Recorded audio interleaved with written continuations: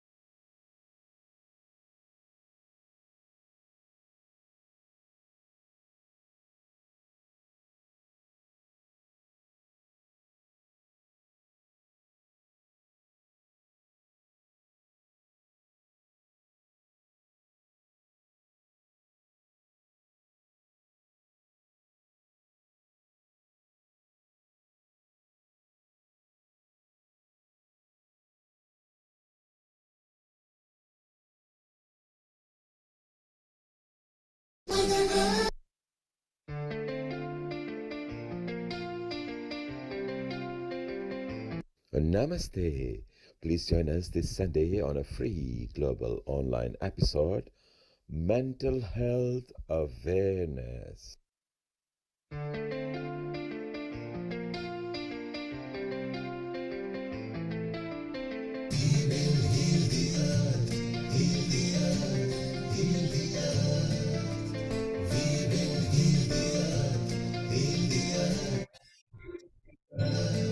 Stars, they can tell you stories which are brighter than yesterday.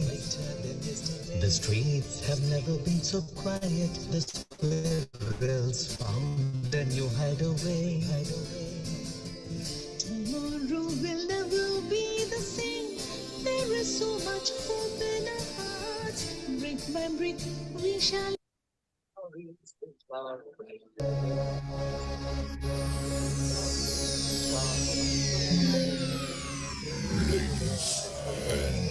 Gentlemen, may I have your attention, please? The show starts in 10, 9, 8, 7, 6, 5, 4,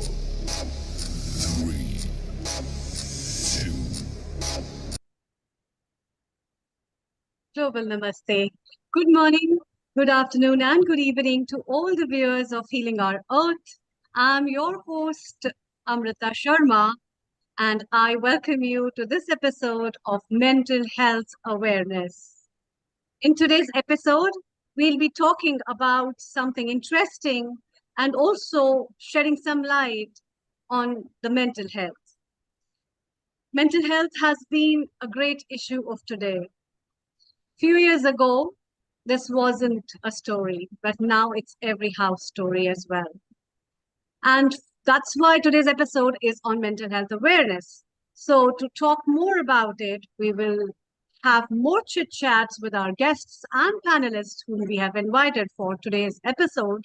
But before that, to build mental resilience, it's very important to believe in something, to believe in the supreme power, and to have faith in the existence because of which we are here. And that's why I'm going to chant Gayatri Mantra. You can hold any affirmation of your choice. Bringing the silence within yourself with a calm mind, taking a deep breath inside. Let's chant Om.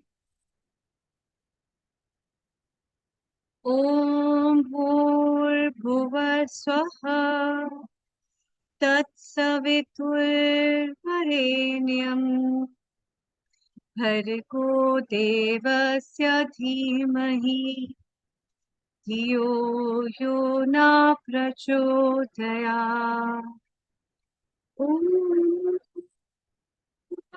Swaha Tatsaviturvarenyam Bhargo Devasya Dhimahi Dhiyo Yo Na Prachodaya Om Bhurbhuva Swaha Tatsaviturvarenyam Bhargo Devasya Dhimahi Dhiyo Yo Na Prachodaya Om Shanti Shanti Shanti.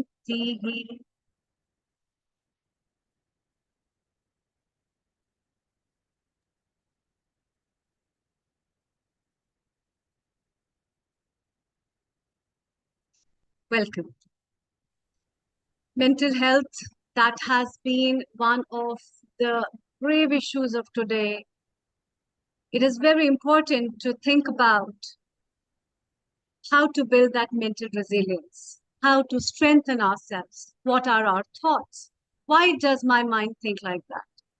And that is why to build that mental resilience, to have awareness about your thought processes, and to prevent the big mental diseases that have taken up a big space in our lives and the community, we have this episode of today. And for this, I'm very glad to invite the episode producer of today, Kirit Mistry. Global Namaste to you, Kirit Mistry.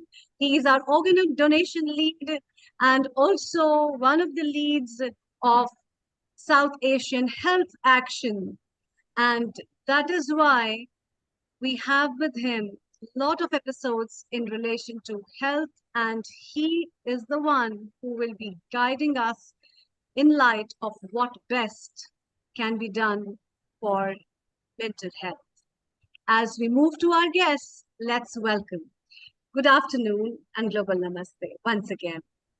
Global Namaste, Amrita ji, and thank you for the kind introduction, and really great to be co-hosting this with you as well, because we've got a very great program lined up with some eminent speakers, presenters who are doing some fantastic work. And this topic for today and this week has been mental health awareness in the UK. So it's been a week. Today's the last day. And the theme really is about celebrating community and community power. And today's presenters have all been doing some fantastic work in the UK and in India and globally around bringing communities together. And most importantly, we still have a lot of stigma and taboo around mental health within our communities that we need to have more conversations. So I'm really excited for today, and also I'll also share some work we've been doing around mental health. And as you know, my background is in drug and alcohol addiction, and I've worked in mental health and now more in health promotion. So really great to be here as part of the Healing Our Earth family as well. Wonderful. And it's So great please to welcome our first guest. Yes. So it's great to have Guru Krishma, who I met recently, who's an Oxford doing her master's or PhD, sorry, and most importantly, she's doing some fantastic work, not just in the UK but in India, and also hails from Canada as well. So we've got her giving us some really insights into work she's been doing and also what she's trying to do here in the UK. So without further ado, I'm going to give the floor to Karishma to just again, I've not done justice to present your accolade and also your CV. So just give our list of viewers a bit of background so that they can hear it from yourself. Absolutely. Well, first off, thank you so much, Amrita, for the lovely chant. It was beautiful. I think a beautiful way to start off the event. And thank you for the introduction, Kirit. It was quite close to being spot on. So hello, everybody. Good morning, good afternoon. I know we have individuals from all over the world joining today, so thank you for joining. My name is Guru Krishma Dhillon. I'm currently a student researcher at the University of Oxford. I'm based in Oxford, and most of my work is focused around the PRAM project in the United Kingdom. My supervisor, Dr. Nicole Vichupa, who will also be speaking today, she leads the project in India, and she does amazing work there. But my project is more focused on the United Kingdom. So I can maybe share my screen, and we can get this started.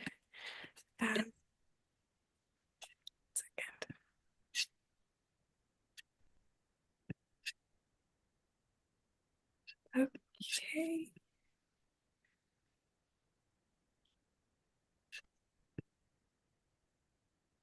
Can I just confirm everybody can see my screen? Perfect. Please go ahead. Okay, lovely. So I've done a brief introduction already, but as mentioned, today I will be sharing my master's research project, which is titled PRAM UK. PRAM stands for Perinatal and Mental Health Project, and this work is focused on understanding the experiences, needs, and barriers faced by South Asian women in accessing perinatal mental health services in the United Kingdom. As mentioned, currently being supervised by Dr. Nicole Vichupa and Dr. Jennifer McClellan. And this work is in partner under the University of Oxford, in particular the Newfield Department of Women's and Reproductive Health. So getting into this, what exactly is perinatal mental health? So perinatal mental illnesses are defined as mental illnesses that affect females during the perinatal period. Now, a follow-up question from that, what is the perinatal period? Well, the perinatal period is the time from when a woman becomes pregnant up until 1 year after childbirth. So this encompasses both the antenatal period, meaning before birth, so one's pregnancy, as well as the postnatal period. And it is truly a critical time period for both the mother's and the baby's health and overall well-being.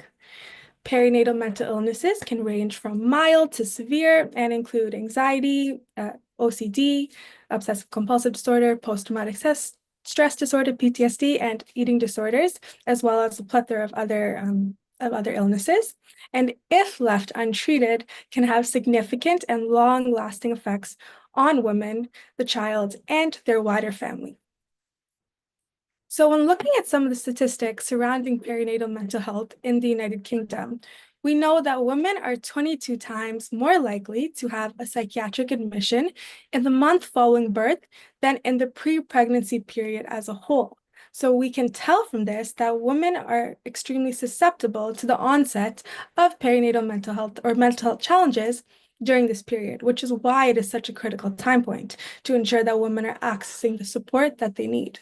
In addition, we know that perinatal mental illnesses affect up to 27% of new and expectant moms, and this is almost 1 in 3. So this is an extremely large proportion of women who are giving birth that are affected by this. And lastly, UK primary care data has reported that the proportion of children exposed to maternal mental illness has increased from 22.2% between 2005 and 2007 to 25.1% between 2015 and 2017. So this is something that is on the rise. Now, when looking at this data, one question that I'm sure many of you may have, and it's something that I definitely had, is what are the experiences of minority women? We know that women as a group are often largely or underrepresented in health literature, and even more so are individuals from minority groups, in particular ethnic minority groups. And when looking at ethnic minorities, what were the experiences of South Asian women? And that's kind of what drove this research project. So what do we know about South Asian women in the United Kingdom? We know that British South Asian women are the largest ethnic minority group in the UK. So they constitute a large proportion of the population in the United Kingdom. We also know that individuals from South Asian ethnic groups have an increased likelihood of experiencing adverse maternity outcomes, including a 2 to 4 times higher risk of maternal death. And lastly, we also know that British South Asian women are statistically more likely to experience mental health issues. However, they present to mental health services at a considerably lower rate than white women. So I think 2 main problems stick out here. A is that these women they do have a larger risk of experiencing mental health challenges. And when we look at the perinatal period in a time period that they're also, by other data, they're more susceptible to developing these illnesses, as well as they are less likely to access support. So this puts them in a very dangerous and harmful situation.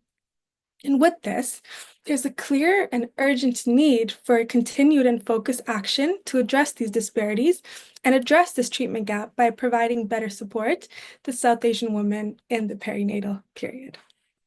So with this information in mind, we sought out to answer the research question, what are the experiences, needs, and barriers of South Asian women with perinatal mental health problems in the United Kingdom? And this is essentially the PRAM UK project. So with this research, we really have 4 main objectives and areas that we want to shed more light on. The first of this is understanding descriptions and perceptions of mental health in South Asian communities. And this is something that I'll be touching on later. However, oftentimes in these communities, there's a language barrier, and it's not only hard for women to express their emotions or their feelings due to this barrier, but also due to the fact that there's a lack of terminology in their native language to express these Western clinical terms. So understanding what concepts, what ideologies, what alternate ways of describing these concepts of depression, anxiety, of perinatal mental health illnesses, what is being used, so that we can better understand these women when they come in to share these with their healthcare provider and perhaps also aid in early detection of perinatal mental health illnesses. Next, we hope to understand what some of the barriers are. So we know that South Asian women are definitely much less likely to access services for their mental health challenges. So understanding what the unique barriers are that prevent them from accessing these services so that we can hopefully aim to create change on a more systemic level and hopefully mitigate these barriers in the future. Number 3 is needs. So while we do gain this better understanding, we also hope to center South Asian women's voices and understand what they think they need and what they think would best help them in the future, if they were to perhaps experience these challenges again, or for the community as a whole, as individuals who have lived experiences of mental health challenges, what do they think is best and what do they think are the next steps? And lastly, what are the social determinants of health? So we hope to identify any of the relevant social determinants of health that come to play and that affect South Asian women during the perinatal period and their mental health as a whole. So with these objectives in mind, we decided to start off by conducting a scoping review, so a review of the literature that was out there in order to gain a more comprehensive understanding of the topic at large. So we sought out the question, what is known about the experiences of South Asian women who experience perinatal mental health challenges in the United Kingdom? And with this, we searched 5 databases, and those were Medline, PsycInfo, Embase, CINAHL, and Scopus. And we had some inclusion and exclusion criteria. So our inclusion criteria was studies that were conducted first and foremost in the United Kingdom, as well as had to do with South Asian women's experiences with their mental health challenges, and in particular during the perinatal period. And exclusion criteria included studies that perhaps talked about ethnic minorities, women's experiences as a whole, but didn't necessarily distinguish those from the experiences of South Asian women. And we want to ensure that we're really just capturing the experiences of South Asian women, as we recognize that different ethnic minority groups do have different unique cultural, social factors that come to play, as well as studies conducted outside of the UK. And lastly, studies that looked at mental health more generally as opposed to perinatal mental health. So with this, we were able to get 590 results from our database search, as well as we also searched some Grey literature databases and also did some snowballing.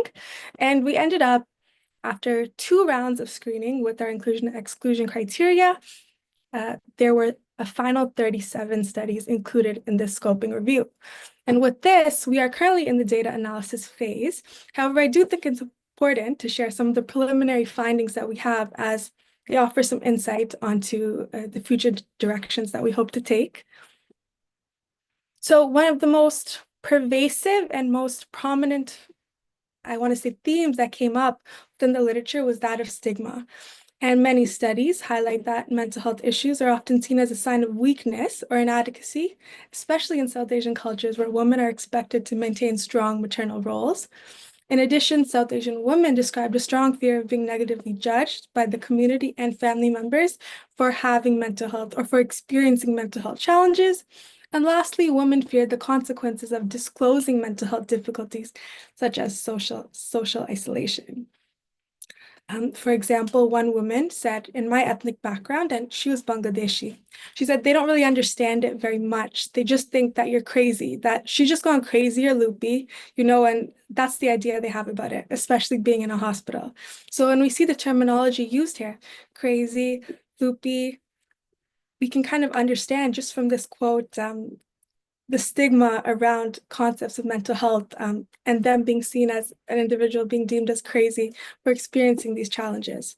And this is just one of many that came up in the literature. Next, another extremely prominent theme was that of language barriers. And this definitely led to fear and mistrust in healthcare systems and in healthcare services. So South Asian women reported difficulties in communicating their symptoms with their healthcare providers. And when we think of providing optimal care to individuals, if there's no communication, if women don't feel that they're able to express what they're feeling, then this definitely erodes the quality and the standard of care. And as mentioned, during this critical time period, this can be extremely dangerous. In addition, Asian women felt they encountered significant barriers to obtaining translators. So not only did they feel that they couldn't communicate their symptoms, when they tried to seek out support from translators, they weren't always readily accessible. And this often led to alternate ways of translating, such as a family member or someone else close in their circle. And this often had other implications in terms of privacy and allowing for expression of open communication of how they were feeling. And lastly, across different ethnic communities, women reported not having a term for perinatal mental health in their language. And as a result, women often lack the terminology to describe their symptoms to families and their health professionals. So we can imagine in a system where individuals are already struggling to articulate in a different language, perhaps from Hindi or Punjabi or Bengali to English, they also don't feel that they have the terminology in their native language to express this. So this definitely creates a complex system of barriers. For example, one woman said, sometimes when you have a baby, a woman comes from the hospital and we don't understand what they say. And she's referring to midwives. We just sit there staring at their faces. And lastly, another extremely important theme that was prevalent in the literature is that of discrimination. So women describe being met in previous encounters with the healthcare system with the lack of cultural awareness. They had been discriminated against or judged on the basis of their ethnicity and culture and reported negative experiences in relation to their ethnicity, leading to having negative perceptions of the NHS as a system as a whole. They reported being fearful of or actually being discriminated against by healthcare services, both because of being Asian and having postnatal depression. So these women come in at perhaps some of the lowest points of their life, and essentially they still feel that they're discriminated against when they're trying to seek out help. One woman said, I got answers from professionals like, there is nothing wrong with you. Go back home. Stop disturbing us. Basically, you are wasting our time, and they were horrible. So from these three themes highlighted in our preliminary findings, we can understand that there's definitely a lot more that needs to be known and that needs to be explored about South Asian women's experiences in order to create interventions, to create systems that serve them in a more optimal way. So moving on from this, we hope to, from these findings that we've essentially uncovered from the literature review, from the scoping review, we hope to conduct a qualitative study. And I'll just be sharing a little bit about the empirical methodology. And we hope to interview three main groups of women, or of individuals, mainly women. So group one will be from a preventative lens. And in group one, we hope to understand the experiences of unmarried or newly married South Asian women who have had previous experiences of mental health challenges. So although they haven't embarked on their pregnancy journey yet, or perhaps they're not married, due to their previous experiences with mental health, we hope that we can gain some insight on things that they may feel would help them when they do choose to become pregnant or when they do choose to embark on that journey, and understand from a preventative lens as members of the community what they think would be best. In addition, we also have group two, which is more of an informative lens. And these are South Asian women self-identifying as having experiences with perinatal mental health illnesses. So these are the women who have lived experiences during their pregnancy, during the perinatal period of mental health challenges or illnesses as a whole. And we hope to understand what their experiences were in terms of help seeking, in terms of being individuals of the community, and having mental health illnesses, and how those intersected and shaped their experiences. And lastly, group three is also an informative approach, and we hope to understand the perspectives of family members, carers, charity workers, healthcare workers, or community leaders who have had experience working with South Asian women who have had perinatal mental health illnesses. So overall, understanding from a third-party view, how can we best support these women, and understanding what their experiences are, maybe with helping these women navigate the healthcare system or helping these women within the community as a whole. So we have two main modes of, or we hope to employ two main modes of primary data collection. The first will be focus group discussions, and this will consist of groups of 5 to 7 women, and they will occur in private and in a non-judgmental manner. And we hope to understand more about their experiences, in particular women from groups 1 and 2. And in attempts to make this study more accessible, we hope and we will be employing these interviews in English, Hindi, and Punjabi based on the language of preference of the women who are recruited. As well, we also will be conducting individual interviews for individuals from group 3, which are, as mentioned, healthcare workers, community leaders, family members, and carers, also conducted in English, Hindi, or Punjabi based on their language of preference. And one theme that we hope to weave throughout this entire study is that of adopting community-centered approach. So we have reached out to several charities such as South Asian Health Action, and Kirit has been very helpful, as well as Therapy. And these charities have experience of working with the community and working with individuals, women in particular, who have had perinatal mental health illnesses. And we hope to use their expertise to ensure that this methodology and the study design is conducted and has been synthesized in a way that the study can really best serve and best understand South Asian women in a way that is best for them. So we have actively been ensuring that we are engaging with these communities in the best way that we possibly can. I've also attached some other photos. On the left is a photo. Early in November, I had the opportunity to speak at a conference that was filled with academics from the Sikh faith. I was able to share our methodology, our approach, and get a little bit of their, I guess I would say, insight onto the approach that we hope to employ. And on the right side, I have a photo of some of the other ways we've tried to engage in the community. So it's a photo of the Sikh place of worship in Birmingham in Smethwick. And essentially by going to these community centers, these places of worship, and creating connections, we hope to ensure that this study has the widest reach and reaches the individuals who most need to be captured in this work. So just wrapping it up, to situate this work, what does this mean and why is this important? So at a foundational level, we hope to gain an understanding, as mentioned throughout this presentation, gain an understanding of the unique experiences of South Asian women. And what will that do? Well, we hope to use these findings and at a very foundational level and inform possible interventions, to inform down the line and policy changes on all levels, and close the treatment gap that exists and allow for South Asian women to receive the care that they need if they are experiencing mental health challenges during the perinatal period. Overall, this will amplify the voices of minority women in health research and hopefully contribute to better health outcomes during the perinatal period and beyond, not only for themselves, for their families, for their children as well, and overall work towards creating a just and equitable healthcare system.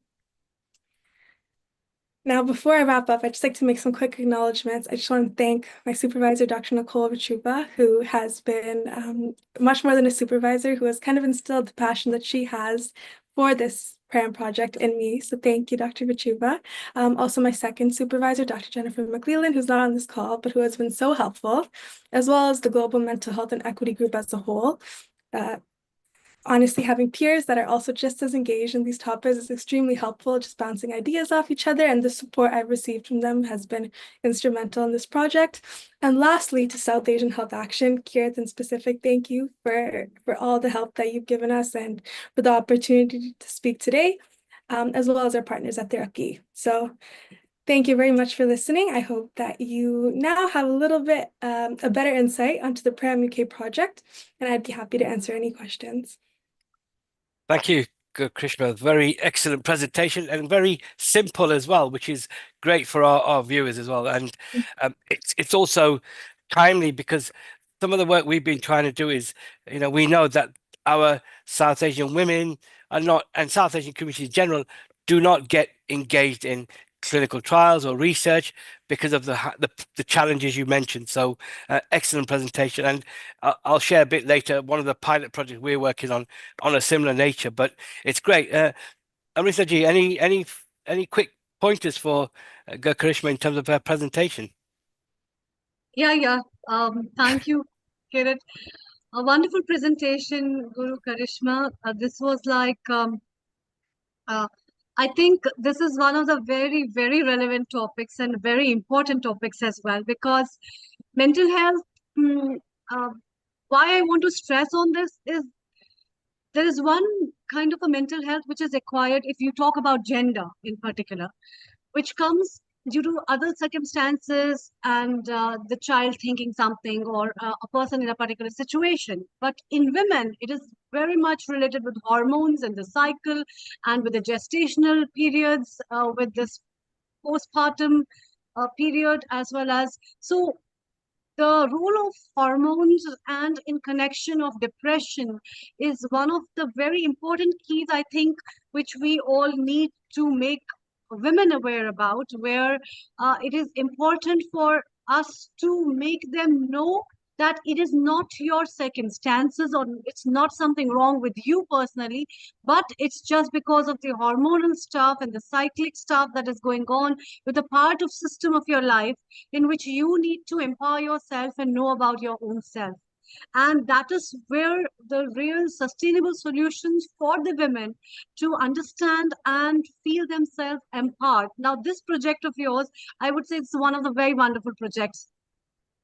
I'm also a researcher of PhD in mental health as well, and where we talk about all these things in awareness to the mental health with relation to the feministic thing and the disease or the leading cause of that, and how you get addicted to certain other stuff. One very close connection of things is in this about the food habits, your lifestyle, the circumstances you have been living, what are the family pressures you have been in, and as you have rightly pointed on the cultural things, where every culture has a very diverse approach, understanding as well as the norms for a lady to be in a particular situation. But in that way, how to rise yourself up in a community and to make other women understand about the thing that is happening around, because it's something very common that will happen to most of the married women who will be pregnant. And most of us, even I wasn't much aware about when I had my babies, to think about, I'm really suffering from little depression, but why is it? And that kind of a depression is just a time period. But then you think, what's a permanent thing? What's happened? The whole life has stopped. Everything is finished. All the negativity, all the things that are giving you a pessimistic drawback to your lives, they pull you in. So many things. But then you come to know, oh, this is pretty hormonal. This is very situational. This is transitory. And this will just go. When you think about all that things, I think we together can work so much on women to make them understand about their real situations, and also to make them understand how to live a better life, because their each individual decision just not only affects them but the whole family. It also, in one way or the other, affects the little child who is born within her, who is in the part of her life, and that in turn is giving a big relevance of understanding the approach of giving birth, the children, how their thinking are, why we think that many mental health disorders are very prominent in the children, the kind of ADHDs or other kind of diseases which are prevalent in today's time with the newborns and the toddlers, and then the children of today, has also some of the roles in connection with all that stuff. And coming from the field of holistic healing and Ayurveda, there's a very big reference of uh, Garbhopanay and Sanskar, where the mental health of the women is given a priority. And I really wonder that these people, so many years ago, also realized the importance of how important is the sanskaras in your lifestyle at that time, because it will be helping you in building up that mental resilience, mental strength, to understand yourself much more better and to give a better progeny. So when you talk about a progeny, we just stress, eat this thing during pregnancy, do this thing just to have a healthy child. But is it just a complete healthy child in that way? I think that's pretty incomplete. We need to build much more. And in the ancient time, look at our grannies and their grannies who had been in all that stuff, and so many children used to be born. There were so many brother sisters, and their mental health, their mental resilience were much more, and therefore our grandmothers, our parents are much more stronger mentally, that support us in tough times compared to what we look into the future. And that's what I have to say. Thank Kirit, you. Thank it's you. a wonderful work. I would definitely like to connect with you. And it's time for us to welcome Nicole. Over to you, Kirit. Thank you. Yeah, welcome. So again, thanks to Nicole, who I met with Guru Krishna as well recently, in terms of looking at the work they're trying to do, and it's it's timely because of Guru Krishna is looking from the UK context to try and increase through her research, increase the participation of the group she mentioned.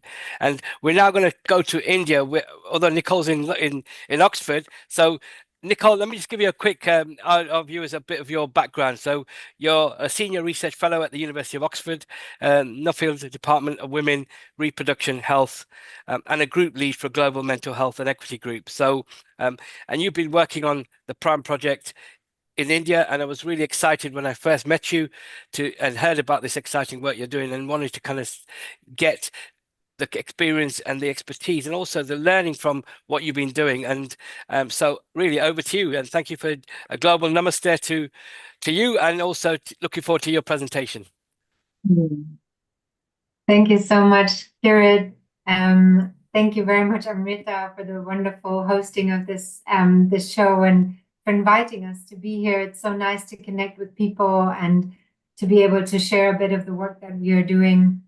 Yeah, and also to say congratulations to Gurkarishma, who's leading this work that she just presented and that she's doing so well. And it's so good to connect with these communities in the UK. So if you could allow me, please, to share my slides, then I will put them on. It says, I think it needs to be technically. If you want to co-host, you can share your screen. Over to you. Thank you. Thank you.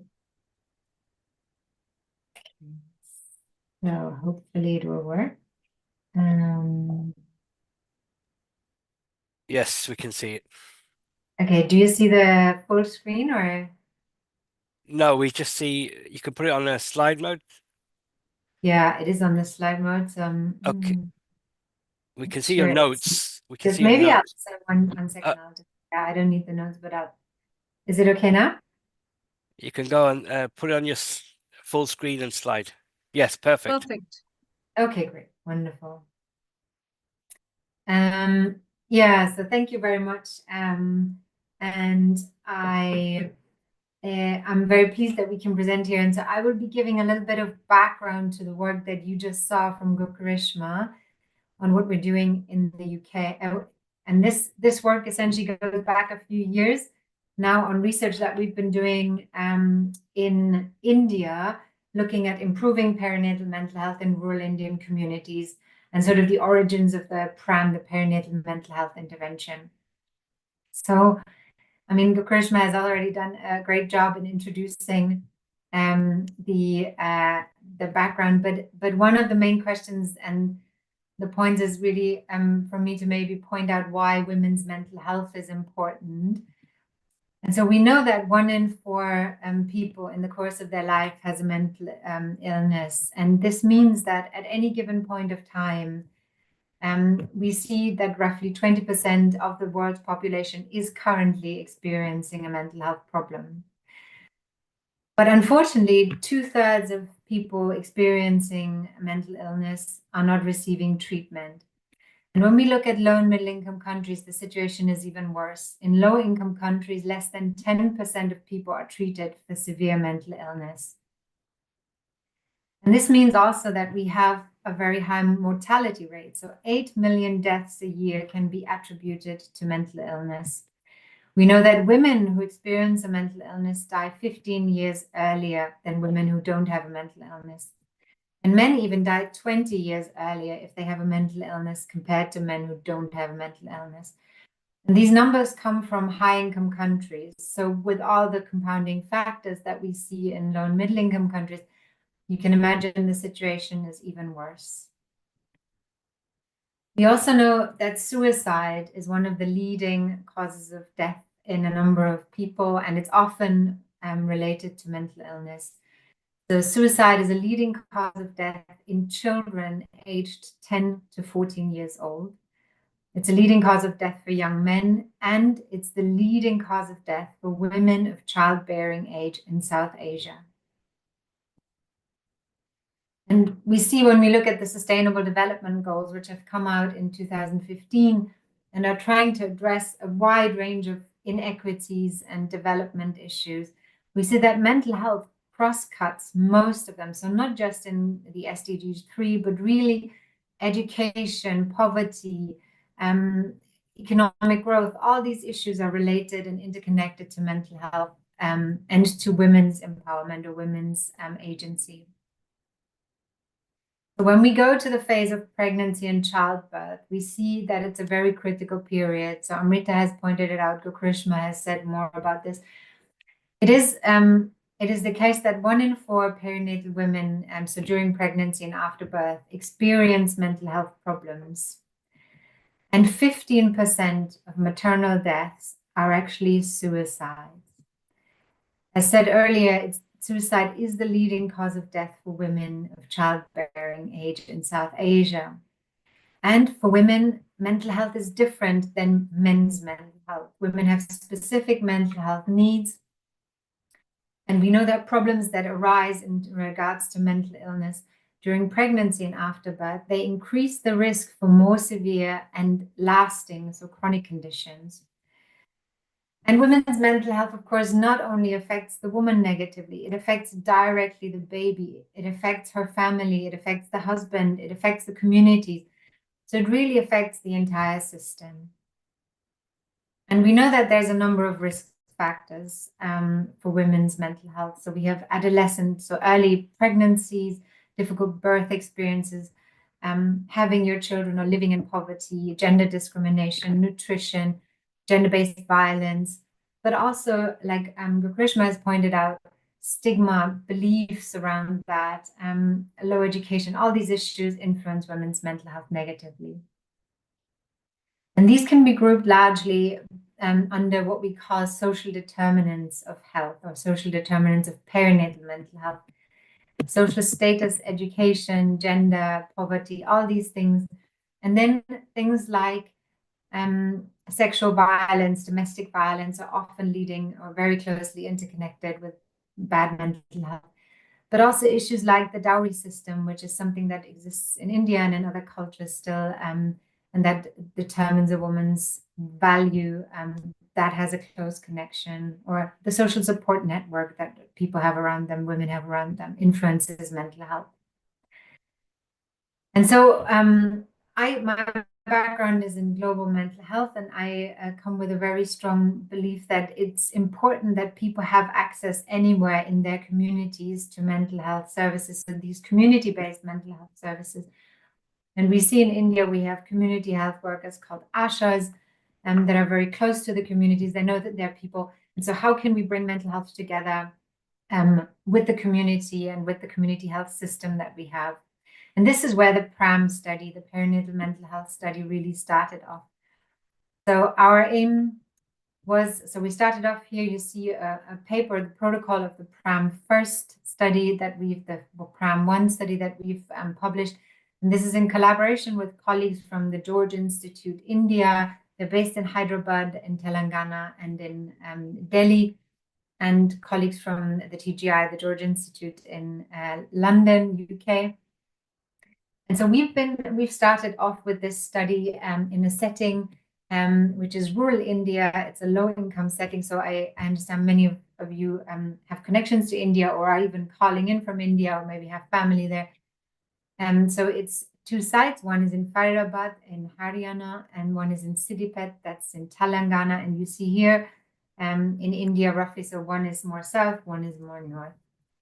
We know, we don't have a lot of data from it, but we know that roughly 14 to 30% of women in the perinatal phase experience anxiety, depression, stress, or suicidal ideation.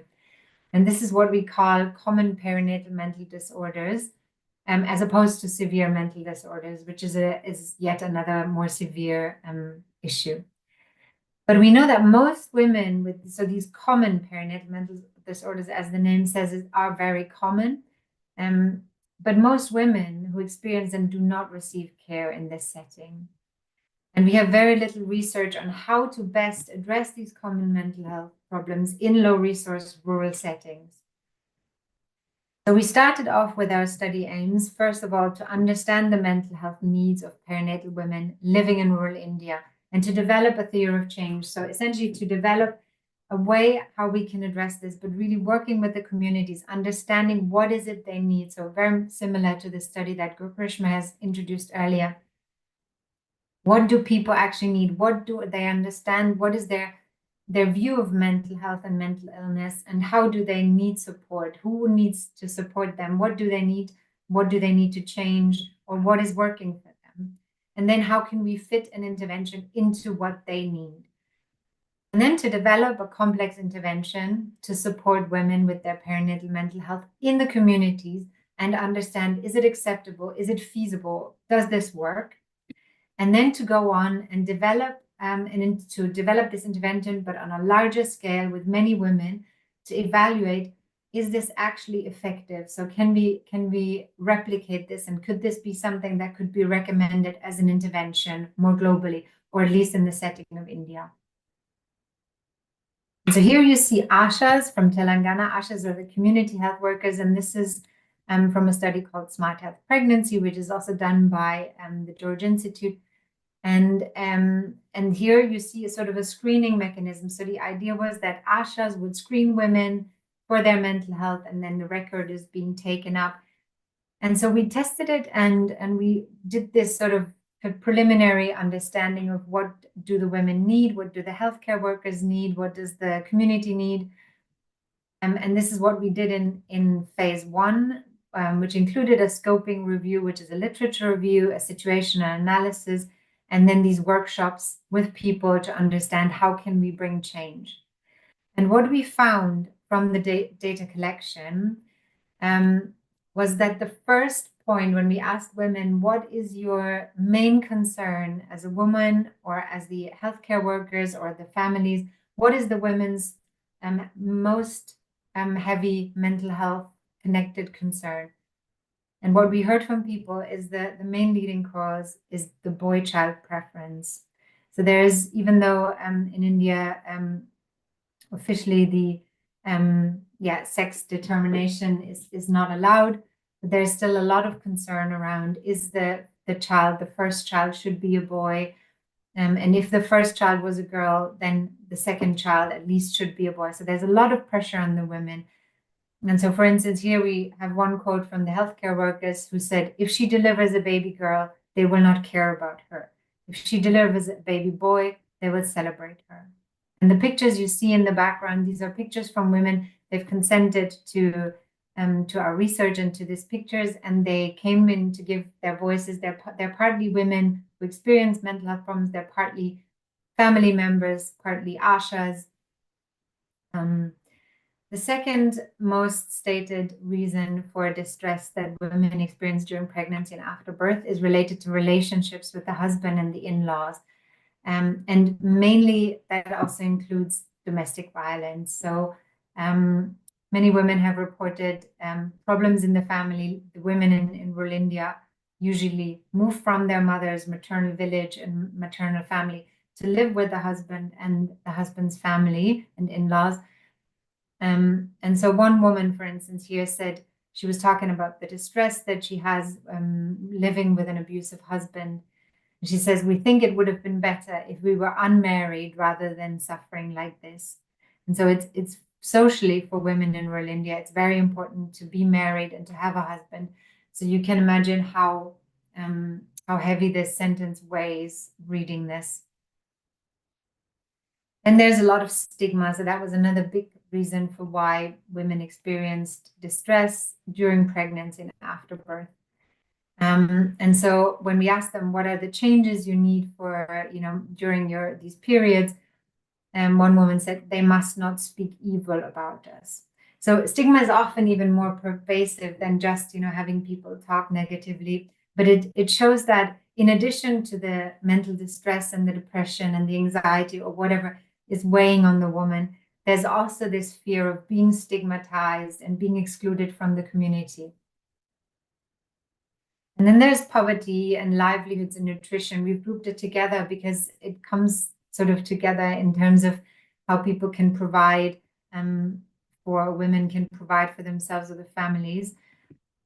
And here we had a situation where we asked one of the healthcare workers, and she was telling us about a woman who had experienced mental health problems. We asked, so did she do anything? Did she seek help? And the Asha told us she could not say anything in regards to getting mental health support. Neither could she care. She had small kids. They did not even have food to eat. So the reasons why mental health distress or mental illness may be there is very closely linked to these social determinants. And so what we realize is it's really hard to develop an intervention that just focuses on mental health if what the reason and the causes are external to mental illness, really. They're a social issue. And then we also had a lack of professional mental health support services in the villages. So when we ask where do people with mental or women with mental illness get help, the healthcare worker says they don't get help. They have the families. If they're lucky, they have a good mother-in-law, they have a good husband. Maybe they have a nice neighbor, or the ASHA might look out for them, but there is no professional support system in place. And this is where the PRAM project came in. So we put together these points. So we have the point that women do not share their mental health problems and seek help. Most women do not receive professional support.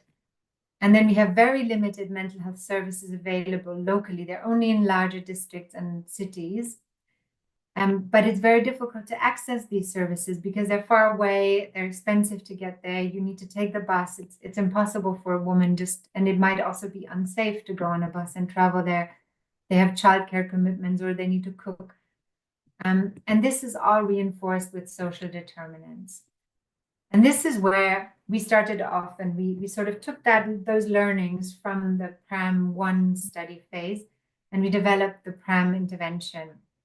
And so there's 4 components to the PRAM intervention. One is that the ASHA screen the women and engage with the families to encourage the families to help the women and to essentially destigmatize, but also raise awareness for perinatal mental health.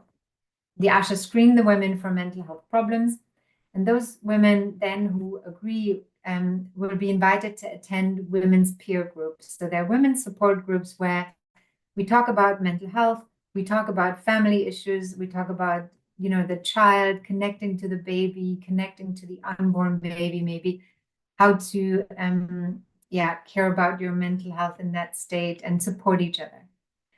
And then because we found out that social determinants is such an important part, we have included a component on social determinants that specifically identifies with partners, how can we address those social determinants and work together with other experts in areas and locally who have been working on social issues for a long time.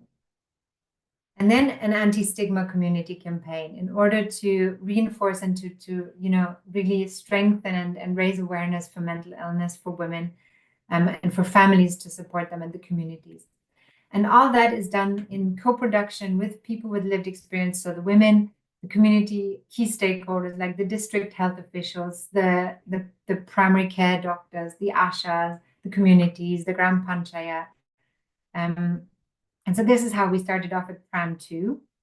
And I'll just show you very briefly because, to show you a little bit what we've done. So we have started last year in August to roll this out. We trained our field supervisors. We had in both sites, so Haryana and Telangana, we had 3 field supervisors. They were female, they were trained, and then they screened the women. And they went out, and here you can see the number of, so we had a bit more than 200 women screened.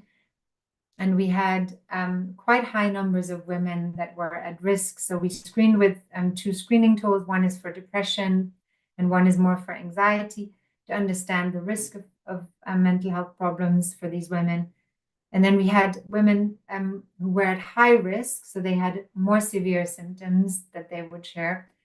And then even we had quite a high number of women with suicidal risks. And then these women would be referred to the peer groups. And so the peer groups were called Healthy Mothers groups, and there were 10 sessions. We had 9 group sessions every 1 to 2 weeks. And we completed these in April. So we have just completed them. We don't have the evaluation yet, but generally we had very good feedback. So we had an initial session with the families and then these 9 sessions with the women. And here you can see a picture of our Asha on the right in the white.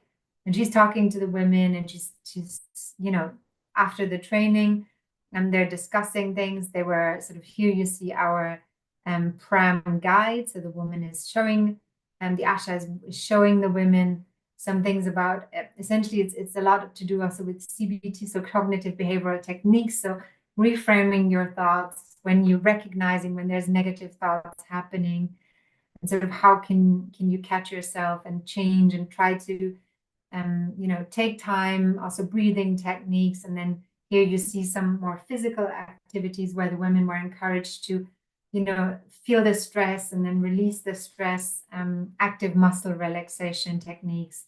And then we also had some other exercises were physical, where we were singing and the women were doing some clapping exercises. And yeah, I don't know if you can see, but there are some women are smiling, and generally we heard good things about it, and the kids were there as well. So it was possible to bring them together and to support each other. And so we're currently evaluating, maybe just to say that, we're evaluating from these groups that we had in North and South, and we're evaluating the feedback. Generally, we heard really good things, and the women found it supportive. Some women said that they found a friend. They didn't have a friend so far in the village, but now they found a friend through the groups. Or one of the women said she was very happy because she could learn how to reframe her thoughts and sort of start thinking differently.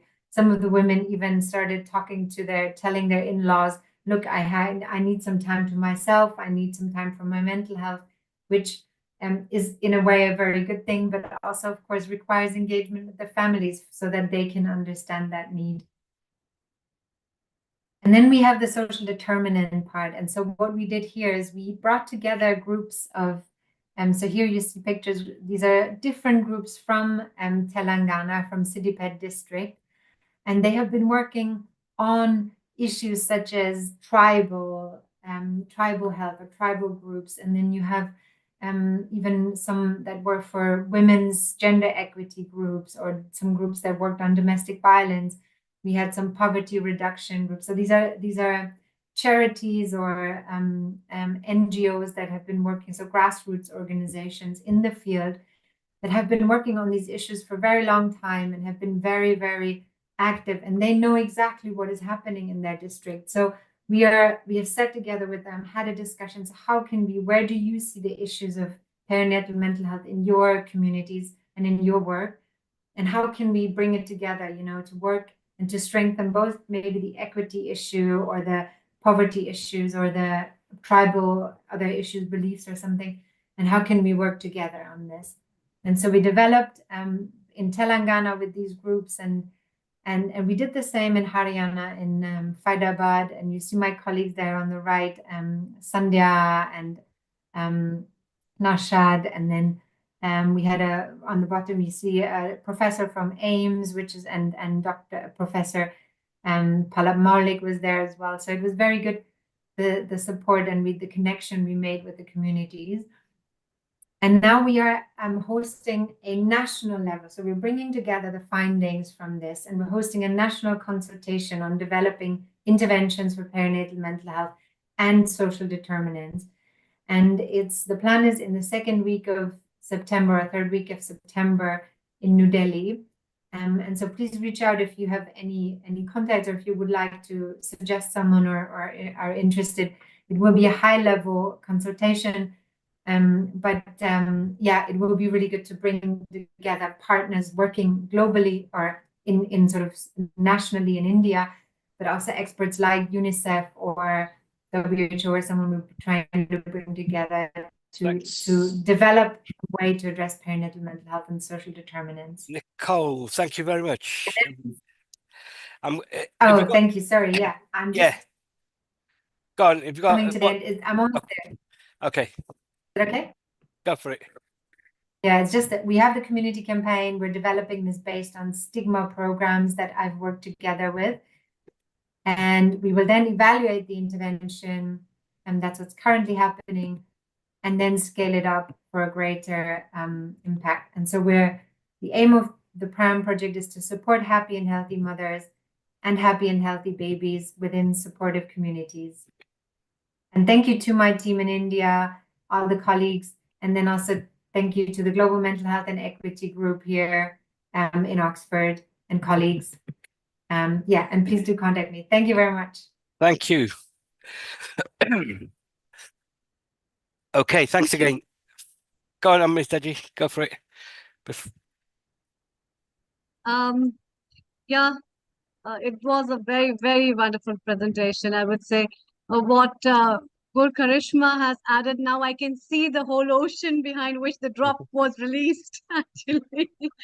So that's very wonderful. I would like to congratulate you personally for initiating all this, which is such a big thing and a much required thing as well. And definitely we would like to plug in as this kind of conferences and annual meets that you organize in India and in UK, so that we can spread a greater word of mouth in different communities, not only in this part, but I think the African tribes also, where our resident contributor, our kitchen episode producer, Seema Bhatia, who through Art of Living has been working on a project Pavitra, which is about sanitation of women and in relation to their menstrual cycles and taking care of themselves. So I think over and above, Nicole, you have hit such a very sensitive thing, which I think is a very important need of an hour, which should be brought into the education system, as has been the sanitary pads being introduced in the schools now, where people are not afraid about it. And now the girls walk, that is my right, I must have it, I must utilize it, and I understand. And equally, the understanding of the boys to know about and respect that thing as well. And same way, the need to understand a girl by itself in her own way, and especially this kind of things where you are getting married, you don't know what kind of socio-economic conditions are. Even if you know a little bit, still there are so many family pressures. Under those family special pressures, you also don't know how the family is, and in that, how resilient you become, how flexible you become, how adjustable you become in that sensitive time of caring and taking a decision to be a mom. And your data, which showed about the suicidal rate of the childbearing age women, is very right, because that's the primary age where a girl has to think about her career. She is getting married, she's forced to getting married, or she's in relationship, or the circumstances have changed. There are a lot of pressures on many ways, which I think a man doesn't have. And in that way, a woman to get education and to know about herself will help her in designing those parameters for herself. And the communities that you build in for taking up the villages at Gram Panchayat level with Asha, Anganwadi workers, I think is very, very beautiful. I must say, you must include other practitioners as well as the healthcare workers in different fields, which will give a big strength to the community work that you are doing. We have Dr. Batra, who is our homeopathic guru. We are linked with Ayurveda. We are linked with yoga healers. So these kind of holistic therapies will ingrain in public those kind of challenging times which as women at one time faces. And I think this will build up a big strength. What is your take, Kirit, on that, what has been added? And then we welcome Nandini ji. Over to you, Kirit. Thank you. So excellent to see the work that you're doing in India. My kind of challenge to yourselves and to other, we've got a number of professors here today, which is great to have you on this platform. It's really about how do we really bring our own kind of culturally sensitive and culturally not therapies, but in terms of interventions, so we don't bring to India and other countries westernized concepts. We need to look at the westernized concept, but how do we make it true to our communities? And the only way that will happen is by the work that you're doing in terms of the community work, getting the peer, the lived experience women to kind of give you those ideas to say, okay, well, let's put CBT to one side. We want to call it something else, but this is what we want. We're going to amalgamate the Ayurvedic practice, we're going to meditation, we're going to look at, and then the kind of self-care is most important as well. So I think it's a challenge, but I think I've seen this in the UK where we've had to try and bring cultural competency, but that competency is not, it seems to be incompetency, because we're still providing the same old to people who need the services. But I don't want to get onto my soapbox, but that's really important. But the next speaker, we've got Anukul, Dr. Anukul, we oh, have, yeah, Kirit, you have pointed out at a very, very important aspect, because taking care of the norms of the socio-economic conditions as well as the solutions that will be cost effective to these people. We must not forget that the South Asian communities are among the poor communities as well, which cannot afford, and they are the ones who lack a lot of education in that way. And what best services can we provide on that level? Let's talk about it further on that, and we'll have a comment from Dr. Anukul also in a while. It's time to welcome Nandini from UK. Over to you, Kirit. Global Namaste. again, Gaurav Namaste to Nandini ji, who's also a great colleague, and over the years since we've connected, has become part of our Saha family. So it's good to have you. Professor Nandini is also a consultant psychiatrist here in Leicester, in early psychosis. But today, the connection really is about the wonderful work she's been doing around the World Health Organization, MHGAP, which is something that's rooted in the community where there is no infrastructure around mental health services. I've done your introduction short, so please, you have a number of accolades. So I'm going to let you tell us more about the kind of accolades, and also you're also a professor. You're also involved in the psychiatry, family and associations. But welcome to Healing Our Earth, and you can see that kind of you're following nicely from Nicole, and really the work that you've been doing across Africa and also India from your own background as well. So thank you, and over to you. Thank you so much, Kirit Bhai, and for that warm welcome. Nicole is a hard act to follow. I mean, that was touching so many buttons, Nicole, I must admit. So I'm going to talk about MHGAP. That's the central topic. But I'm also going to veer from that into my area of expertise, psychosis, linking with MHGAP. And most importantly, we are talking about the power and the healing power of communities over here. So that's going to be the flow of my talk. MHGAP I have talked about previously in these forums, but just for reminding ourselves today, MHGAP is Mental Health Gap Action Program.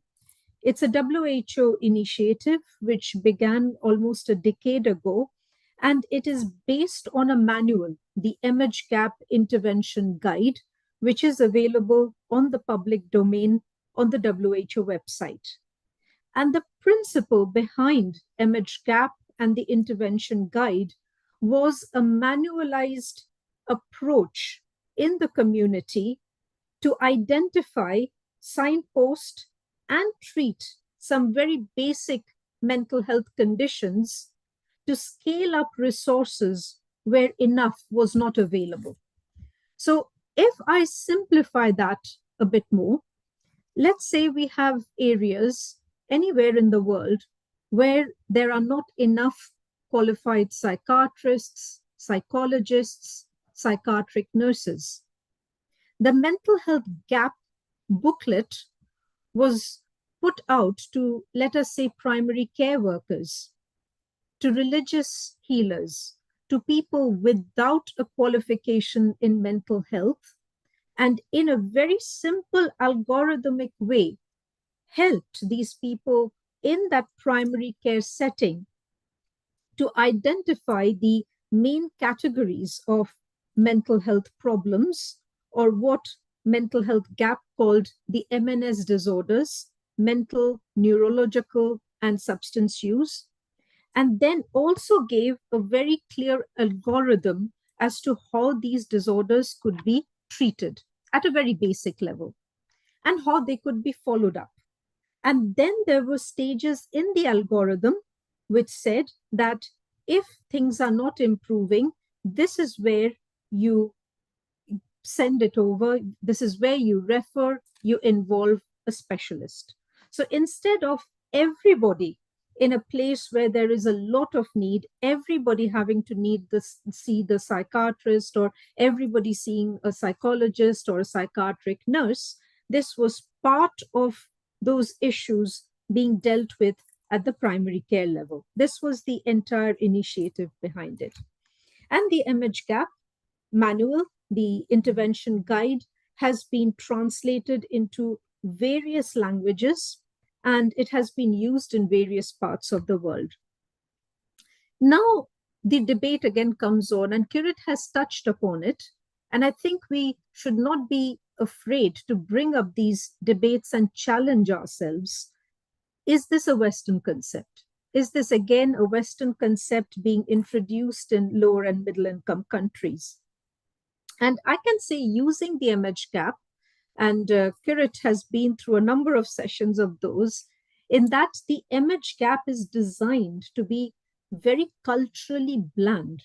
So it has the very basic structure to it, but it is supposed to be administered and used by people who are used to the culture and setting, who can then add their cultural nuances to the different categories. So when people do image gap training for the trainers in another country, the perfect way to do it is to train the trainers. So let's say if I was going to help implement image gap in Uganda, which I was involved in a certain project, I did not go to the frontline workers, to the primary care workers, and train them in image gap. My involvement was with senior psychiatrists and psychologists in the system in Uganda. And then they could go and deliver the manual to their primary care workers and insert the cultural nuances into the questionnaire, into the algorithm. They would know what parts to take and what parts to slightly tweak and change for their cultural setting. That's the way image gap works. My experience in image gap, though, has been varied. The first time I used it was in a project in Nigeria that our organization, our NHS Trust, where I work, has had a long link with. And I did have that first-hand experience of teaching image gap in the front line, but it was with a setting that we had worked with for years. So we did have some cultural awareness. We did have those sensitivities working with the people we taught image gap to for a number of years. And where image gap helped us was that when we started helping the Nigeria project, when it came to teaching them about mental health awareness, we were doing a DIY thing. Whereas with image gap, you have a manual that has been worked on internationally, has its updates done by the WHO with involvement from various countries. In fact, there was one point where I went to do a training, and there was a lady in the group who was actually part of the focus group. She was part of the many hundreds of authors of image gap over there, which was a pleasant surprise in Nigeria. And then when I trained the Ugandan psychiatrists on image gap, I could share practices with them about the kind of obstructions, the kind of difficulties that can be faced in frontline training.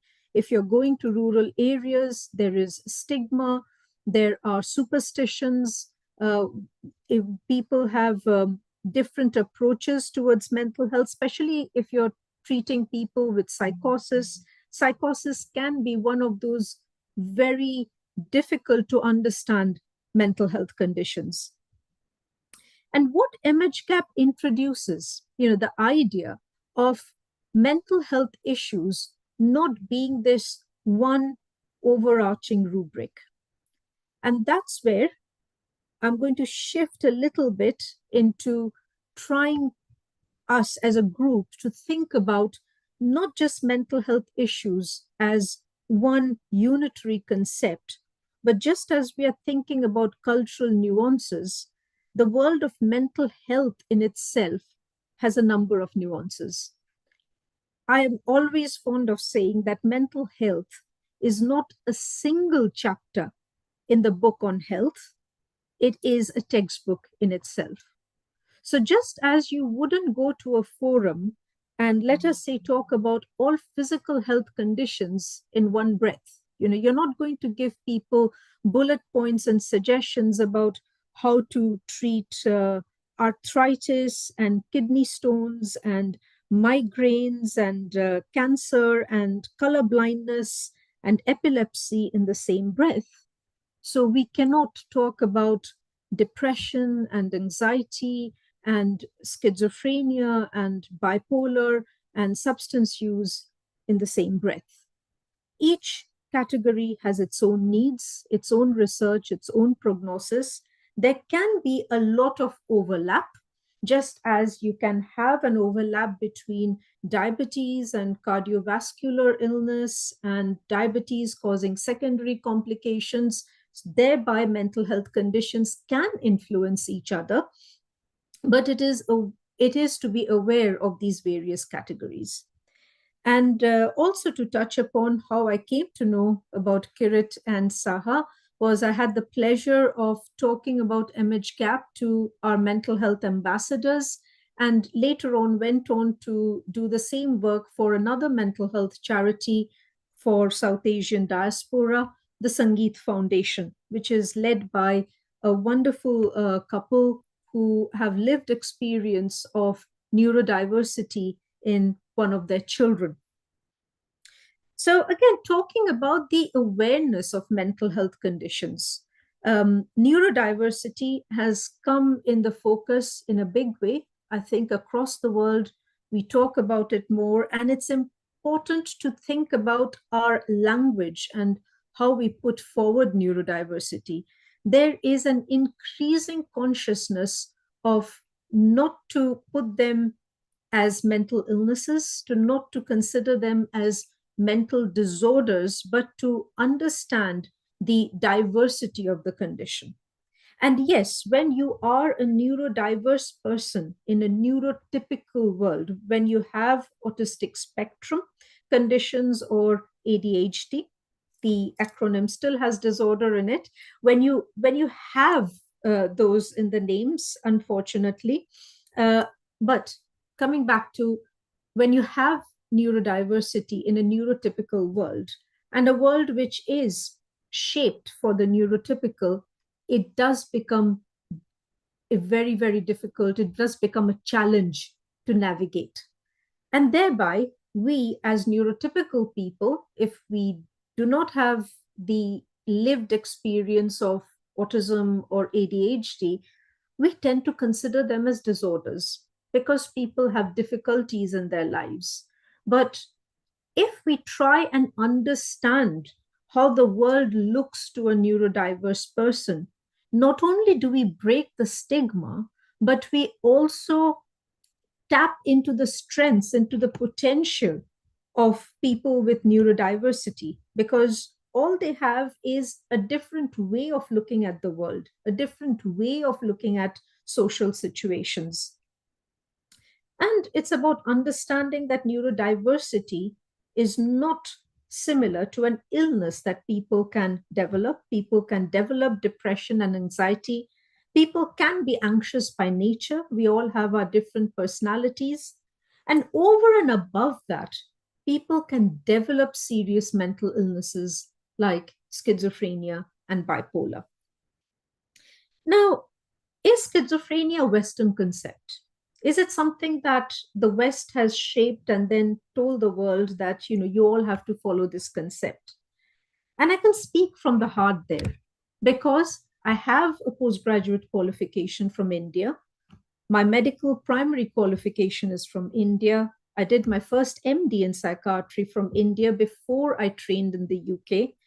And I am very grateful to life to having given me the opportunities of having seen patients firsthand in Nigeria, in Malawi, in various settings across the world, across 3 continents, if I look at it that way. And I can absolutely affirm that psychosis exists throughout the world in a very, very similar way. So people with schizophrenia, whether they live in a city of the United Kingdom or whether they live in rural Nigeria or rural India, still experience auditory hallucinations. They all experience persecutory delusions. They can all show disorganized behavior. They can all become very different people to who they were before psychosis struck. And it can be very frightening because there are mental health conditions we understand intuitively as humans. We understand depression, we understand anxiety, because these are emotions we feel on a day-to-day average human life and part of experience. It is only when these conditions become too persistent and too severe that we categorize them as mental illnesses. But somebody starting to hear voices can be very frightened, very bewildered. And that is where our education within the community is lacking. Many of us can go through life without having a first-hand experience of psychosis. And thereby it can be not just frightening and bewildering for the patient, it is extremely frightening for the family. As a mother, I could possibly understand if my child came back from school crying and saying that I've failed today's test and I'm stressed about tomorrow's homework. That's understandable. But it's not understandable if I was a mother with absolutely no mental health awareness whose child came back and said, "You're poisoning my food and you've put cameras in the room because you're colluding with the government and you're in a conspiracy against me." That can come as a huge shock. And whilst we are talking about involving the community, involving families, we are talking about healing the earth today. I think the central point I want to put forward is in all the talk about mental health well-being and how we look after ourselves, let us not forget the illest people in the mental health world, within mental health services, who, in perhaps my biased opinion, are people with psychosis. And a society is known not by the way it treats its strongest, but how it treats its most vulnerable. And I think within mental health conditions, psychosis is one of the greatest vulnerabilities, one of the neediest groups that we are talking about. But there is hope. And I think the biggest analogy, the greatest analogy between physical health and mental health in that respect, I think, is between cancer and psychosis. So cancer is not just a single illness. There can be many types of cancer. And depending on when you catch the cancer, depending on what kind of prognosis, what kind of response to treatment it has, people can have very different outcomes. And it's similar in psychosis. People can have schizophrenia, people can have acute and transient psychosis, people can have drug-induced psychosis. It depends on the genetics, it depends on their past history of trauma, it depends on the family support they have, the community support they have, it depends on their pre-morbid level of functioning, and it depends on the understanding, the support that we can give them as a community. The support that their families can get from the community, because I come across families day in and day out in my job who say that they can't talk about what their loved ones are going through because people won't understand. They fail to share the very difficult circumstances they might be going through because they feel they will be judged as parents. Why is your child behaving so oddly with you? Have you done something to them? Is there something wrong within the relationship? Is there something wrong within the household? So there's a lot of education to be done around psychosis in the community. And that brings me back to the image gap work that I've done with Kirit and the rest of our wonderful colleagues in SAHA, because it was all about awareness, destigmatization, and helping people in the community linked to the right services if we come across people with certain conditions, to try and identify those conditions and not put everybody under the same umbrella. So I think that's all I have to say. Thank you very much, Kirit. Thank you. Very, very always good to hear you. And as a professor, I was really enlightened that you didn't have any slides. So it's really great because you always speak from the heart, which is and passion, because obviously this work can't happen without heart and passion. So so again, Amrita ji, what do we have to say about Nandini ji and her excellent presentation and the work she's doing? Yeah, thank you, Kirit ji. Lovely work, in fact, I would say. The word itself is very fascinating, image gap. So, and especially I was just thinking, yes, the mental health, we always have certain image gaps that we create in our minds. And because of that, there's so many issues in our lives. And that um, is really very creditable. And I have my best wishes, whatever best we as a group can do and empower people on that verge, we will definitely be doing all that, which is really very remarkable. And yeah, over to you, Kiran. It's quite timely if we can bring Professor Dr. Raghu. Anukul. Raghu, oh, and also we'll Dr. Anukul. Anukum, Yes. yeah, sorry. Global Namaste, Dr. Global Anukul. Namaste. Namaste. It was such a pleasure listening to these talks. I mean, it puts me back into my clinical condition. Let me put it like this: I'm a trained orthopedic consultant and basically a spinal surgeon. And as it happens to be over the life, I've only learned that I'm all the time interacting with human beings who have got a mind and a brain and a consciousness to work with. And most of my patients are the people who have got chronic illnesses, and they're running between the clinical psychologists, pain consultants, and others. And let me put it like this: had it not been for me being an orthopedic surgeon, I would have certainly been a psychiatrist, because we were two fellows in our class in our room, and myself and my colleague were both of them were grossly interested in psychiatry. I'm talking of my duos in the medical school. One of them did turn into a psychiatrist and became one of the senior advisors in the army. Unfortunately, died 2 years ago, which was a very sad thing for me. But I was certainly prepared for it for a long time, and I spent lots of time in the psychiatry ward. So it is next to my heart. But what is very much interesting is the way of we classify the things in our traditional Indian medicine, traditional medicine over here in the Western medicine, as we call it. And then we classify into psychosis and neurosis. I think psychosis is clearly in the domain, is very much into the hands of psychiatrists.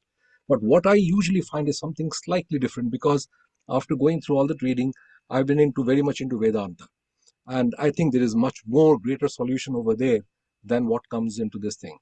So when it comes to women's concept, I've been very much going through lots of literature and studies by Sinu Joseph. I don't know how much anyone have read about Sinu Joseph and her literature on, particularly related to menstruation and Ritu Vidya, the concept of this thing, and also whatever education. So when I was listening to Kirit's topic, the concept, it is not unnatural or not unusual for people to classify the entire South Asian group as a group. It's not a homogeneous group.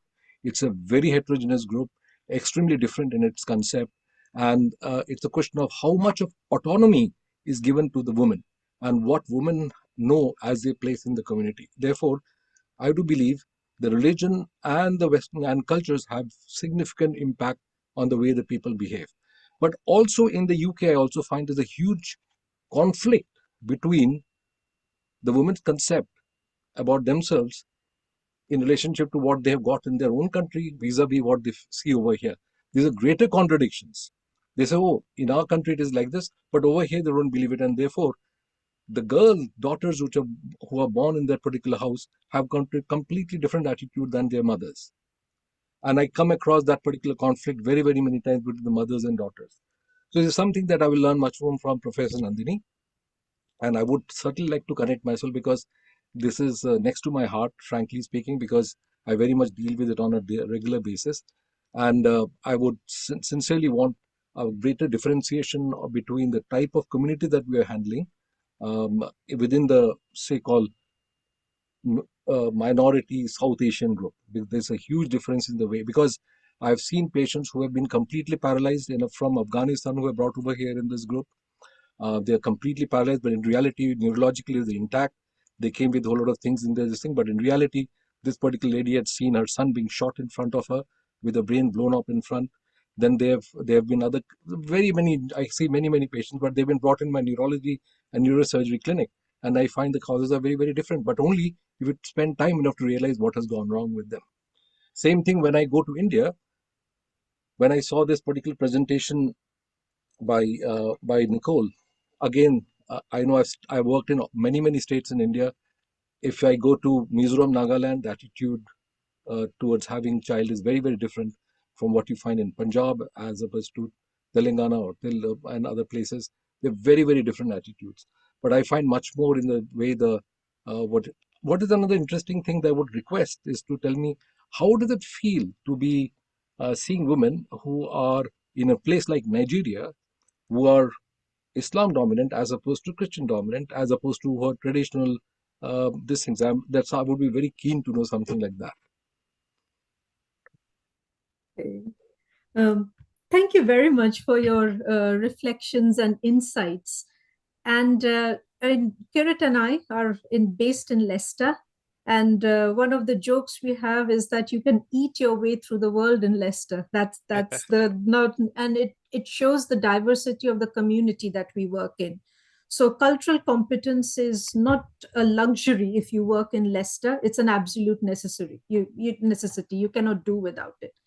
And you've raised a very good point of that, all communities are, different. Yes, when we're thinking about various nuances that we shouldn't consider depression and schizophrenia the same. Oh, but we consider the group South Asians the same. No, wait a minute. There's a difference even there.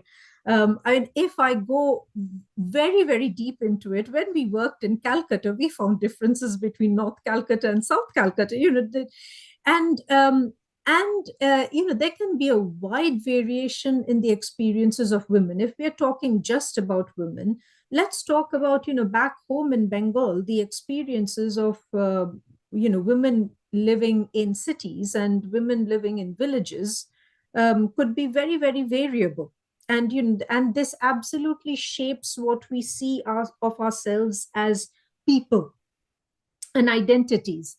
Now, when it comes to psychosis, we have an easier job. And the reason being that psychosis being the more kind of neurologically driven group of disorders will present similarly across the world. And there are very interesting studies that we sometimes forget. There is international pilot study of schizophrenia, which was done across 5 continents, 9 countries, and it showed that schizophrenia presented similarly. But when you come to something like depression, anxiety, when you come to the impact of bereavement, when you come to the impact of childbirth, how childbirth is conceptualized, what is the behavior you expect of a mother, that becomes very culturally nuanced. So actually, the support you give for mental health well-being, generally for prevention, is going to be a lot more localized than you do for serious illnesses. And let's say, for example, a particular kind of cancer, you'd probably treat similarly across the world.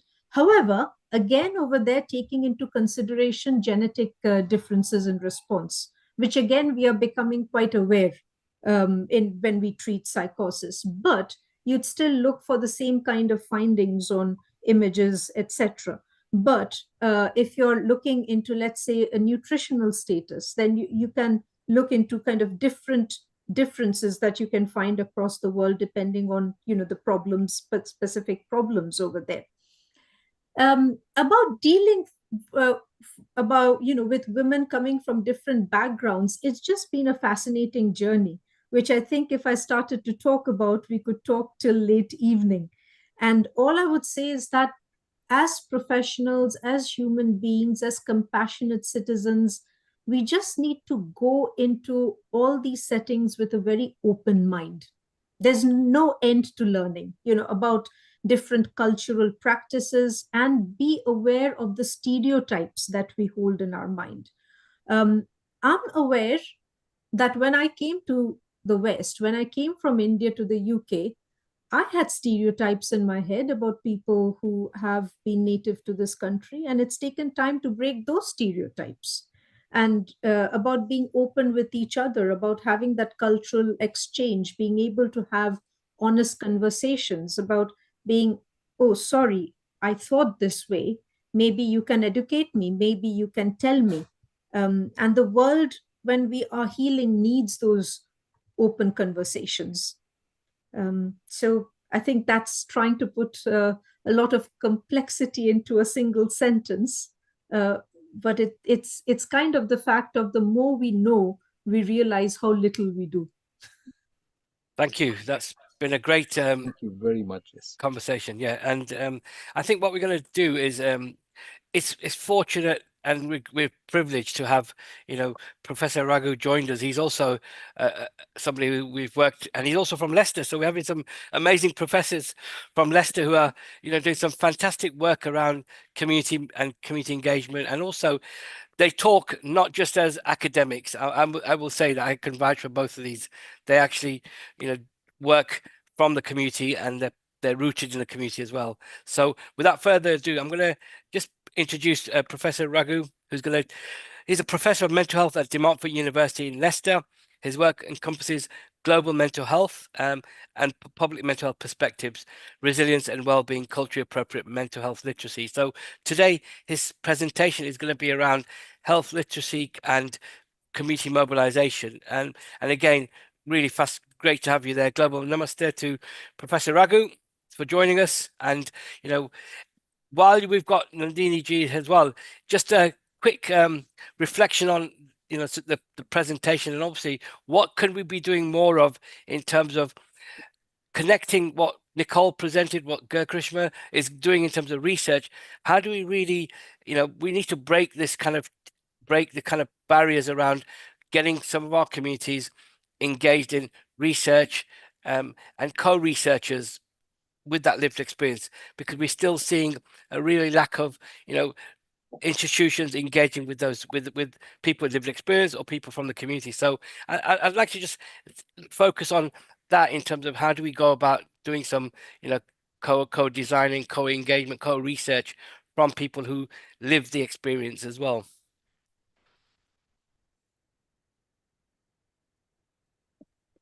Go on, Raghu. Go on, Yeah. go for it. Okay. Yeah. I think there can be focused research. It depends on the topic. If we can do research on particular communities to make sure they are included.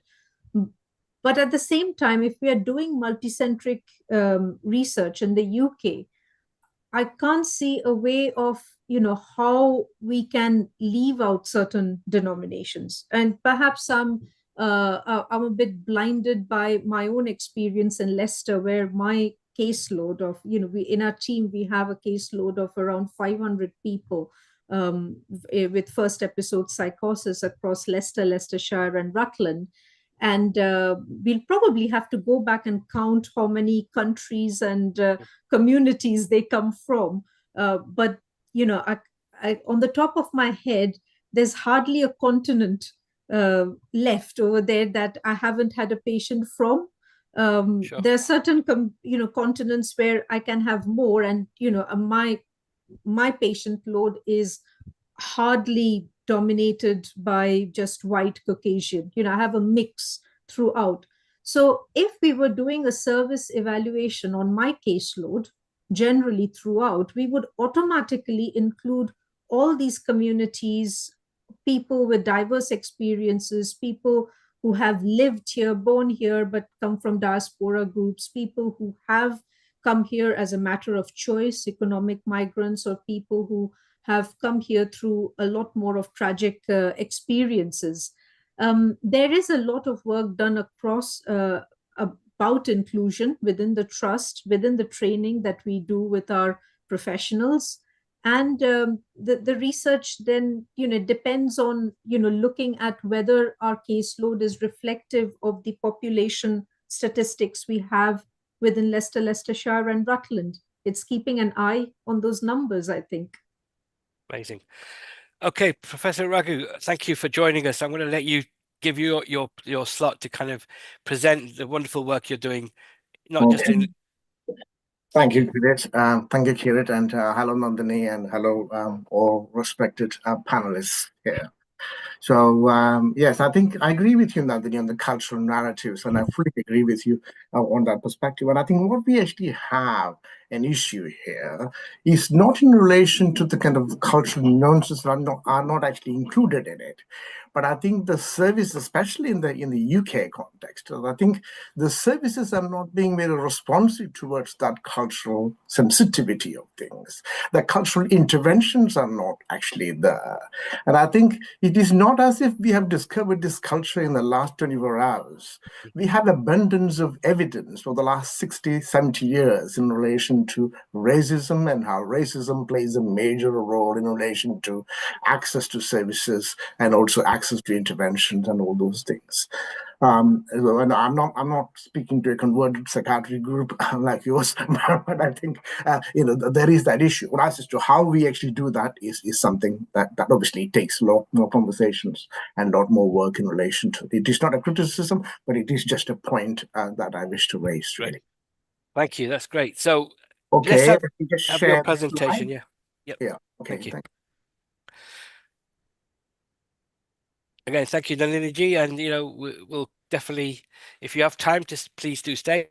But we know you'll have only one day off, so we let you enjoy your day off as well. So thank you for joining us. Thank you.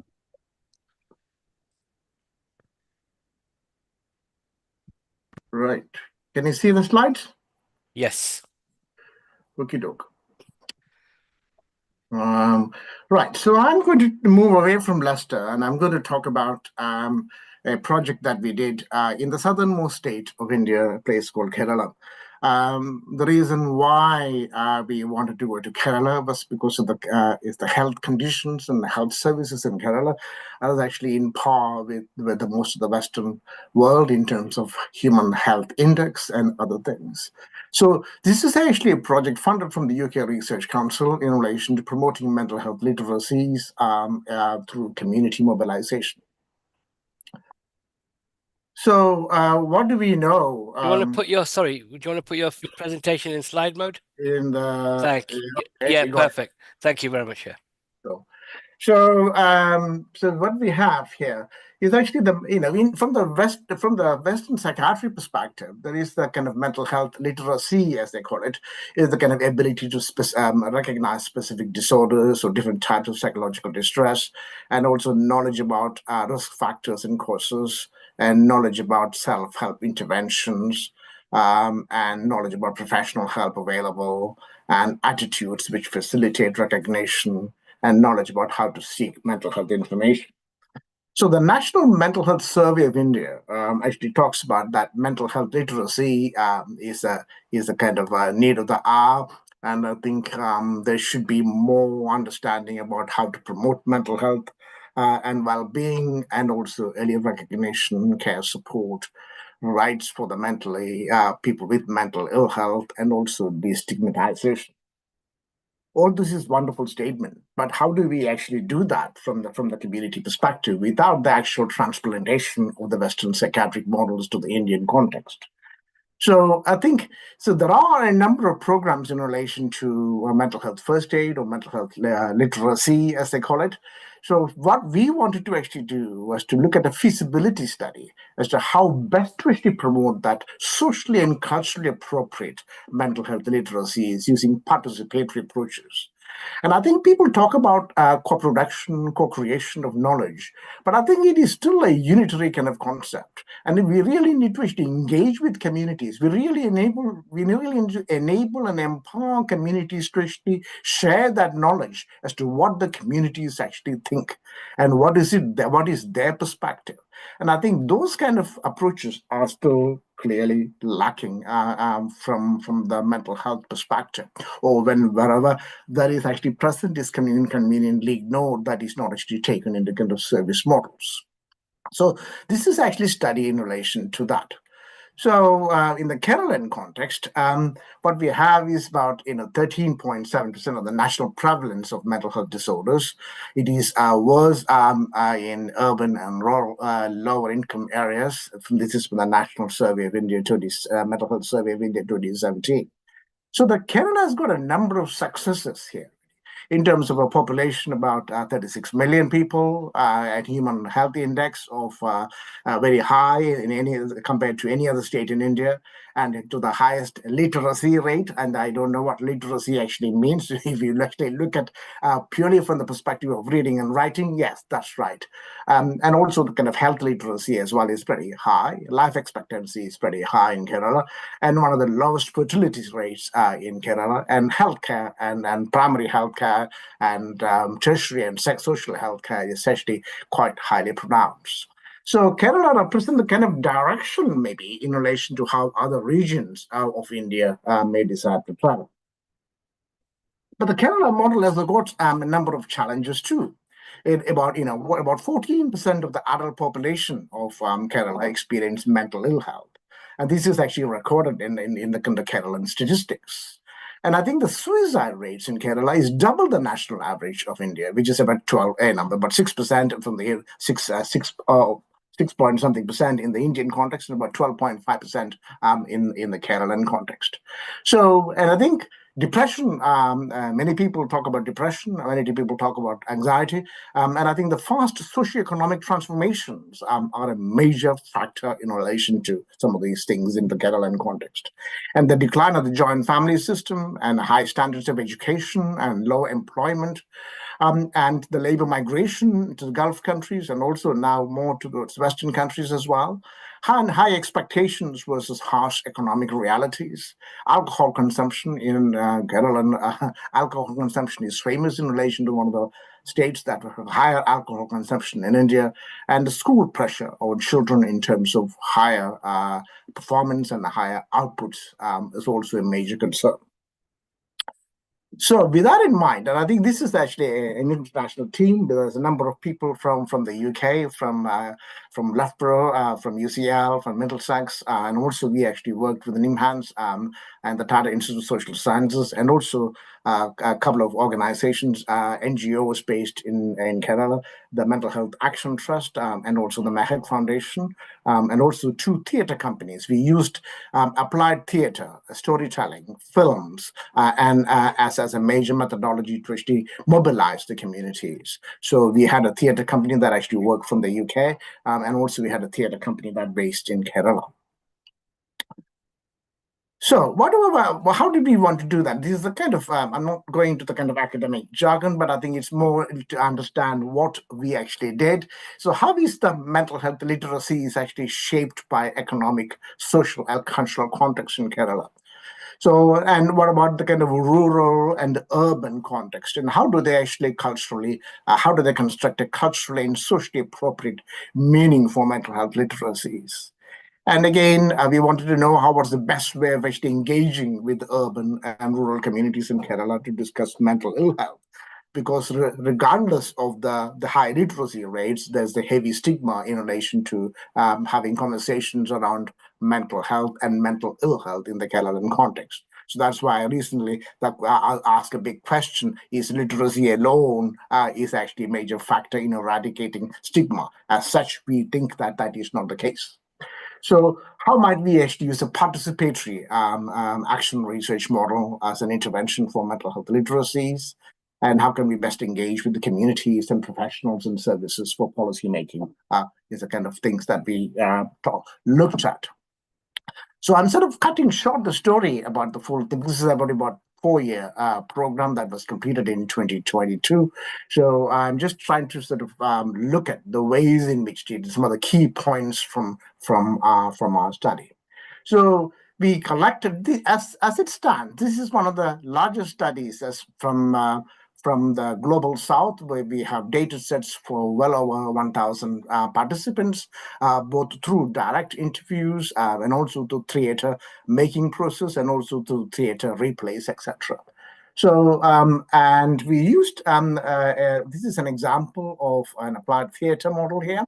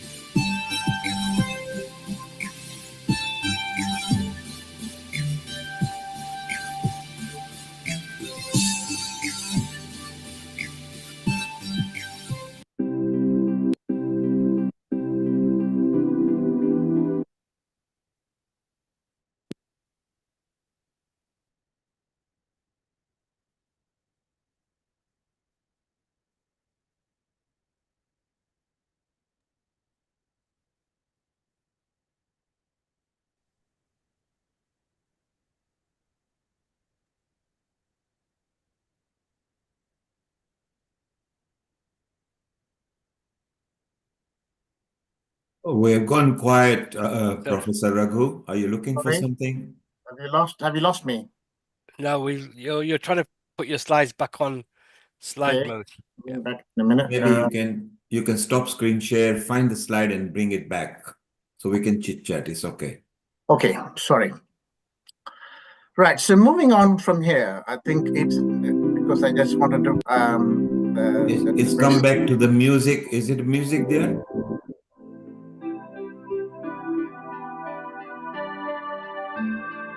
You've got your video playing again. Yeah, that's it. Okay. So this is another way whereby we actually interact with the tribal communities in relation to music and dance, so that we can actually try and enable people to talk about it.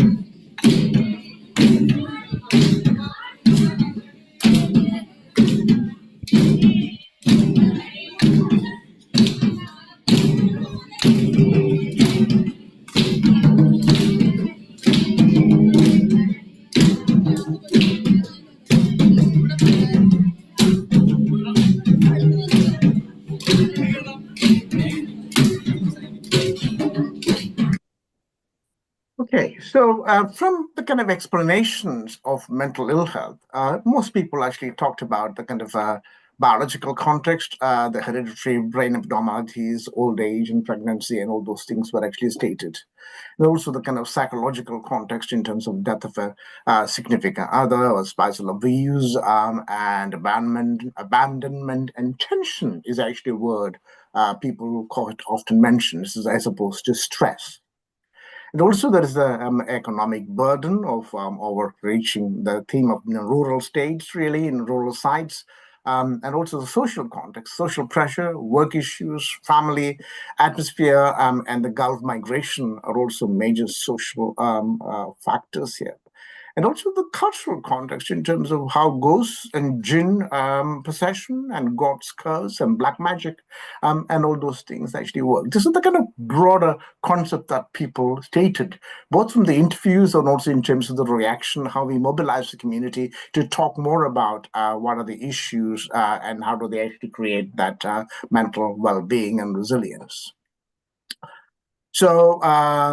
So the social cultural strategies for well-being from here is actually kind of the prayer is something that people generally mentioned, and visiting religious institutions is a key factor here. Altruism and recreation, self-help, and astrology is actually a key factor here, because most people actually saw an astrologer, and also a psychiatrist and a psychologist and a faith healer.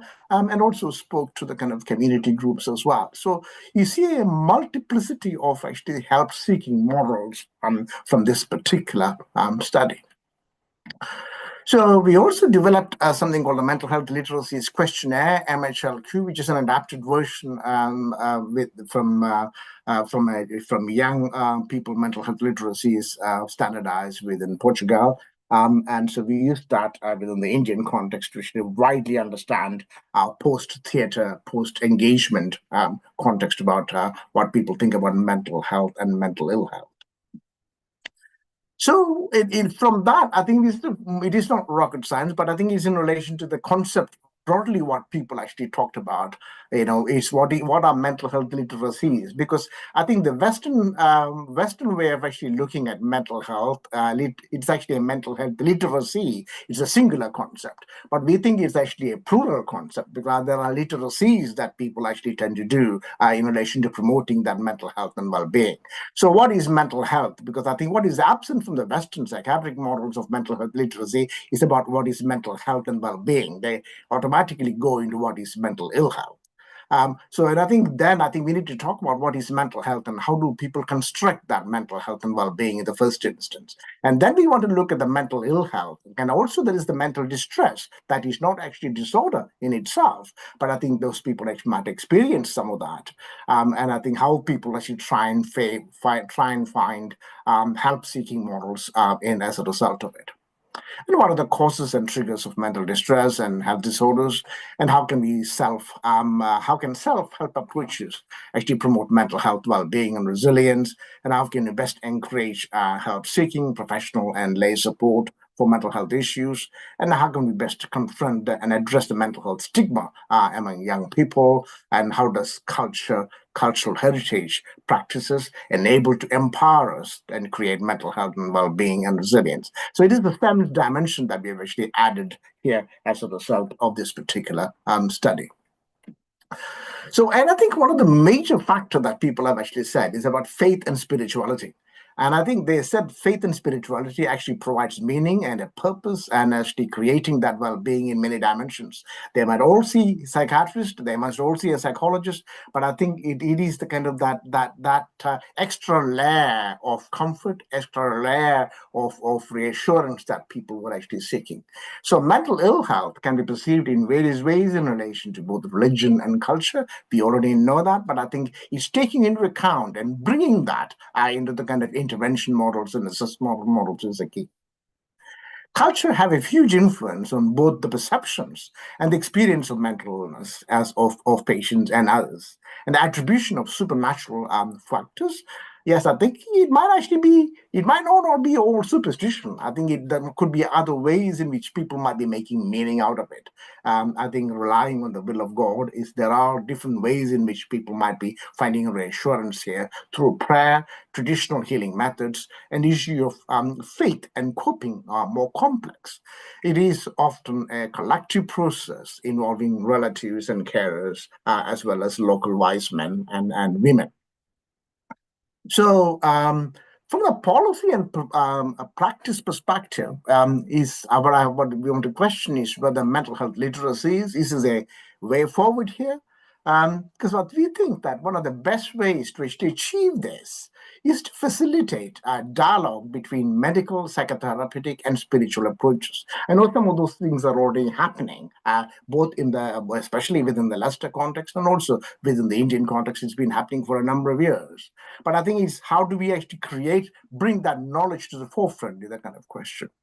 And we argue that for an understanding between medical, spiritual, and traditional ways of thinking about unhappiness and disorientation to enable the best from all these approaches to be incorporated.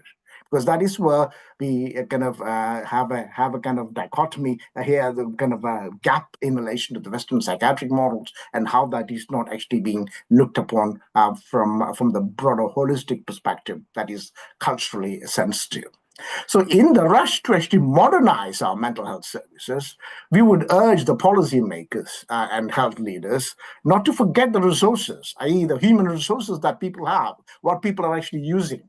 And I think the coping mechanisms that one has, the resilience model that one is actually adopting, and the ways of actually making meaning that already exist in many communities. And I think that is often forgotten. That is what we want to actually trying to bring to the forefront in actually making meaning and a purpose in creating what is actually a mental health. And because mental health is not mental ill health. Mental ill health is a different dimension. So how people make meaning out of mental health and how do they actually seek help for mental distress and mental ill health is a whole lot more than mere superstition and stigma is what we believe.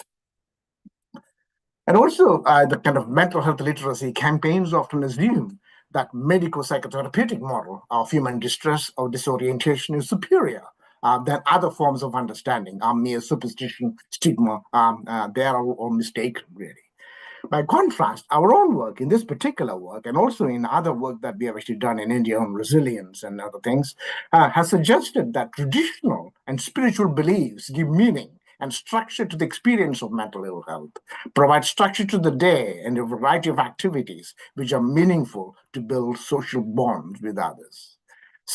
What some see as stigma may be a way of actually managing privacy and dignity. It is something that need to be thought through. So some of the concluding thoughts here, literacy versus mental health literacies is something that we need to try and look at, and eradicating the mental health stigma through that process. And I think applied participatory ways of actually engaging with communities is something that has been especially helpful in this particular example, where people have thought through the theater pieces, through the film and storytelling. There has been an immediate impact in relation to people seeking help and understanding more about what is actually going on.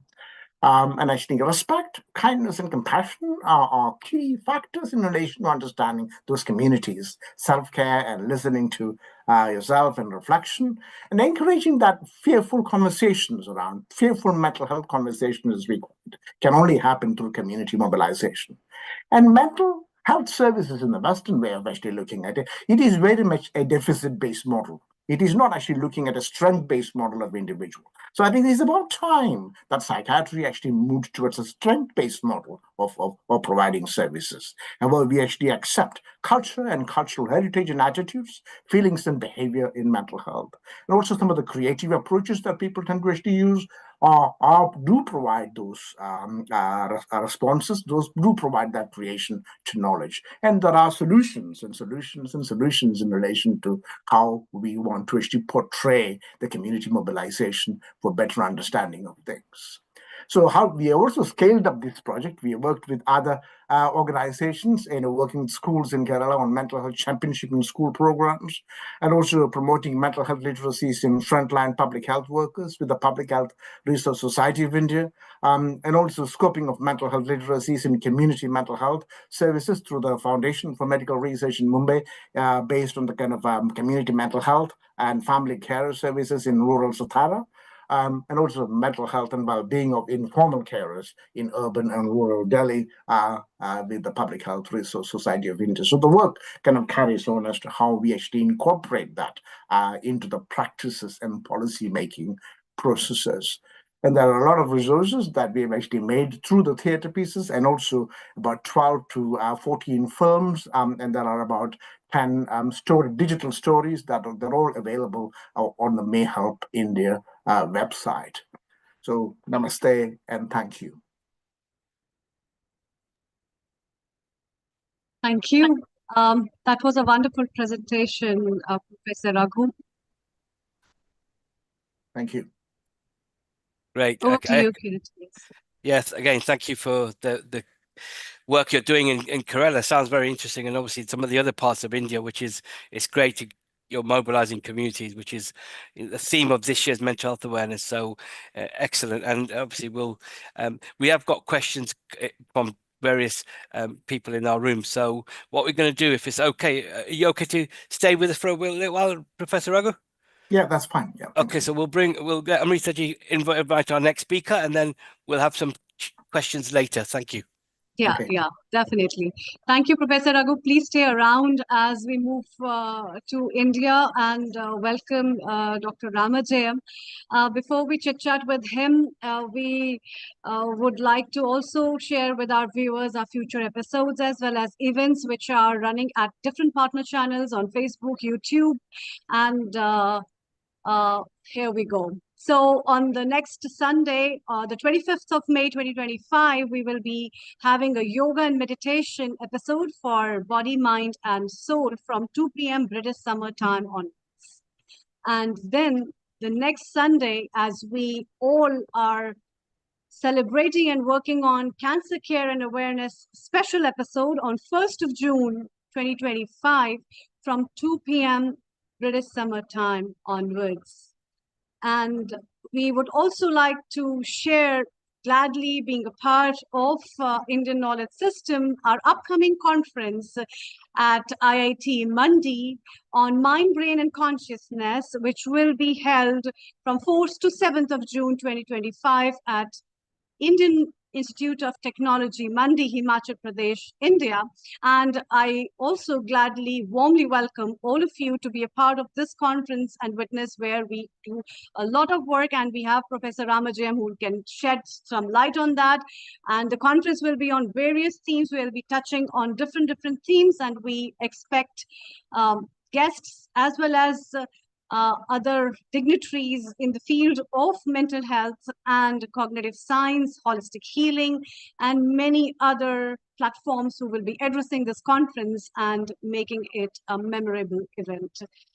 So as we go further, it's time to welcome Professor Ramajayam.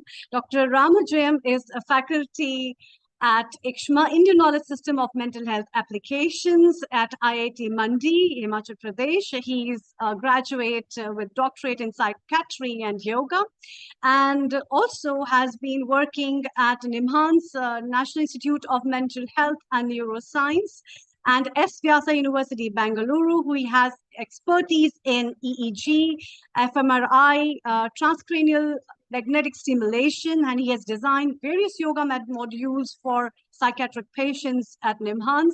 He is also a core group member at SPARK, which is Spiritual Applications of Research Center at Brahma Kumaris, and manages the Raja Yoga-based projects across India.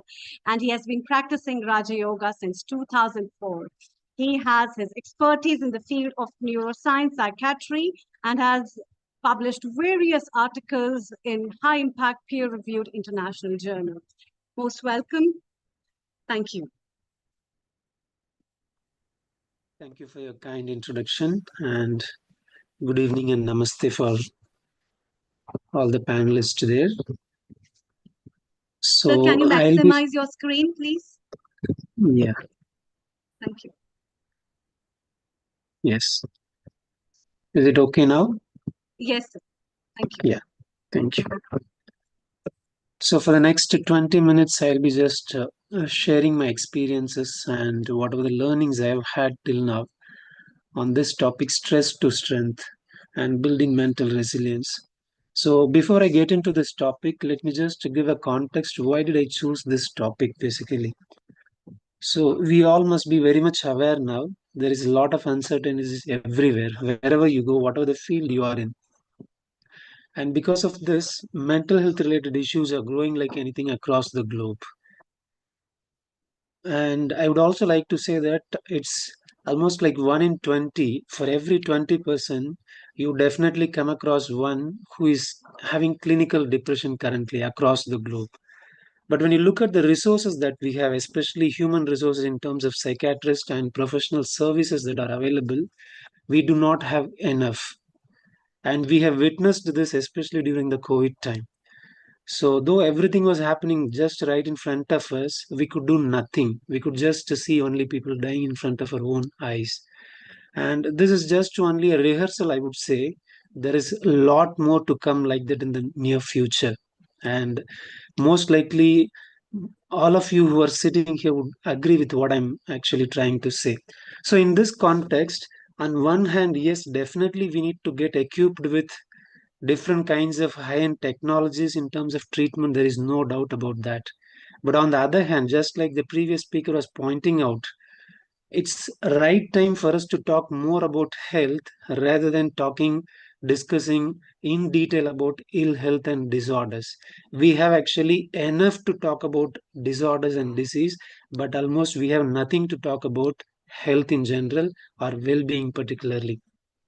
So that's the little bit context why I have chosen this topic, even though this topic seems very, very familiar. For example, if you just open YouTube or if you just go to any kind of this self-development lectures, most of the people would definitely talk about this thing called as stress. So it's such a familiar topic, but still I have chosen this because we only hear this, we only talk about this, but we actually do not do anything about this at a personal level also, and at a larger level in terms of society as well. So these are some of the different institutions with which I collaborate, particularly through this thing called as a Spiritual Applications and Research Center. It is associated with Brahma Kumaris, which Dr. Amrita was introducing at the beginning. So mainly I work with the different kinds of meditations and then yoga related practices, particularly in the context of mental health.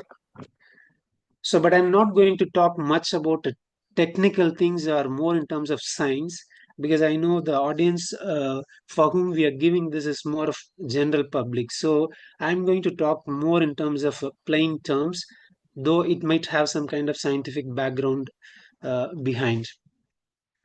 So before I get into this thing called as a stress, what is stress basically, or what is resilience, I'd just like to bring some of the universal truths which are actually related to stress itself, which all of us know for sure, but I don't know how much we actually recognize this. So the first and foremost thing is problems are everywhere. If I ask this question, is there anybody here who says, I do not have any problematic situation in my life? I'm sure nobody will have the guts to tell this, I don't have any problematic situation in my life. So this is the first universal truth related to stress. Is there anybody who wants to disagree with this question?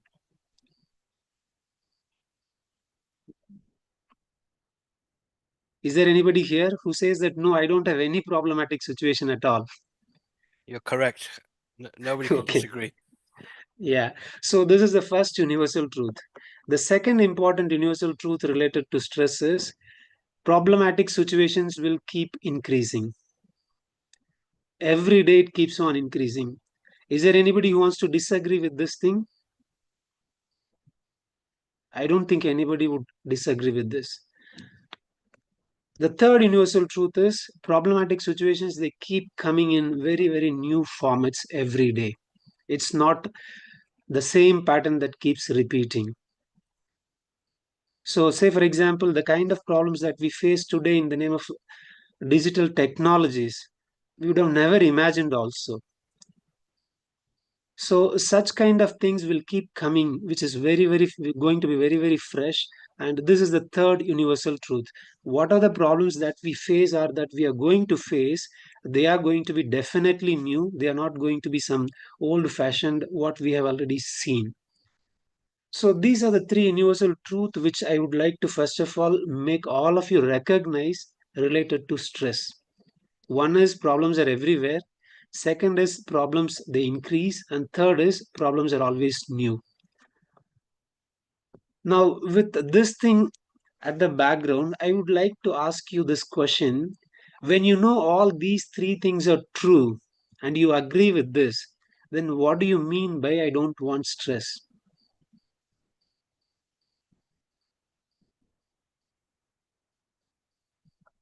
There is nobody here who is disagreeing with all these things, these universal truth, what I put in front of you in the name of stress. When you know this beforehand and when you agree with this, then what do you mean when you say, I don't want stress?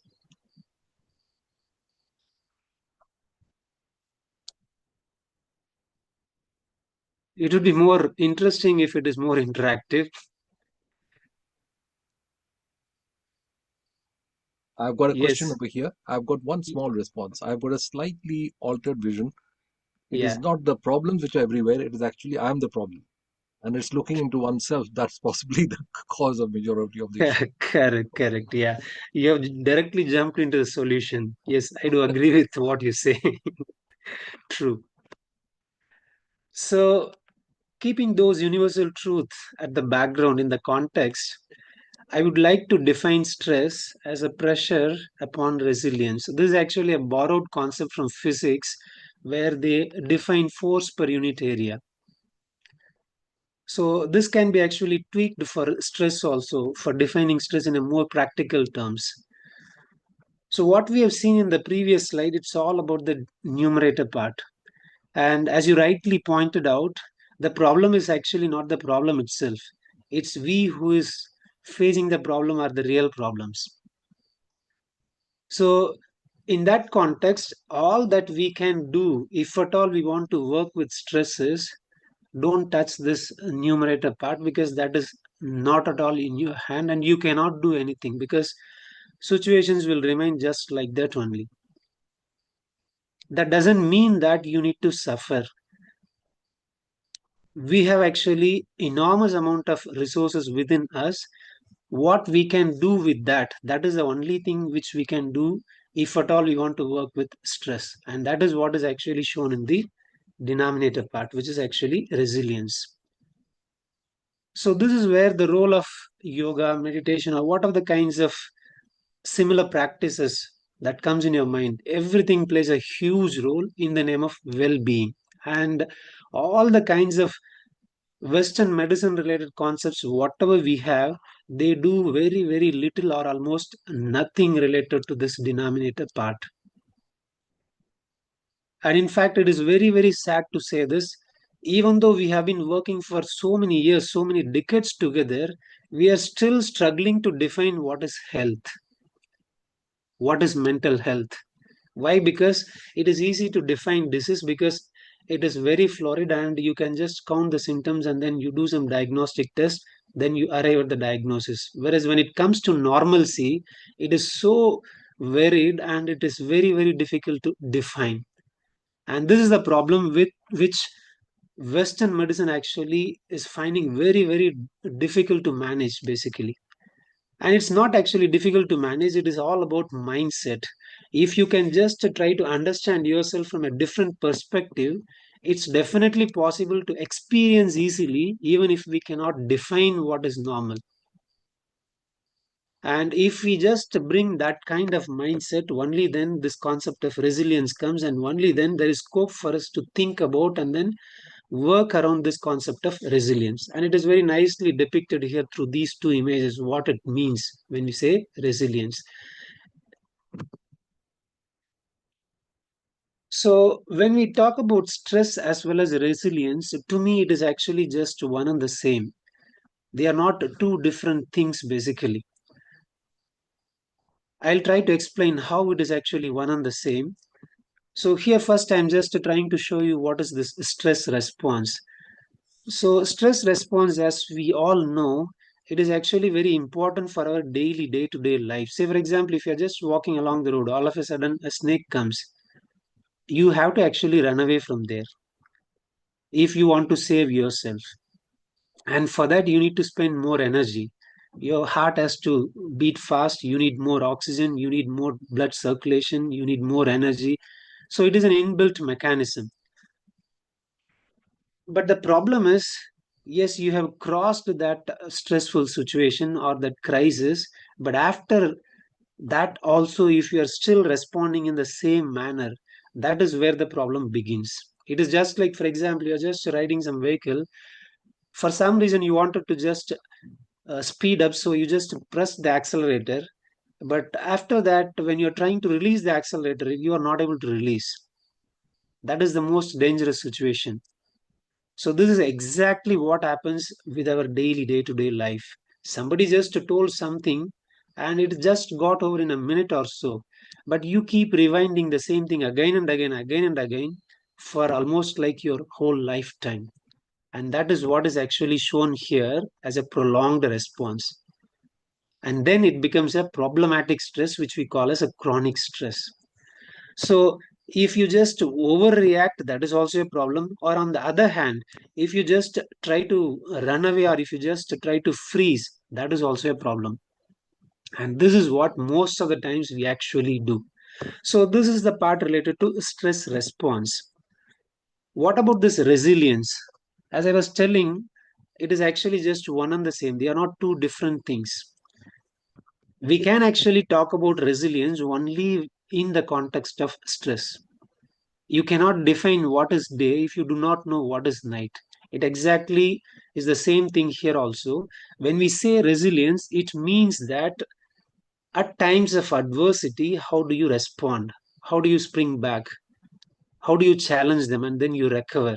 So this is all about resilience basically, and it cannot be talked about without the context of stress. It is in this context I was telling stress and resilience, they are actually just one and the same.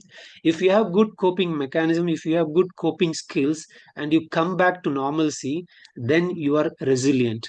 But for some reason, if you do not know how to cope up with all the different kinds of challenges or adversities that you have, then you prolong the stress response, and that chronic stress leads to ill health, disease, disorder, everything. So putting all these things together, this is how I can just represent in one single figure. Any kind of challenge when it comes in your life, you may perceive that as a stress, and your body actually responds. The response that your body and your mind is giving is actually very much required. But what is problem is, are you sustaining that stress response more than required? That is where the problem begins. So if you are able to stop immediately after the crisis over the stress response, it means you are becoming actually resilient, and the response that you are giving is actually an adaptive response, not a stress response. So this is what I call as two sides of the same coin. So if you know how to cope with things, then you can actually build a very good adaptive response and you can become resilient. Otherwise, you are choosing to suffer. There is no other way out. So to put all these things in a concise table, this is how I can actually tell you the difference or the similarities between stress and then resilience. So it's all about only two things. Even if you do not understand what is there in this table, it's about two things. One is perception, another thing is training. So if you are actually subjecting yourself to stress and then suffering, that is also because of your perception, and you're training to suffer. You're training yourself to suffer. And if you are actually knowing how to cope up with things, and if you are becoming resilient, that is also because of your perception and your training. So it's all about only two things: perception and then training. So what is this perception and then training? If at all some situation is coming in front of you which you think is stressful, you are actually fixing yourself to see that situation in a particular format. That's the only meaning when you say it is stressful. There can be 100 different ways of seeing the same thing, only if you open up yourself, only if you keep your mind open. Otherwise, it is going to be only that fixed perception. That is where you feel something as a threat or a pressure or a tension or a stress. I can just illustrate this with a very nice example. Say, for example, let's say there is a boss, okay, and there are some 10 workers working with the boss. First person gets into the boss chamber. Boss shouts at the person for no reason, and then the first person comes out. Second person goes. Same room, same boss, same wordings, a similar kind of tone, shouting, everything is same. Second person comes out. Third person goes. Same thing. All the 10 persons are entering into the boss room, and the boss is shouting with the same tone, same anger, same words, exactly same repetitions. Now the question is, do you think all these 10 people would be stressed? Yes or no? Why? If yes, why? If no, why?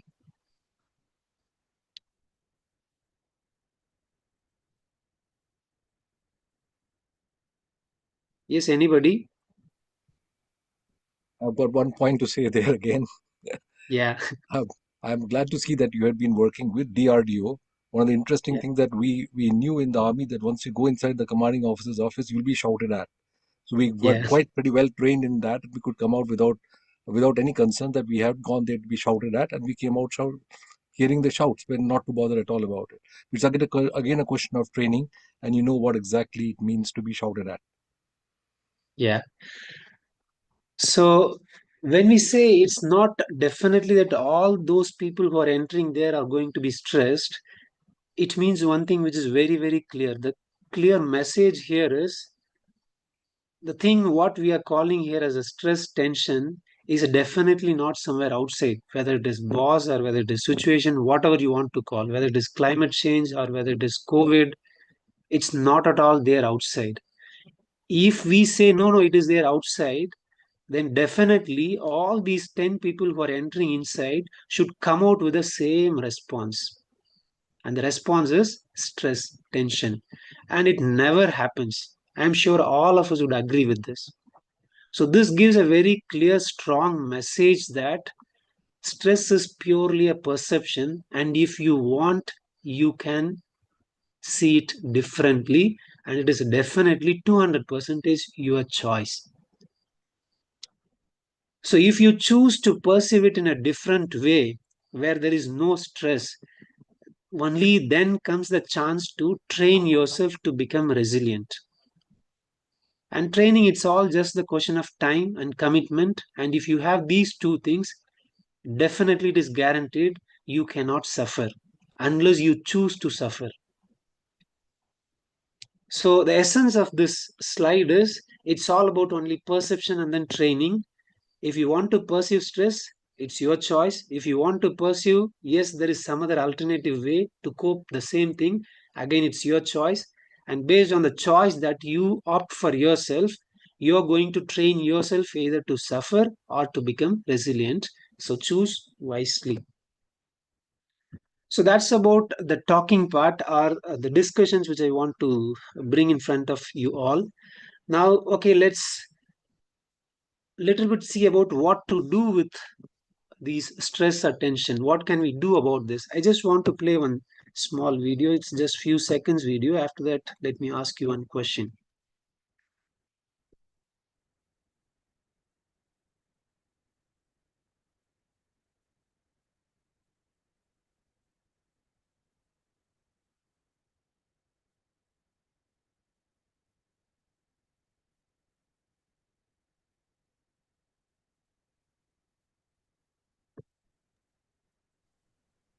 Dr. Rama, I've broken your screen. We cannot play anybody's copyrights.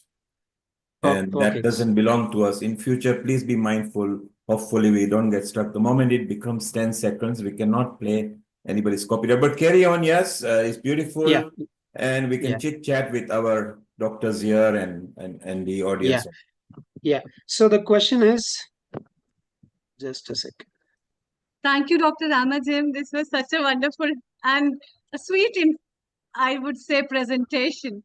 Meet Dr. Anukul. You will be meeting him at MBCC also. He's coming all the way from London. So, Yeah. yes, Yeah. please go ahead. Yeah. So the question is, if somebody wants to actually take all the services successfully, where should that person stand in the court?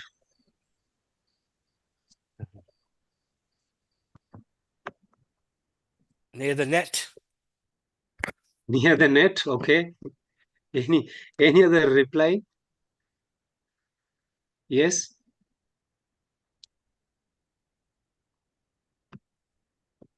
Yes, please. Somebody is raising the hand. Yeah.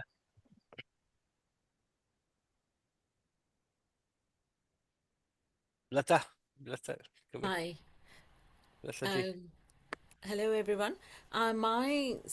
My thing would be to do a ace when you hit or at the corner where you start serving.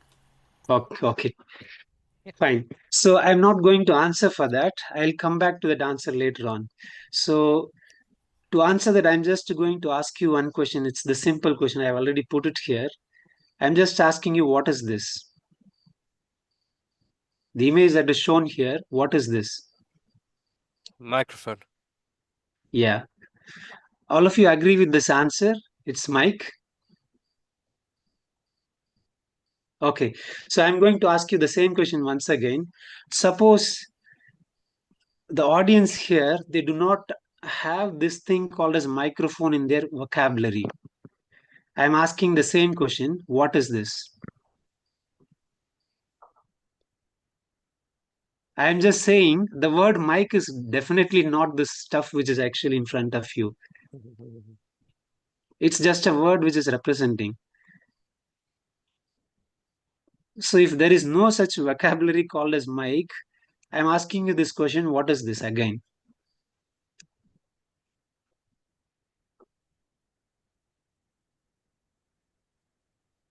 Yes, please.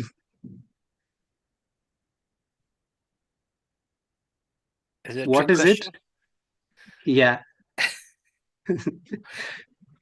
Maybe you would start describing what it is actually. Again, I'm going to, yeah, yes, please. Somebody's raising the hand. It's an object. It's an object. Okay. So you started to think in the direction which I'm actually expecting. Fine. Now the question again is, you might actually try to generalize and then answer, okay, it's a device which can actually amplify your voice. But the question is, you want to convey the message about this stuff specifically, because there could be many other stuffs which can actually amplify the voice. But I am asking you to convey about this particular thing which is in front of you. What is this? So if you just keep asking like this, it's just a very simple question, but with profound reflection, if you just think about this, you have the solution for the previous question what I've asked. Where would you like to stand in the court? The answer is there is no particular place where you can actually stand. It depends on the person who is actually serving there. But one thing which we can actually tell very clearly is you need to stand in a place where from you can take all the services properly. So in the same way, if at all, if you want to actually manage stress and if you want to become resilient, the key thing that we need to actually develop is understanding about who is this person called as me. For example, the word Mike is not really Mike. We know that very well. The descriptions about Mike is not definitely Mike. It's something else completely different. But we actually, day in and out, we keep using the same thing like, no, it's Mike, that is the mic. No, the descriptions about the mic is that actual stuff. I hope you are understanding what I'm trying to convey. What I'm trying to convey is life is basically a bunch of 100 different kinds of relations or different kinds of roles that you play from morning till night. You might be actually a husband when you are at home, or when you are at office you might be a boss, or when you are in university somewhere else you might be a student. But just ask yourself, are you just clinging with the word Mike, or are you actually being that stuff who you are? The answer is definitely we are clinging to the words, the descriptions about ourselves, not really with our own self. So whatever the kind of strength that we actually need to develop this thing called as a resilience, it lies deep down there when you can peel off all these kinds of things that you think you are, which actually you are not. And this is what I mean as centering yourself. With that centering, if you just try to start living your life, you can actually be with all the kinds of roles, all the kinds of relations, exactly to the level that is required, to the point that is required, but still you would actually center yourself and then remain with that happiness, with that peace, with that love, whatever it is required. And this is the question which I was asking in the previous slide. Where would you like to stand? So you need to center yourself. When I say center yourself, it need not be the geometrical center. It's the center where from you can reach out to any place comfortably, not only reaching out, but also coming back, because that is also equally important. Because the next service where it will come, you don't know. So in this context, just compare exactly that tennis court with your life. Where are you centered? Are you centered in a position where from you can reach out and then come back comfortably? Or you can only reach out to a place, but there you are stuck? Or you don't even want to reach out in the name of centering, you are stuck somewhere else? So if you can reflect deeply on this, I'm sure definitely you would develop what is this thing called as resilience. At least you'll take efforts in the right direction. I can guarantee you. So this is just not a philosophy what I'm telling. This is almost like 21 years of experience in the name of meditation, which I have been practicing. So I think with this, I would like to stop here because I've already crossed my time limit. So what are the kinds of roles, responsibilities, relations, all that we have? It's very, very important because life is that. But in that very name, if you're getting struck, it also means there is no life because you're choosing yourself to suffer. So all those relations are connected with this thing called as body, which is shown on the right hand side. If you center yourself with this body, it means you are choosing yourself to suffer in the name of stress and tension. On the other hand, if you try to center yourself with that core self, which I'm showing here in the form of some light, just pictorially, I want to show that's it. If you can anchor yourself into that core self, I can guarantee you, you would definitely become resilient. You would definitely discover all the kinds of coping that is required for any kind of situations that would threaten you. And you can successfully manage all those things. So with that, I'll stop here. Thank you. Thank you, Doctor. Very great to kind of bring in the kind of mindset in terms of how we work with our minds, because that's also the challenge in some of us who are having hectic lifestyles. It's sometimes our mind is very fluid in terms of having that to rest and take time to. So it was interesting the concepts you were bringing in. So any questions we have in terms of from, can we bring Professor Raghu in as well, and we can bring any of our panelists as well who are still here with us. And any questions from our members as well who have joined us. So from your kind of perspective, Dr. Raghu, Professor Raghu, how did you find Dr. Ramjayan's presentation, and also some of the work you've been doing in terms of, you mentioned in Kerala, is there any crossover in terms of the theories and the concepts? Yeah, I think it's an interesting presentation, Dr. Ramajayan. And I think it's in relation to the kind of the stress and resilience model, really. And I think, as you said, you rightly put it, does anybody have any, are there anybody without any problems? Yes, there isn't anybody in the world without any problems. But I think the thing is that mental health is all about how we steer clear and how we create a pathway amongst all the stress and tension that we actually experience every day.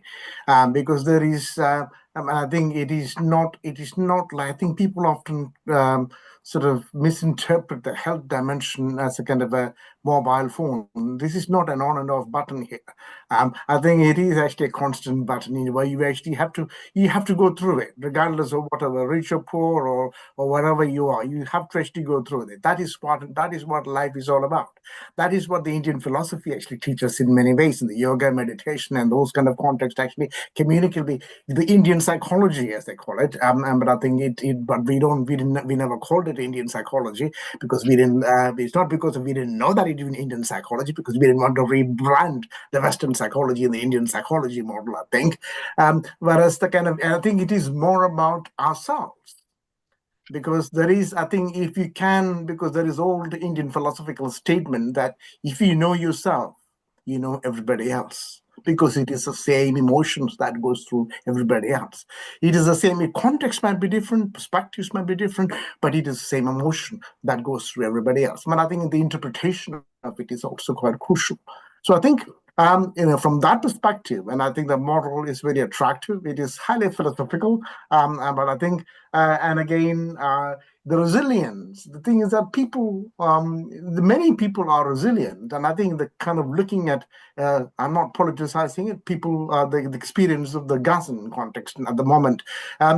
And I think people are highly resilient there. And how it is much more, I think there is another terminology, much more than resilience as well. And then how people construct that process. And I think that is what mental health is all about. And I think that's what we actually say about the mental health dimension, the way we offer mental health services. It is time that we moved away from the deficit model of mental ill health, of only classifying people into symptoms and diagnostics, into more about the health. I'm not saying that the diagnosis and the symptoms are important. They are important, but they are not the be-all and end-all of everything. Health comes first, and people don't know what is mental health. In the first instance, if people know what is mental health and how is it that we can construct that mental health, and I think then the communities will be much more easier and accessible, and then they're much more tolerant in the way how the health systems actually work. Yeah. Can I also bring in Judicia, who had her hands up? You have a question?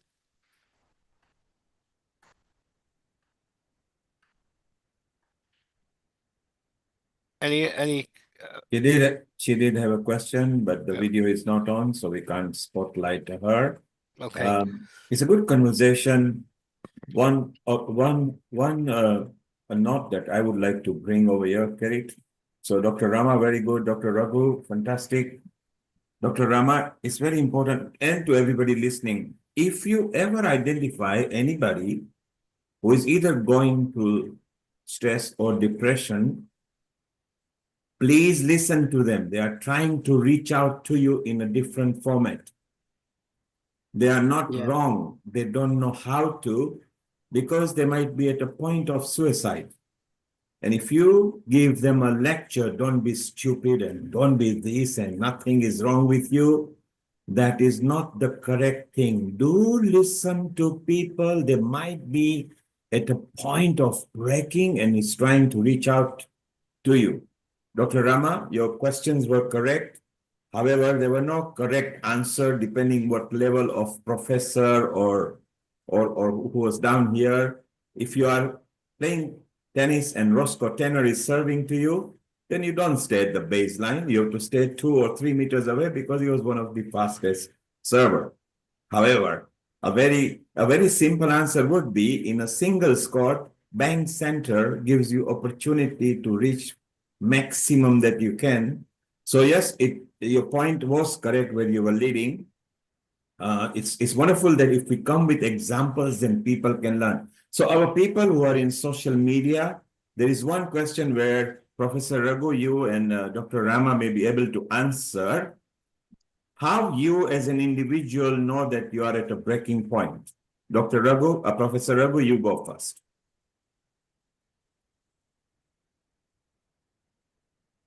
The question was in relation to how the social media, what was that? Mentioned. So we are not a webinar here. This is Healing Our Earth, where we beam onto several partner channels on social media and website. So the general comments what people are asking, in putting it in a simple format, they want to know, how would you know that you are at a breaking point? They're Right. asking in different way, different people asking differently, but roughly that's what they're asking. Okay, right. And I think the thing is that the way from the psychological perspective, that everybody, I think the kind of well-being, everybody actually experiences tension, everybody experiences distress.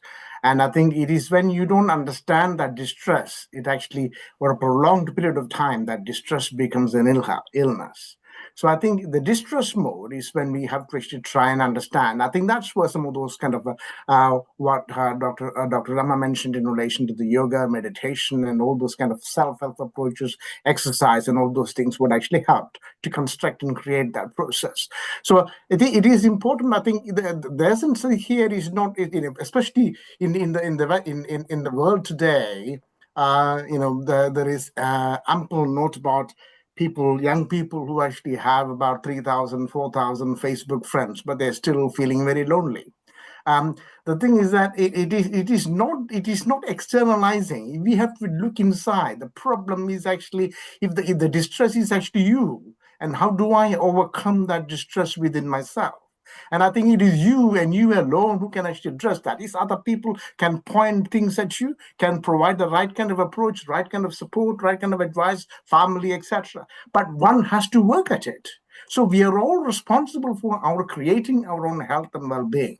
That is first point. It is nobody else's. A psychiatrist only gives you medicine and provides an advice, or a psychologist provides the advice and the medicine. But you have to work at it. Just looking at a bottle of Prozac alone will not create wellness. You have to work at it. So I think it's important that's where the community mobilization comes in. That's where your family mobilization comes in. We have to work together. This is not just paracetamol. This is much more than that. This is where we have to actually think about things. We have to talk about it. We have to bring other people into that perspective. We have to hear other people's perspectives. We have to act on it, and we have to construct that thing ourselves. And you alone has to be taking that action along with others. Thank you, Professor Raghu. He mentioned very clearly, community is also important. Work together. If you feel you are going through depression, or you feel you are stressed, reach out to your closest people, do declare or talk to them. You might find it eases off if somebody listens to you. It may help. Rosalina is asking a question, and Rama, maybe you can answer. She's in Italy and saying, whenever she stresses, she has noticed she sweats. Is that normal symptom, physical symptom of stress? Yeah. So before answering this question, let me briefly tell about the reply for the previous question as well. In simple terms, whether somebody is at a breaking point or not, how I would usually recognize is it is like if I feel too much demanding and I feel like I do not have enough resources to manage the demand, this is where I would feel okay, I am actually just at the tipping point.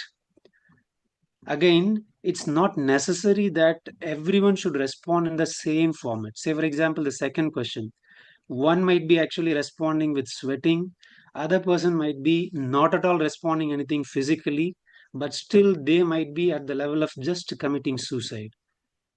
So it requires a lot to actually perceive what is going on exactly and then take the right decision at that point. As you rightly said previously, yes, I agree 100%. Depending upon what the person needs currently, we definitely have to give them what is required immediately. So this titration part, okay, what is required for whom has to be decided just by seeing the person right at that moment. And the trickiest thing there is it's not necessary that everybody is going to respond in the same format. And if you're a good clinician, definitely you will have that skill to spot right at that moment. And maybe for someone it could be ECT which has to be given right away, or for somebody it could be some other kind of emergency procedure, or for somebody it could be just like there is nothing actually, you just have to reassure them. I have seen all these kinds of patients, and it definitely requires a skill. And if you want, I can actually extend the answer.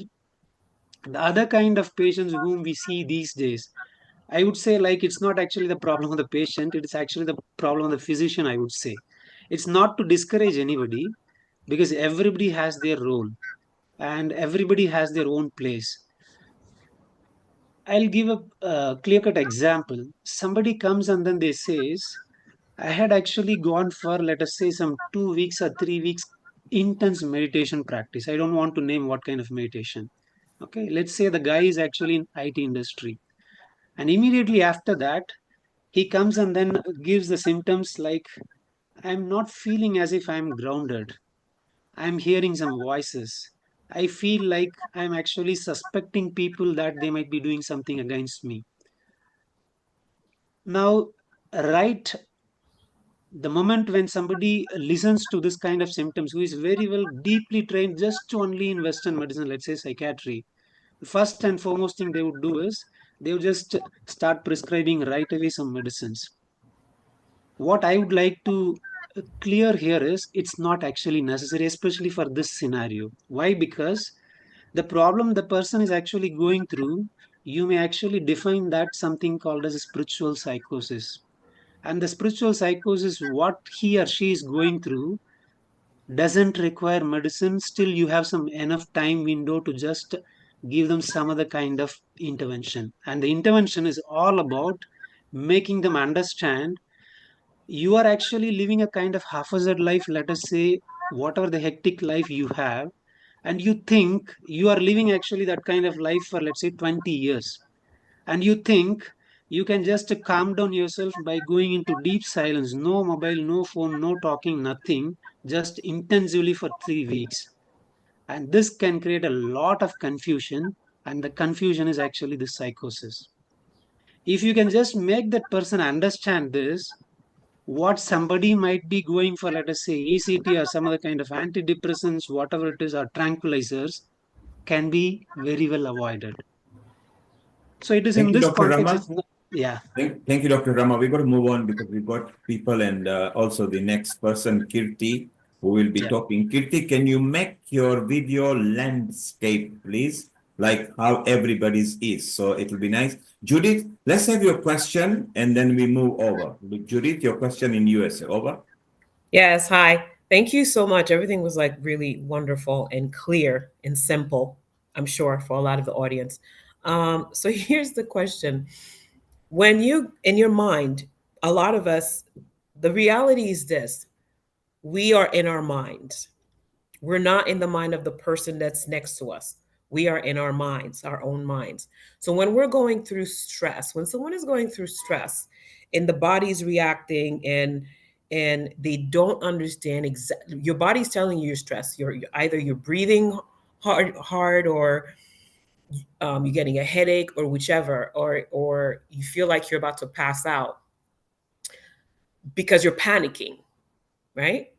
How then do you slow down this process? Because I think that's where a lot of people, they can't catch it before they get there.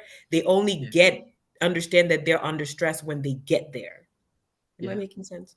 So So how can we avoid getting there? Judith, you're asking, how can we avoid getting there? But how can we, once we get there, how do we not let fear exasperate it to the next level? How do we slow it down? So Should Professor I Raghu answer? or Dr. Rama, one or the other, please go ahead. Over. I think the easiest, let me just go with the easiest way of doing it is in relation to, how do you manage that?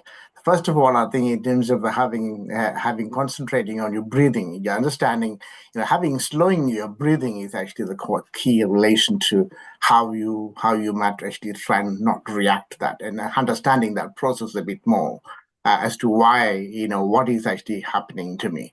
And I think focusing on your breathing, concentrating on breathing is the first step in relation to sort of having a better understanding of what is actually going on within yourself.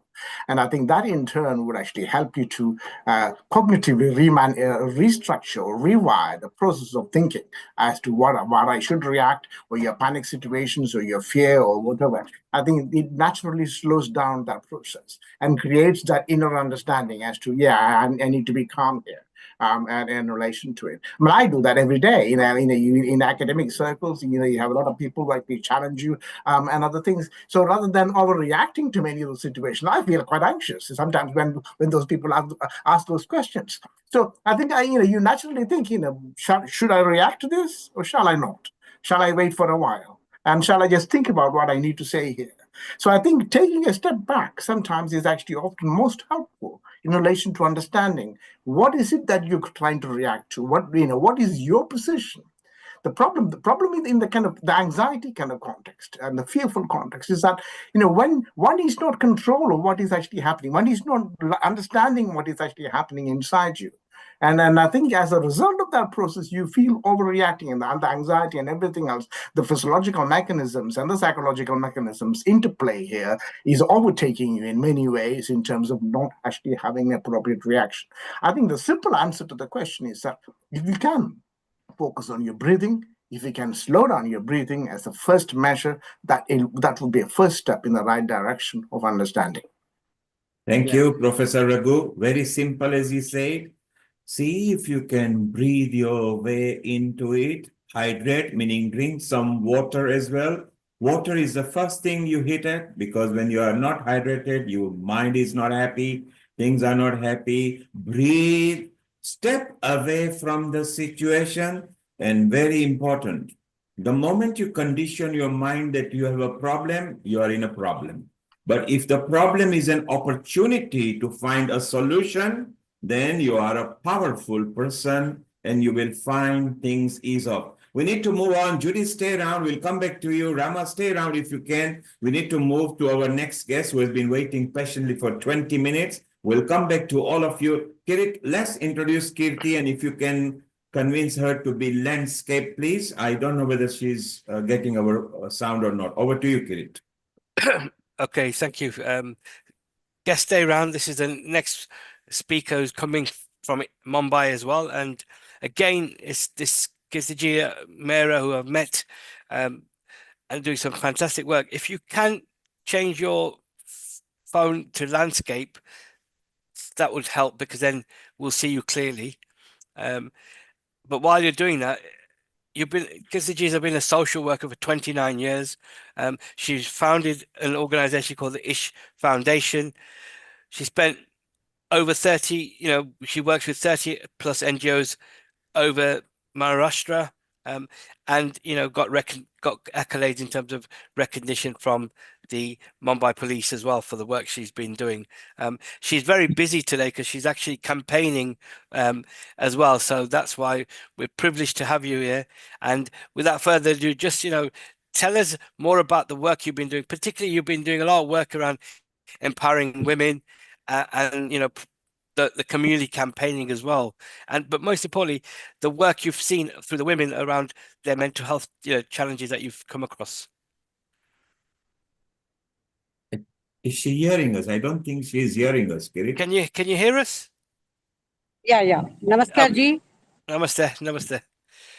मैंने पूरा सुना है अच्छे से, मुझे बहुत अच्छा लगा। हमारी संस्था भी यहाँ मेंटल हेल्थ अवेयरनेस के लिए काम कर रही है।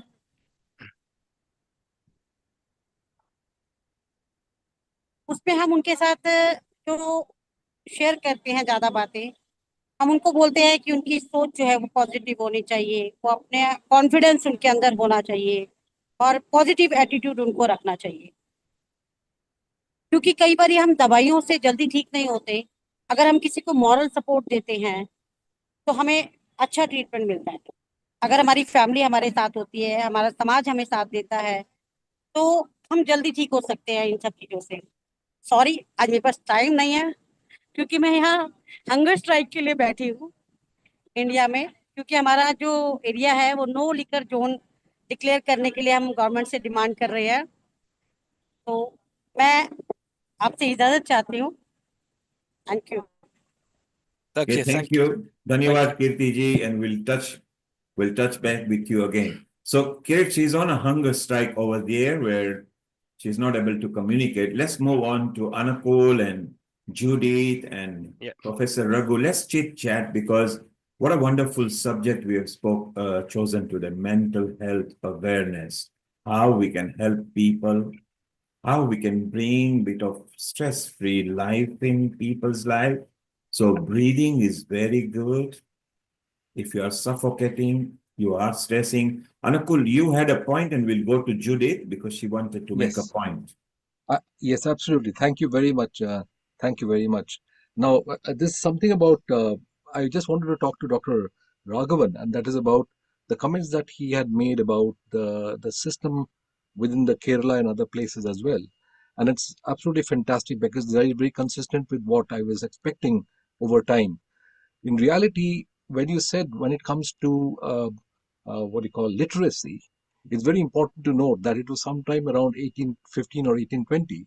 The literate Indian, which was approximately in the range of approximately 85 or 90%, were suddenly turned into 5 or 7% when the Macaulay's system had come in.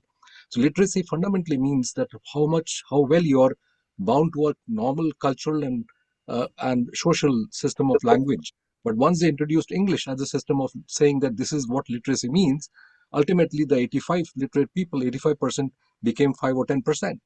So that's where the major issue comes. To that extent, please correct me if I'm wrong or correct or whatever it is. My general approach of understanding it is, if you take the Vedanta system, I say there is something called natural, what is absolutely natural. And when the nature comes in conflict with the social and other environmental issues, that's where the so-called neurotic symptoms and other kind of depression, anxieties come in. Am I correct in assuming that? Well, I think in a way it is right, but I think it's in relation to the kind of the literacy element. I think especially in the Kerala context, the health literacy in terms of access to the physical health issues is high. Because of the social transformations that have taken place over the last 40 years in terms of education, in terms of primary health care in every nook and corner of Kerala. But the stigma is so profound in relation to mental ill health. So the question that I'm asking is, because even though there is higher education, the so-called Western model of education is very highly there, but people are not thinking about the stigma is so prevalent. So highly prevalent, even in the educated classes, really, not in the kind of rural communities. Actually, in the rural communities, the stigma is lower rather than the kind of educated classes. So I think so. It is whether so that is what we need to try and think about. The kind of awareness and the mental health literacies is what I call that we need to promote the mental health literacies, because mental health literacy is not just for the person who is experiencing that distress. Everybody is responsible for it, because the family has to first and foremost, the family has to support the person. So the family has to have adequate mental health literacies to actually support their son, daughter, or whatever relative that they have. The school kind of context where there is actually undergoing severe pressure and transformations. And I think the teachers and everybody else need to actually have adequate mental health literacy to support the people. In the same way, employers need to actually there is the kind of so all those people need to actually have good understanding of what is mental health, what is mental ill health. That seems to be a big gap in both in the Indian context and also in the Western context as well. Really, it is not just purely an Indian issue. In the West, I think maybe we talk more about it, but we actually seek more medical help as opposed to the other kind of actually help. Whereas in the Indian context, people don't actually seek any help at all because we find it quite difficult to talk about it. We think the cultural scenario is actually such that we should not be talking about. Actually, culture is not the victim, the problem here. It is us, because culture always enables people to talk about different things. But I think the way we view culture, the way we view cultural heritage, and religion is not responsible for it either. And I think it is us, our own perceptions, and over a number of years, how we think that alone isolates us from other kind of stimulus. I think that is the reason why. And that is the reason why an individual and collectively we need to actually have that awareness and education. Yes, Professor Raghu, that's exactly what I wanted to come for. That when it comes to literacy and the Western education that we've acquired in India, we are quite different from what we have been taught in the standard Gurukul system. So when you have in the Gurukul system, you tend to understand what is Manamaya Kosha, what is Jnanamaya Kosha, and those kind of things. When you understand what is the concept, how your mind works, how your process of thinking works, if you can understand the way your mind works, how you can inquire about your mind, how do you inquire about your thought processes, that is something which is not taught in our conventional systems, which is there very much in the Gurukul system, which has been eliminated from India.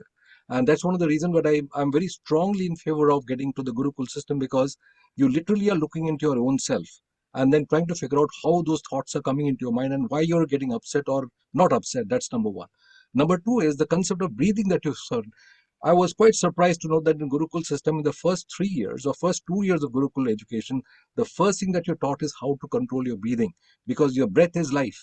And that breathing and life relationship and how it controls your mind is absolutely central to various issues, including the various kinds of what you call attention deficit disorders that you find in children over here, and the way they get diverted into various issues.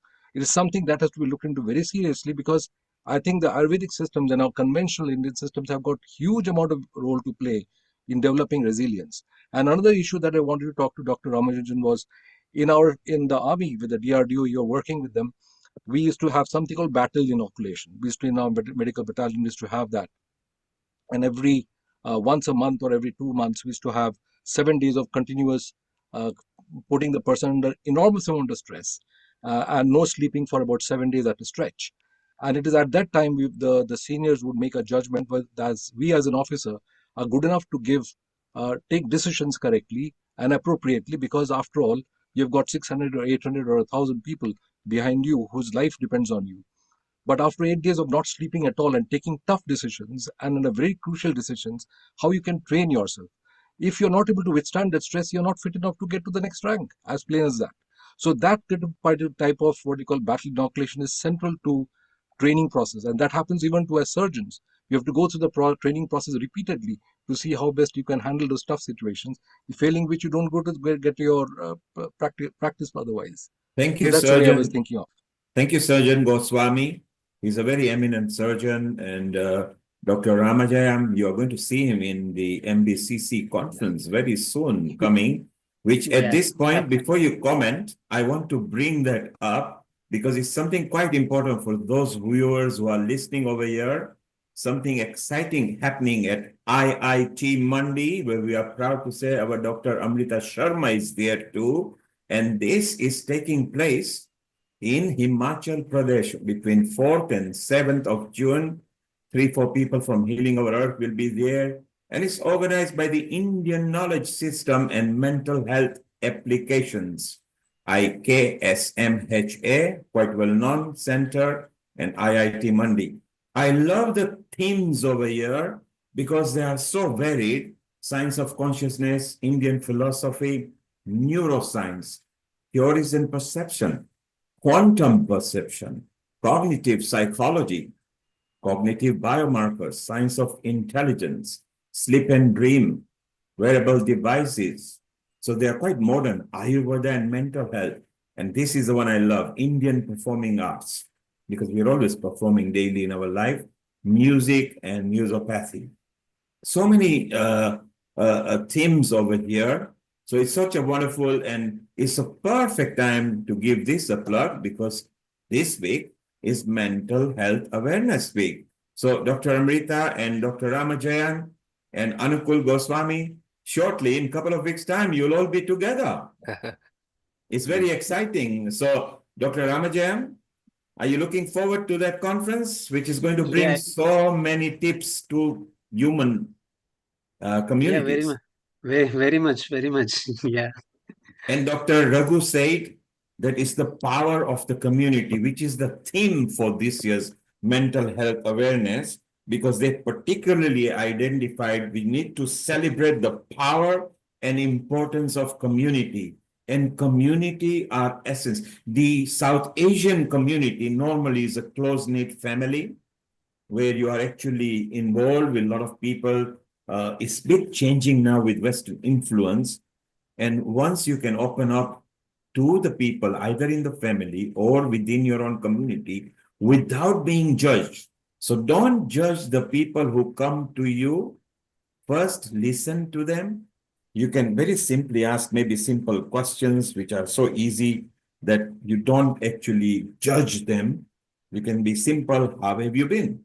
Let them talk. Don't prompt them that they are stressed and they are mental and they are gone. Maybe how is your stress level once it's been identified? Or maybe have you been eating and sleeping correctly? How is your breathing? So be gentle to them because they are reaching out to you. You don't know what they might do the following day. There might be no more. Judith, sure. Ask your question, Judith, and the experts will answer. Judith is our permanent member at Healing Our Earth in USA. What she does, she loves chanting mantras sometimes. Judith, You go and love ask when I your chant question. mantras. Yes, I would love to hear. Thank you so much. I would love to hear. I'm so sorry if I mispronounce your name. Dr.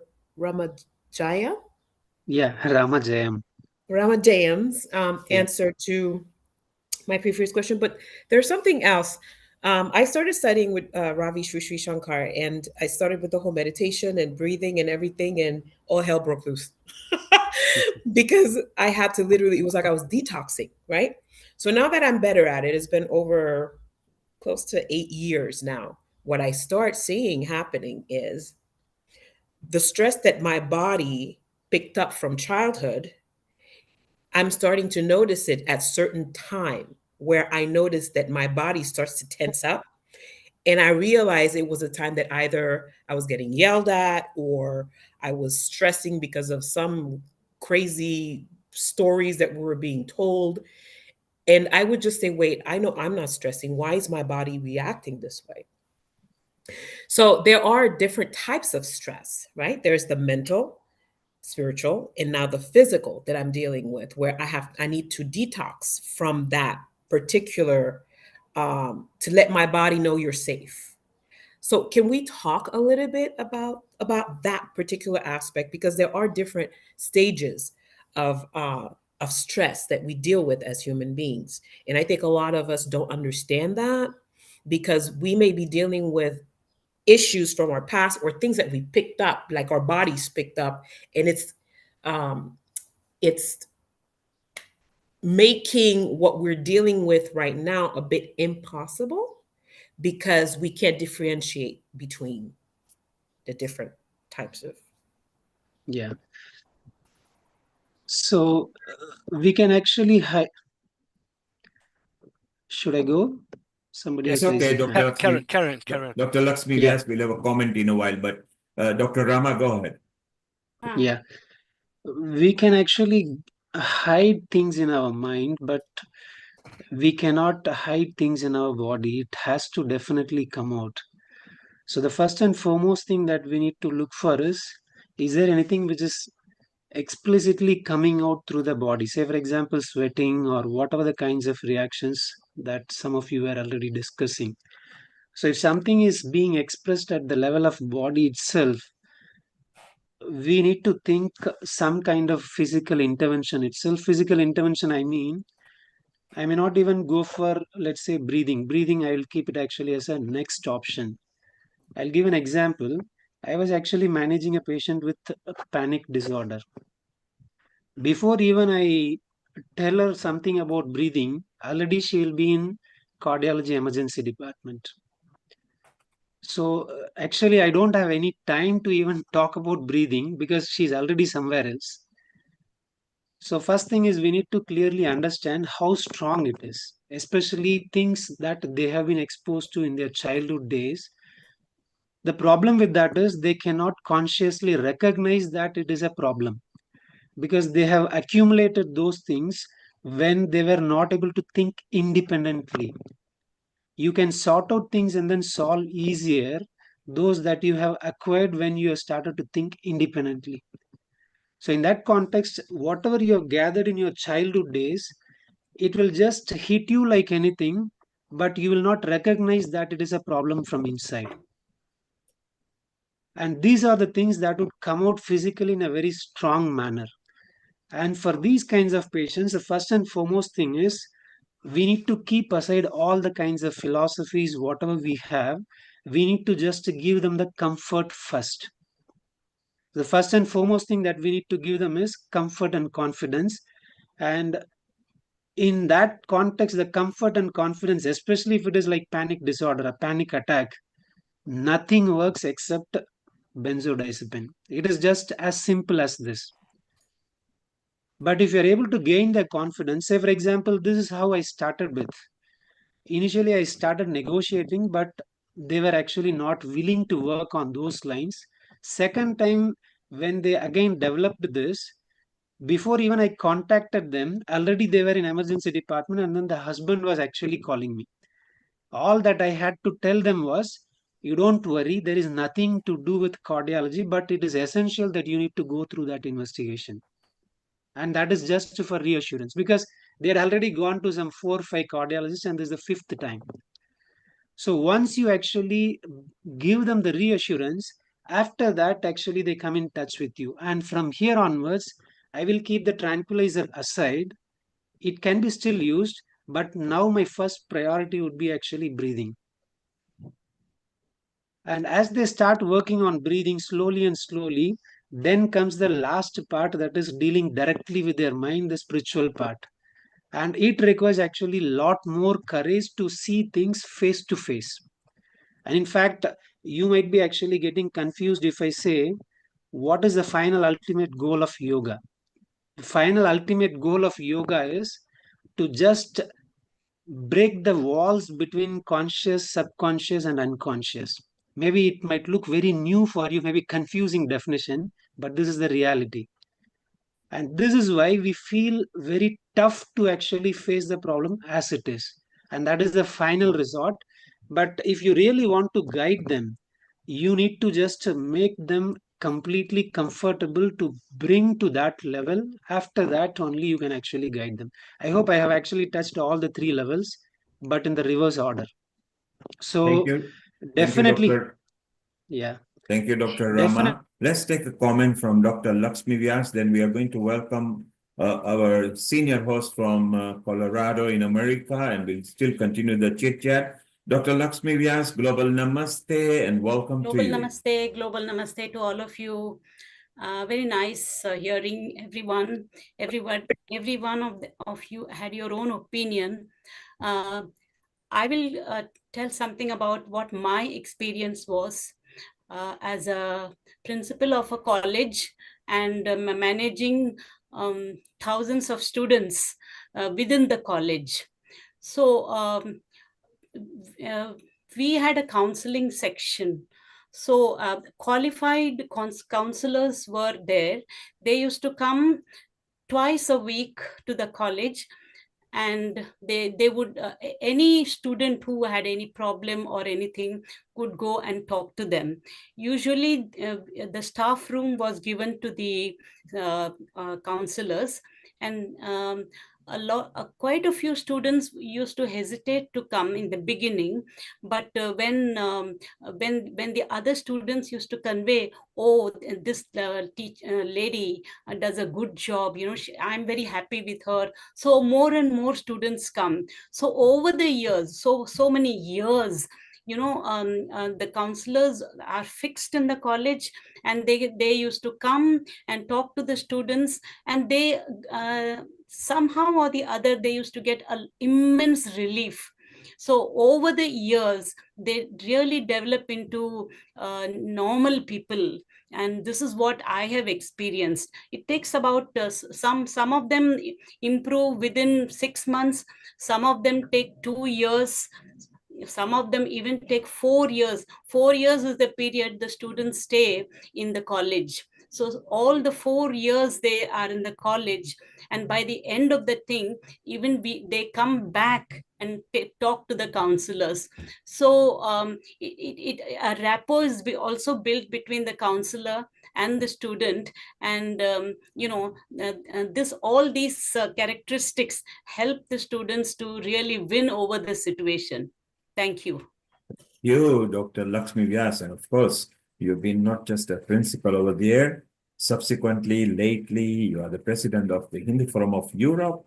You meet so many people, and in so doing, you are also a calming, soothing personality that helps people. So now let's chit-chat and get some tips from people. We have identified what happens, but let's give people something to take back home. So those viewers who are connected to us on the YouTube, Facebook, website, social media, and our partner channels, welcome. Keep your notepad and pen ready. We'll try to share some tips with you. I will kickstart our panel. But before we do that, let's welcome Sharon Rose in Colorado, in America, who is our senior host and correspondent of Healing Our Earth in America. A global namaste to you, Sharon, and how are you?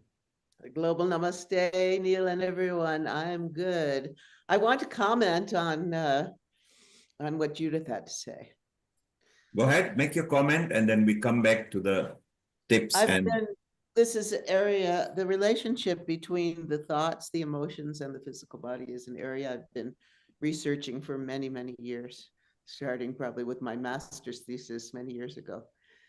And what I discovered is that the thoughts themselves and the emotions connected have really an incredible impact on the physical body. And all of these patterns of protection, I would call them, especially us women, that we develop from very, very early on, create kind of armoring. If you know the work of Wilhelm Reich, that was my master thesis. I worked on his teachings. And so what happens is that we lock our bodies in order to protect them, really. When terrible things or even just disturbing emotions come at us, we freeze, we stop breathing, we lock ourselves in these patterns, and the patterns have a tendency, unless we, do a lot of different kinds of healing therapies, and really go in and look at what's causing these things, then they tend to stay with us throughout our lives and even cause us to have things like frozen shoulders. We lock these emotional thought patterns into our physical body. And so what helps me the most, of course, is, first of all, recognizing that that's what's going on, that it's a layer of protection that when you're older, you actually don't need so much anymore. It's actually causing you pain. And so it's like journeying into into feeling and sensing in to those areas in your body where you really are holding. Many of us women have a tendency to the psoas muscle contracts, and that it's like a fear kind of thing, right? And we're holding like this, and then our shoulders will come forward and we end up like this. And so what do we need? The first thing we need, of course, is a big breath and recognizing that. And if you're in that kind of, there are all kinds of yoga poses, there's Qigong, there's many things that can help us physically through it. But, and there's Feldenkrais exercises, which have really helped me. So if I'm feeling the stress and the years of reacting to what we might call the patriarchy, the male entitlement aspects, or even women have that, but it's this kind of like, oh yeah, I'm in charge and you're just the servant. That's happened to a lot of us women. And so it's starting to recognize when you're in that situation, watch your body, become aware of your body and breathe and ground. And, you know, I will do things like, because of my training with my Guruji Sitara Devi, I will like feel myself, feel the power of Durga in that kind of situation, and feel that and really stand in my own power and my own strength, and cause almost like an energetic protective field, which we call in Qigong the Wei Qi field, and let that build up. I even have in my forthcoming film, we even have some exercises that help you. Dr. Robert Peng, he says, put your hands in this mudra by your sides and then squeeze them, and it kind of pumps up your field. And maybe it's just that whole connection with the brain and the hands that helps you remember to ground, wake up, and breathe, and come into the part of yourself that has never been injured, the part of yourself that is always divine. And the other thing that when I'm doing my exercises, if I notice that I'll be fine and it's all fine, and then all of a sudden my mind is caught in some kind of loop of emotion, and I notice that loop of emotion in my mind is causing the tension in my body. So the minute I recognize it, I take a deep breath or a number of deep breaths and just allow it, feel myself relax, really allow one's body to just relax.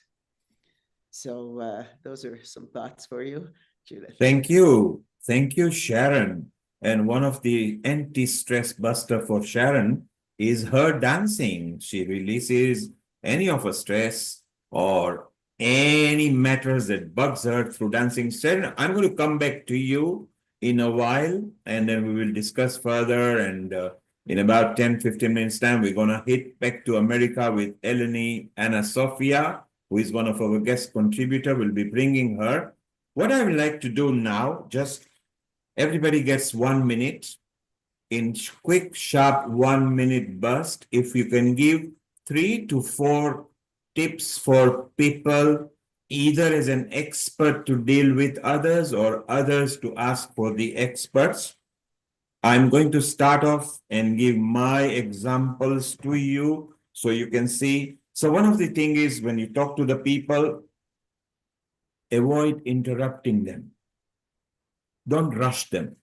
Let them talk it out. Even if there is a bit of pregnant pause and a silence, Let them bird and let them talk out what they want, not what we want them to talk. And if you are concerned about their safety, then make a note of it.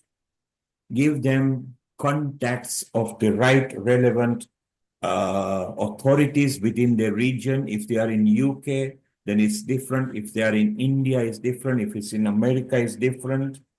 Make a note of it. Maybe even if it's okay and the family had asked you to talk to their either siblings or sons or daughter, then inform them, because sometimes family don't take it too much, they take it lightly.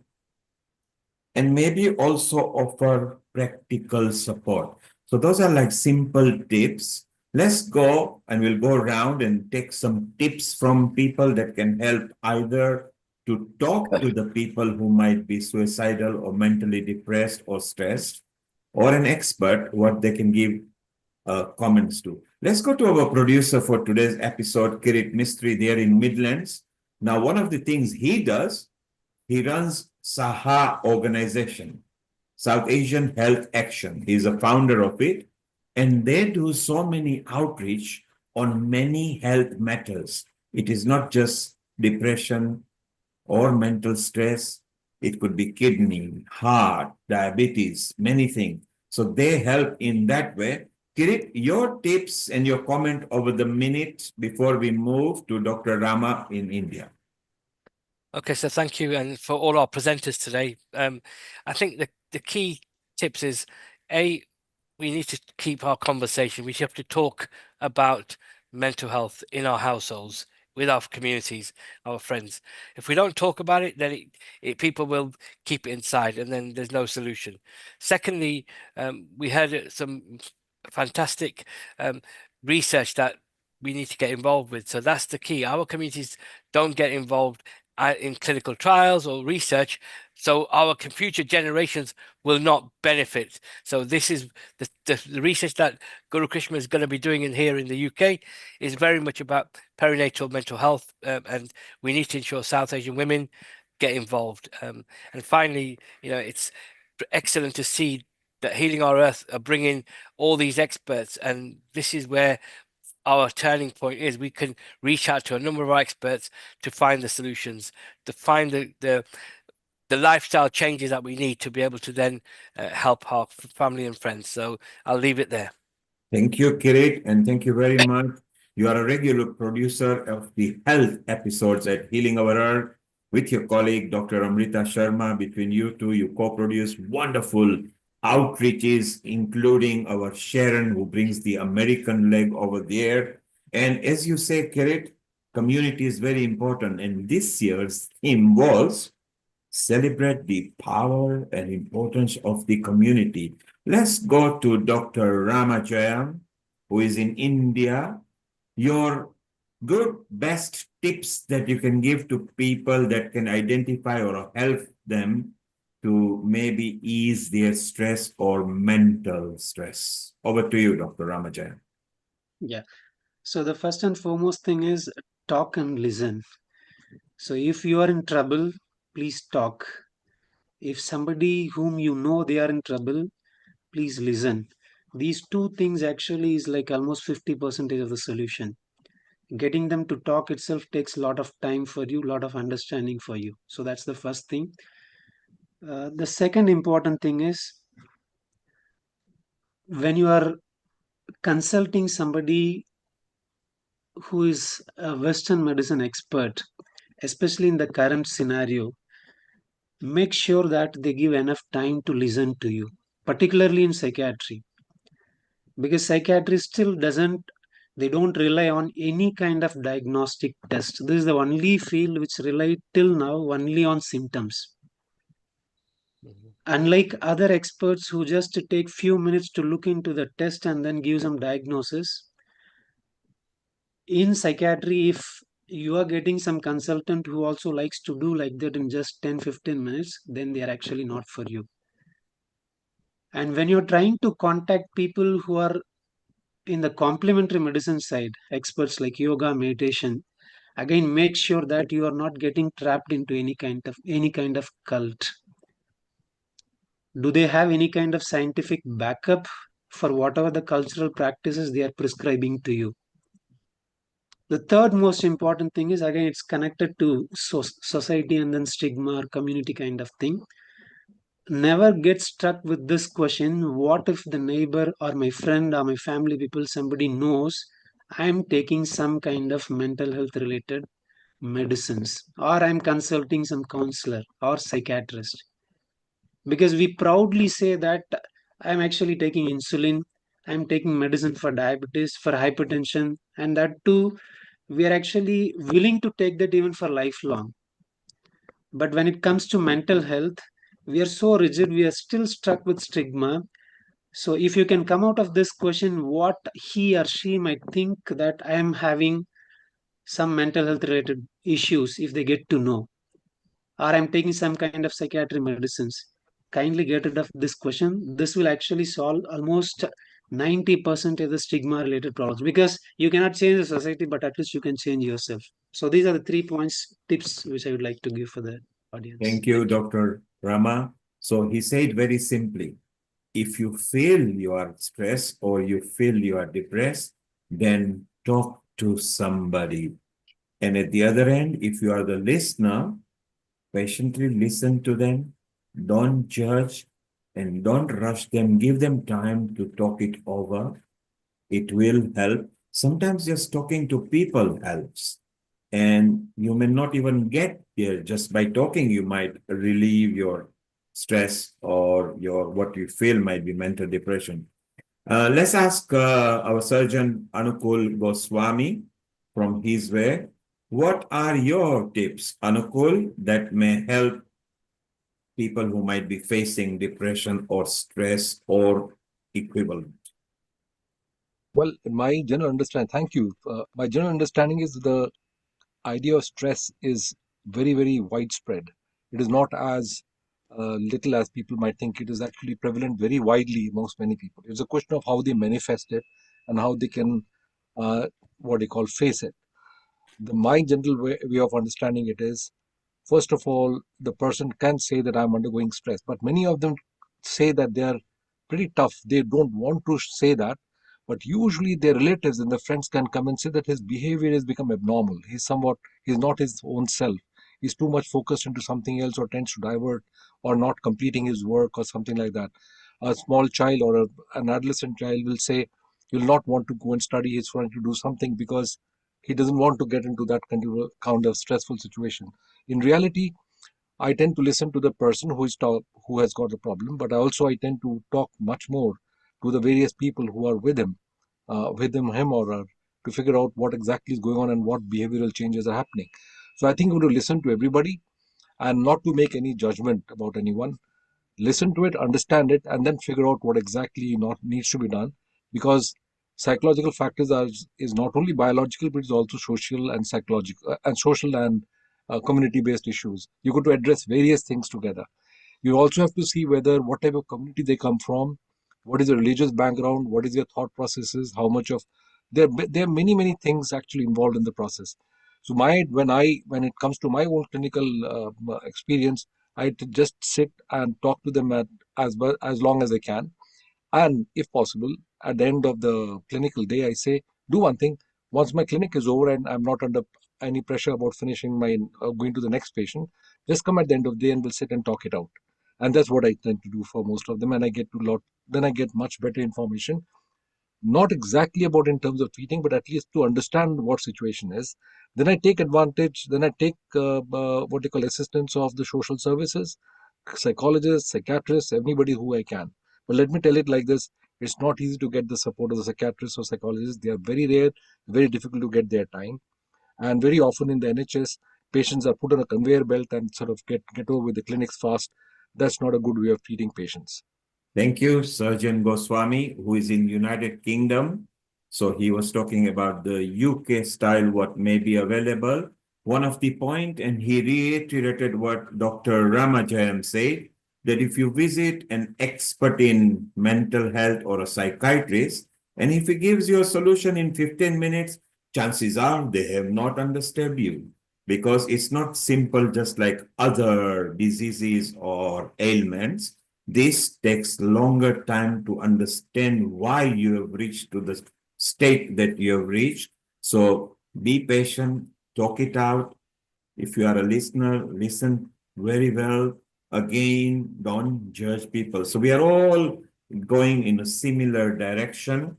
And it's wonderful to know that we are heading in the right direction. Hopefully, at Healing Our Earth, we are empowering community and society. Let's go to our another expert, our senior admin and a senior anchor there in India. We take her comment, then we go and chit chat with our Sharon. And one of the guests today is Eleni, and her topic is quite important as well: emotional alchemy, transforming grief and anger through shadow work. Sharon will tell us more with Eleni. So, Amrita, we come to you. What are your tips and what have you learned today with our different experts? And then we move out to Sharon. Over to you, Dr. Amrita Sharma in India. Thank you, Nilkumar. Thank you so much.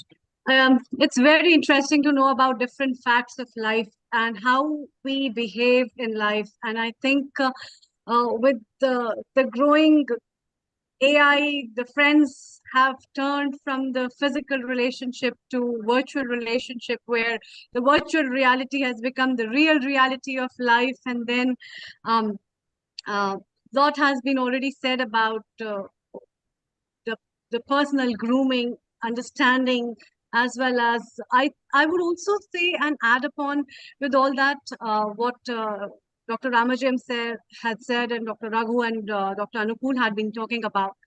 It's also very important to give space to yourself. And it's also very important to sometimes take a pause in your life and to talk to yourself and understand yourself of why the thing and why the thought process inside you has triggered and what has been the reasons behind. Sometimes when my kids come irritated at home, I really have to undergo a lot of things and insight to make him become very comfortable with me, to understand him and to know from him from the deep of his heart what has happened in the school that has triggered this behavior. And similar things happen with all of us. As Dr. Ramajam sir said, problems will never end until unless we find what the problem is and what really the solution is. So to address that, finding out, I also found one more thing. Hobbies are very important in life. I think hobbies give you a line of light to live, because it ingrain that kind of happiness and pleasure, those activities that will groom you in a better way to fulfill your purpose of life and how you have to move to.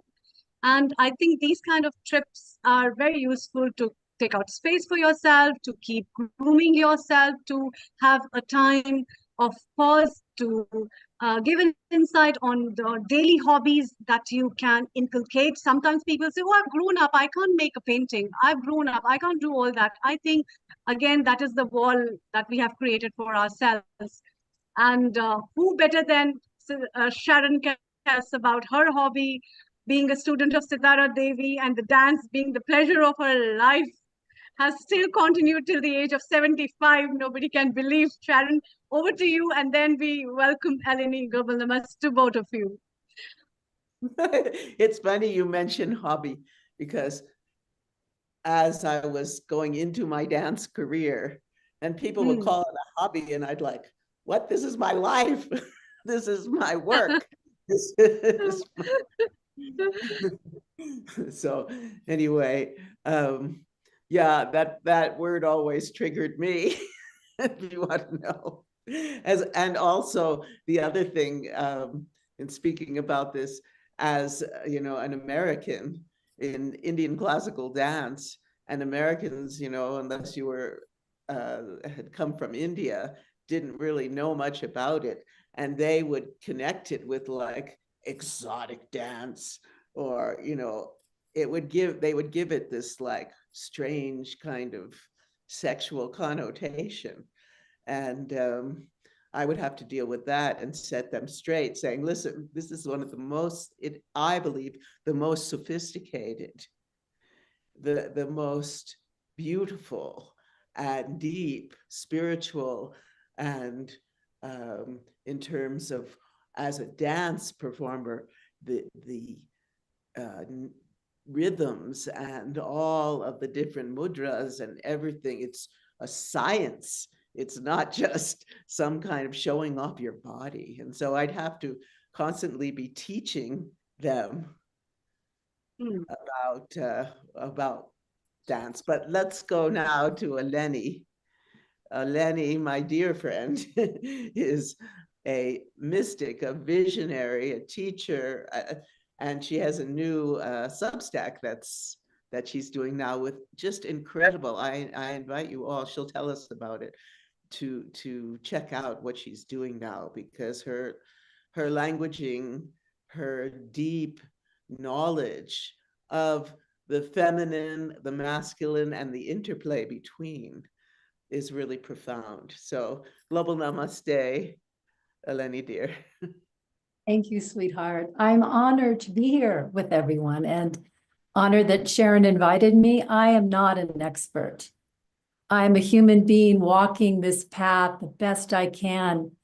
And so as I'm going through my own personal discovery, I am learning how to share what I've been able to explore in the depths of my being. And so when I think about the concept of mental health, it doesn't resonate with me in my journey. What resonates with me is that we, all human beings, are souls, first and foremost. And we've incarnated into these physical bodies with constructs that originate from so many sources, not just our immediate ancestral and generational inheritance, but our soul lineage that goes back countless lifetimes.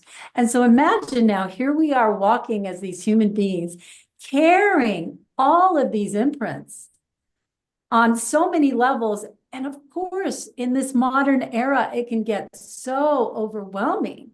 And so how do we deconstruct it? And how do we walk the path, the spiritual path that we're all here walking? And how do we really accomplish what we all want, which is ease and peace and joy and the ability to connect with each other, but not just with the human family, but the big family of life, as my dear friend and teacher, John Milton, always describes, and he's been on the show a few times, and the founder of Way of Nature. It isn't just about the human family. It's about the big family. And sometimes the big family includes the unseen world, the deities, the energies, the dakinis, all of the lineages that we here in Crestone have enormous contact with, because we're blessed with multi-lineage, multi-spiritual family interconnectivity.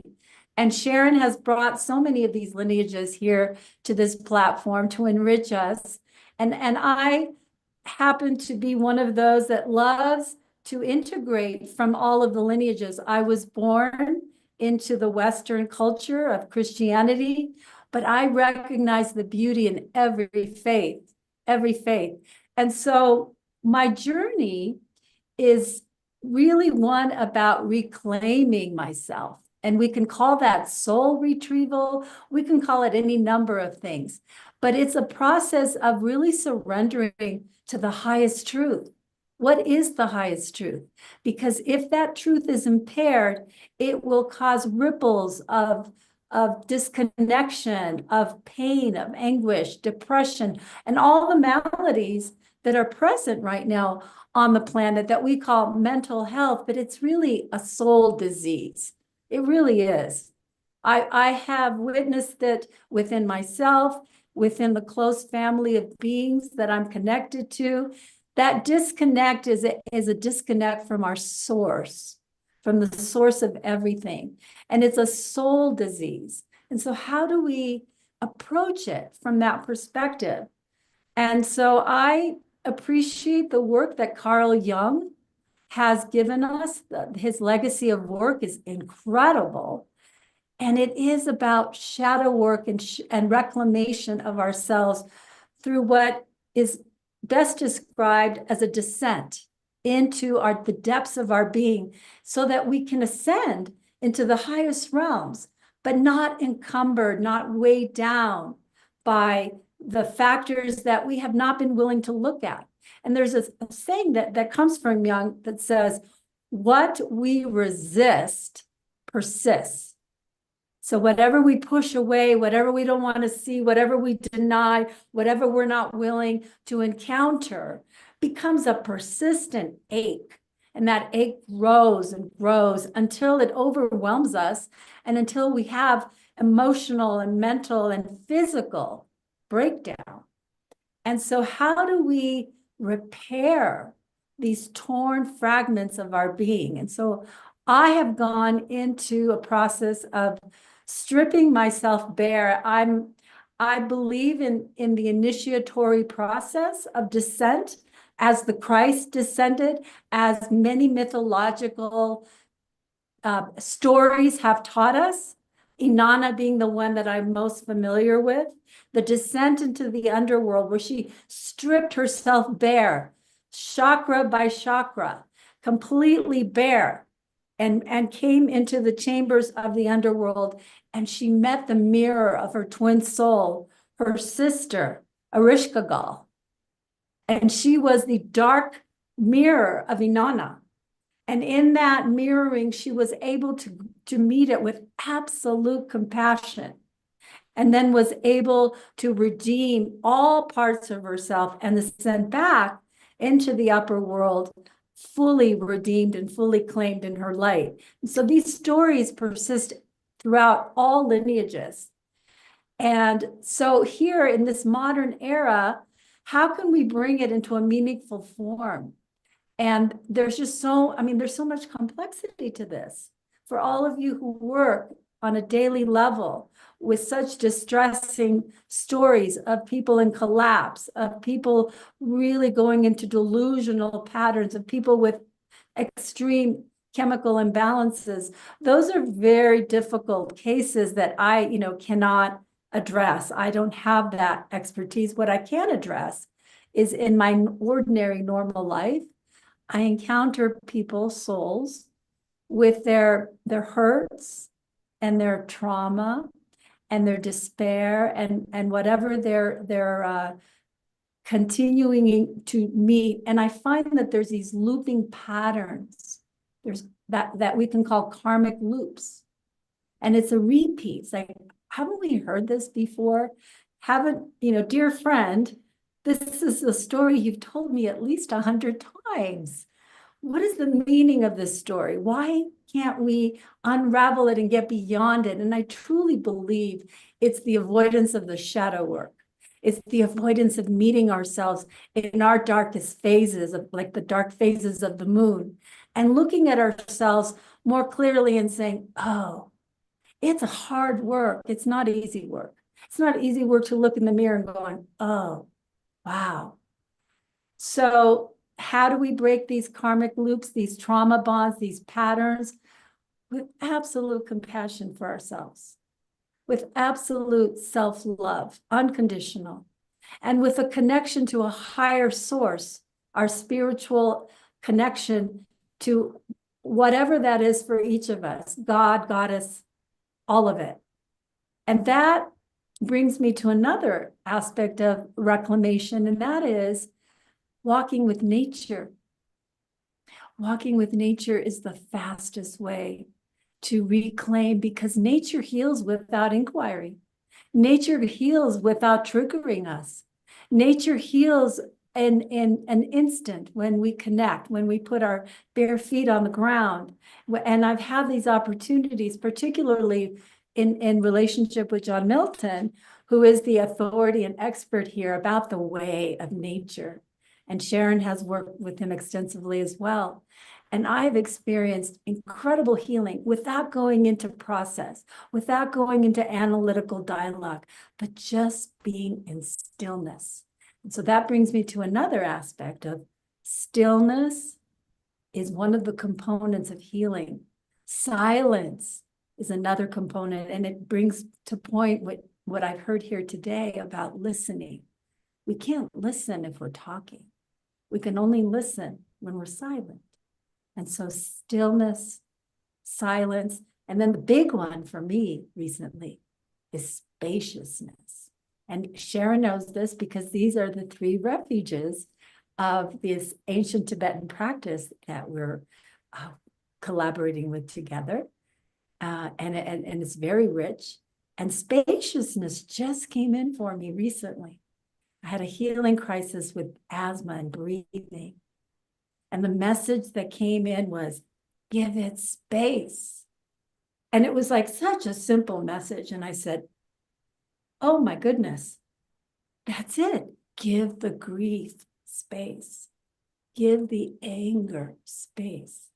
Give whatever cruelty has come upon you from others, give it space. Give it so much space that it just begins to dissolve. And then when that charge isn't so present, we can tend to ourselves so much more compassionately. And then we can be available because that energy binds us. It keeps us in this bondage, this prison. And so in our daily walk, I encourage all of us to give space to anything that's troubling us, whether it's our kids, whether it's, within ourselves, negative thought forms, anything, give it space. That's my big message right now. So I will pause there and just hear some reflection. It's interesting in the spaciousness, what's coming to me is what really helps us feel that spaciousness is our breath. Is to really, we start all our practices with some pranayama, right? To bring us out of that state of chaos in our minds and to bring us into the present moment. And so that breathing, particularly breathing with awareness of bringing in the rainbow light into our breath and through the channels and chakras of our bodies, and then releasing, even, metaphorically, you're just like smoke is coming out of you as you breathe out. So you're allowing yourself to just take that deep breath in and then release the anger, all the kleshas, all the different issues. And there's so many practices. There's the 6 healing sounds in the Taoist and the Qigong practice, where you're actually, because the emotions are connected, of course, with the organs from the Taoist philosophy and acupuncture and all that. And so, for example, if your grief is connected to the lungs, and so there are practices for really deeply feeling that grief, bringing the chi, the shakti, the life force into your lungs, and recognizing, thinking in front of you, you see every situation where you're feeling this grief. And then through breathing and visualization, you're letting it go and transmuting it. So there's so many practices and there's so many ways. It's, healing our earth. We're really working to bring all of these ways of healing, these paths of healing, to the world audience, because there's way more than, the last time I went to a Western doctor, they're not even, they just, they take your blood pressure and they hear your heartbeat in your lungs, and then that's it. Then they just want to sit there and talk to you about and stick you on drugs. That's what it seems like. So my path has been very alternative, and it's been very rich in terms of so much learning. And a lot of that I'm planning, as Eleni is working with me on the website for Quantum Chi. And we're going to have a whole section with all of the scientific, or a lot of the scientific research that shows how all of these ancient practices, including Ayurveda, including Qigong and acupuncture and traditional Chinese medicine, etc., can really be of benefit in many different situations, not only problems like cancer or high blood pressure, all that, but your psychological issues, because the grace of these movements, just getting in this concept we call flow, it just really helps the nature of your mind and helps you to release the issues and get into that beautiful sense of grace, effortless grace. It's called Uwe. Yeah. Yeah. But Eleni, what I want to know, how would you define the shadow in the ancient Egyptian traditions? There's there's the heart, and then there's it's called the Ab, the heart, and that's kind of, it's very similar in the Tibetan tradition where the heart is really the center and the source of all. And then there's the Ka, looks like this in the glyphs, and that's the kind of similar to the energy body, the chakra system, etc.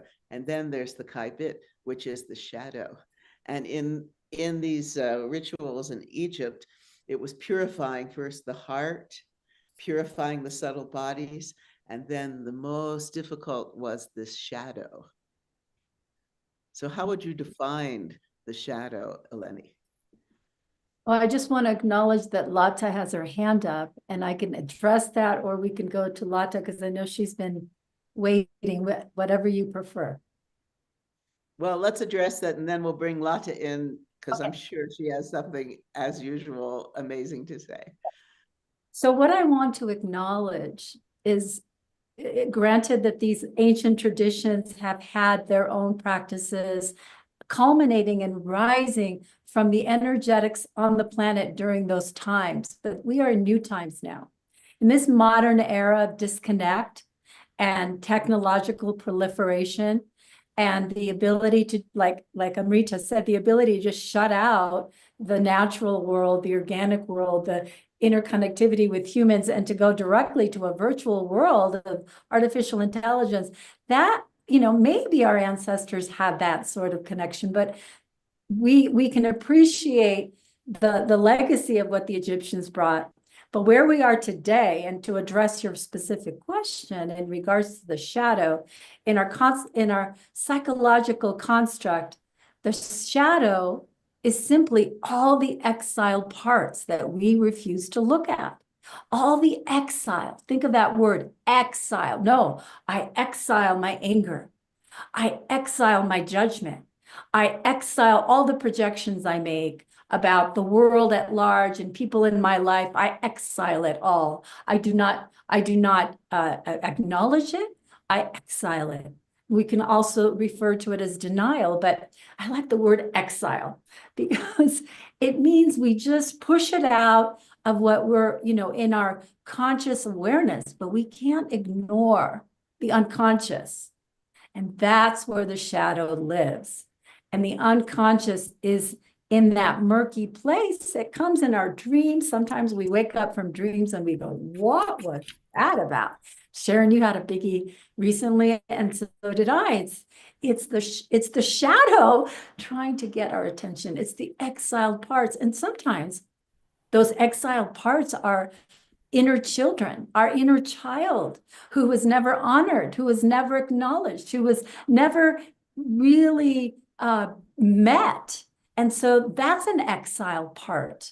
There are so many aspects of ourselves that we've buried, and they live in the unconscious until they're met.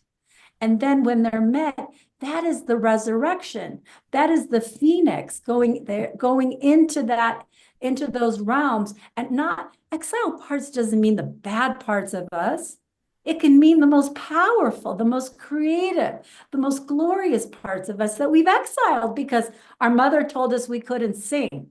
Our father ignored us and thought that our pursuit of dance was ridiculous. What are you going to really do for a living in life?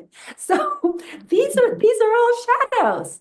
So how do we celebrate ourselves? We look at ourselves wholeheartedly and we say, okay, what have I exiled truly?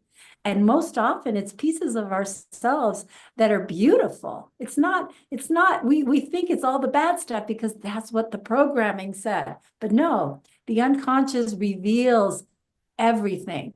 And sometimes we do have to look at the parts of ourselves that have not been kind, that have not been generous, that have not been devotional, that have been self-serving, self-absorbed behavior, selfish ego behavior. Those parts have to be looked at. And those parts are the most difficult because they're stuck in an identity construct, masks worn to protect from revealing those darker aspects of self. But those aspects, if we're truly spiritualized beings, they have to be acknowledged as well. And sometimes we call it out in each other, but the best way to bring it forward is to call it out in oneself. And so that's how I see the shadow. It's like when you feel something and this buzzword triggering you, instead of reacting, it's like, oh, what is this? Why am I being triggered? What is causing this in me? Not that one, but why am I responding in this way to this situation? Lata. Namaste. Global namaste, Sharon, and to your guest and everyone else. Yeah, this is also one of my passions, mental health awareness. So, Uncle Bhai, I think that is my passion as well. And I'm, very much lived in experience, I think, has taught me an awful lot of intelligence around the subject and becoming very sensitive to other people's needs. So I love this thing about the shadow as well, because, there's so much to explore and learn. I think the inner child as well that you're talking about is like you said, the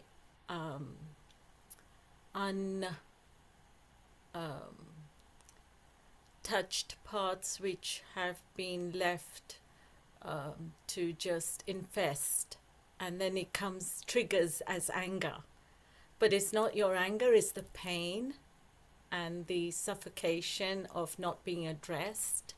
And like you said, when parents don't encourage and support us as well, or it could be our teacher, it could be our husband, it could be our children, it could be anyone that we're connected to. And you can't just cut them off, can you? You've got to learn to deal with them because they're part of you, your identity, your family. And so how do you deal with that is obviously getting more and more educated around this subject. But not everybody's at that level, are they? To understand this, they're on a different spectrum and different degree of understanding and the capacity of really getting into it and diving deep down. Everyone's so at a different level. Not everybody, it can't be the same answer for everyone or the different at the same level. And that's the beauty of it, to understand these concepts. It's only then we become very much more in tune with other people's needs. And then that, of course, helps us to have better relationships with other people, with ourselves, obviously, but also with the other person, and feeling, how to diffuse the situation. And, and obviously there are some things that are far too late, water under the bridge. Those relationships are far long and gone. So, I mean, I just felt it's just fascinating, and I resonated with everything you said, because about the other subject I'm going to come to is connecting with nature. Yesterday I was in a beautiful suburb gardens, the Royal Botanical Gardens of Kew Gardens, which is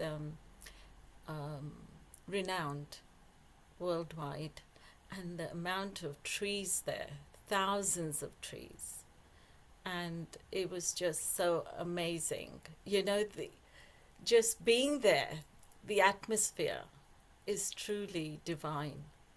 And then you touch those trees and you can see they've been there for thousands of years, and they were solid, and the energy from there, it's just emancipating there, you know. And everyone was so calm, tranquil, at peace, and it was just wonderful to be mingling with these guys, you know. And walking barefoot was one of the things I managed to do, and it really does transperse the negative energy. And when I came home, I just had to go and wash it off, because I could feel this negative energy. It had to come out, and it was amazing, you know, how it's so powerful, it's so invisible because we can't see it, but we feel this thing and it talks to you. But it's so silent, isn't it, most of the time? And so you really have to pause and be in tune with them. So it's amazing the way we reach our different levels. The more we do this work, the more higher we seem to get, and more deeper we can go into ourselves. And this is where I find it so fascinating with what let me see the name, Eleni said. I just loved every word that you brought up, and also the previous guests. I could understand everything that they were relating to. It was marvelous. It's just amazing how we all are in need of counseling and therapy, and everyone is at a different level, but we mustn't misdiagnose them. That's the problem. Sometimes you can give them the wrong tablets or misdiagnose them, and then expect them to react in a certain way. Well, if they give it the wrong medication, they're not going to perform, and they're not going to get the healing or the, you know, recovery process. So it's all very, very complex and very so sensitive, and we need to be in tune with one another, because everyone's so different. Sharon, you're different to Eleni, and I'm different to Meeta and Lakshmi and Uncle. So it's just so wonderful, isn't it, how we're so individual, and there's beautiful parts to all of us. I don't know what you have to say about that, Eleni or Sharon. I would love to speak to that. Thank you so much, Lata. What you said just really touched my heart. And as you were describing your experience in the gardens, all I could think of was, oh, I wish I was there. And the richness of the trees are so reverent and sacred, and we must do everything possible to protect them from we know any level of abuse or attack towards our trees is unforgivable. So I'm planting that as a seed, because I know that the world right now is in a crisis, and we can't minimize that. We can't minimize the environmental desecration, which is a desecration to the sacredness of all life. And so I just want to honor what you said, and to touch on yes, we're all so unique. We're all so different. Each of us is a soul signature from the divine. Every single one of us. When we say namaste, we are bowing to that divinity. I bow to the divinity of the trees and the animals and the stones and the rocks. I bow to all of that divinity. It's all divine. And yet, how did we get to this place today in our modern era where we are disconnected from that sacredness. And I just to ponder, we can't possibly solve all the problems of the world here today, but we can begin with this dialogue to begin to cultivate not only our personal practice, which is what Sharon was speaking to, which is absolutely essential. And I can validate that from my own personal experience, but just to validate each other's pain. We all have our different burdens, so many burdens. And how do we let go? How do we support? I think it's by holding space. When a friend comes or even a stranger and we can hold space and we can look at them compassionately and say, I see you. I recognize you. I bow to your divinity. There is this light that comes in, especially among children who I think are being completely ignored and invalidated. And whoever, those of us who are around young children, I know Sharon has two beautiful granddaughters, and the joy that is sparked in them and the joy that they can create in instantaneously, because they recognize the spontaneity of life is always present. And Sharon brought the concept of Wu Wei, which is a Taoist term that means effortless action, effortless joy. Children are born with it. And what happens is it's stripped away from them. It's stripped away from them piece by piece. I think we need to restore that childhood innocence in everybody and bring back that incredible, organic, effortless joy that keeps bubbling. Because why not? We have a short lifespan. Why not enjoy it? Neil, you asked for advice. I would say one of the best things to do is to limit your television watching the news. Limit the news, because I know too many people in this chaotic political atmosphere of the world who are completely addicted. Rather than go out in nature, they're glued to the TV. They're glued, and I can see how the negative, the news is so much about just the clickbait, what kind of weird, horrible thing will get more people watching. And we need to really let go of that. And as individuals, what can we do? We can be here on Healing Our Earth. We can do everything in our power to help, to counter that negative energy coming at us, and to see the beauty in everyone and everything of our amazing planet and our amazing heritage.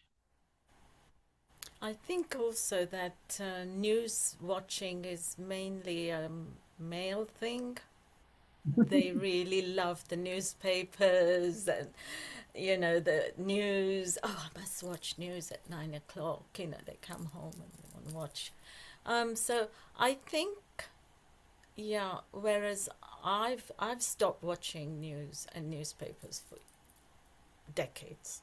I just cut it out of my life, even the television. So that in itself helped me to cleanse the mind out from fear. Yeah. Otherwise, I think I would have been a nervous wreck. And I could see with clarity if the doctors wanted to prescribe me things, I would say no. And I think to keep news out is one thing I would agree. It just contaminates the brain. You can't see the black for the white, and it just distorts everything, because then you're allowing your mind to be controlled by the media. Yeah, I want to add something to what Sharon layered in, because it's so important, and it's just the whole concept of addiction, and addiction is such a huge part of the shadow it's an avoidance. It's a defense mechanism. We become addicted to the news because we want to avoid our own personal work. We're distracted by what's happening out there instead of what's really important, what's happening in here, because that's what is most in our daily life, what is most at stake. And as someone who was addicted to the news, and as someone who's recovered from that for a while now, I understand what that hook is. It's a hook, okay? Things hook us. Everybody's different. Everybody has different hooks. And to liberate and emancipate, as Lata has suggested, requires deep self-examination and a real deep questioning of, is this what I value? Is this what I want to bring into my field? Fear and negativity and anger and fighting and polarization? No. My answer today is no. And so I won't engage with it. Sometimes, it comes in my field when somebody says, hey, did you hear about it? No, I didn't hear about it. Tell me. But I stay in this neutrality of don't come into my field, don't poison what I've created, don't contaminate, we haven't talked about toxicity of other people, toxicity of aspects of our own sabotaging inner dialogue. There's so many toxic elements that are coming at us. No wonder we have a mental health crisis in the world. No wonder. How do we clear toxicity? Because the planet needs our support for the toxicity we've caused environmentally. But what about our personal environments? And watching news is the most toxic thing you can do, aside from eating poisonous food and taking horrible drugs, and then doing other things, which I won't mention now, that we all know. There are dark side stuff, all toxic. So let's just make a commitment to be pure channels. And to be pure channels, we don't let any more toxicity in, and we clean up the toxicity that has already come in. And we do that faithfully and with absolute self-compassion and love. Thank you. Thank you, Eleni. Sharon, let's take a quick comment from Mita. Then we tell people what's happening over the next 4 weeks. And then we will wind down. So Mita, your comment, and then we show people what's happening over the next 4 weeks. Global Namaste, everyone. Thank you, Neil. Yeah, it's very interesting topic because mental health is such a tip of the iceberg. People don't see if you are broken mentally. They can see if you are hurt physically. You don't see how it affects, because the mind controls the body as well. So how it completely crushes you, only if you've experienced from a near and dear one, you will know the difference.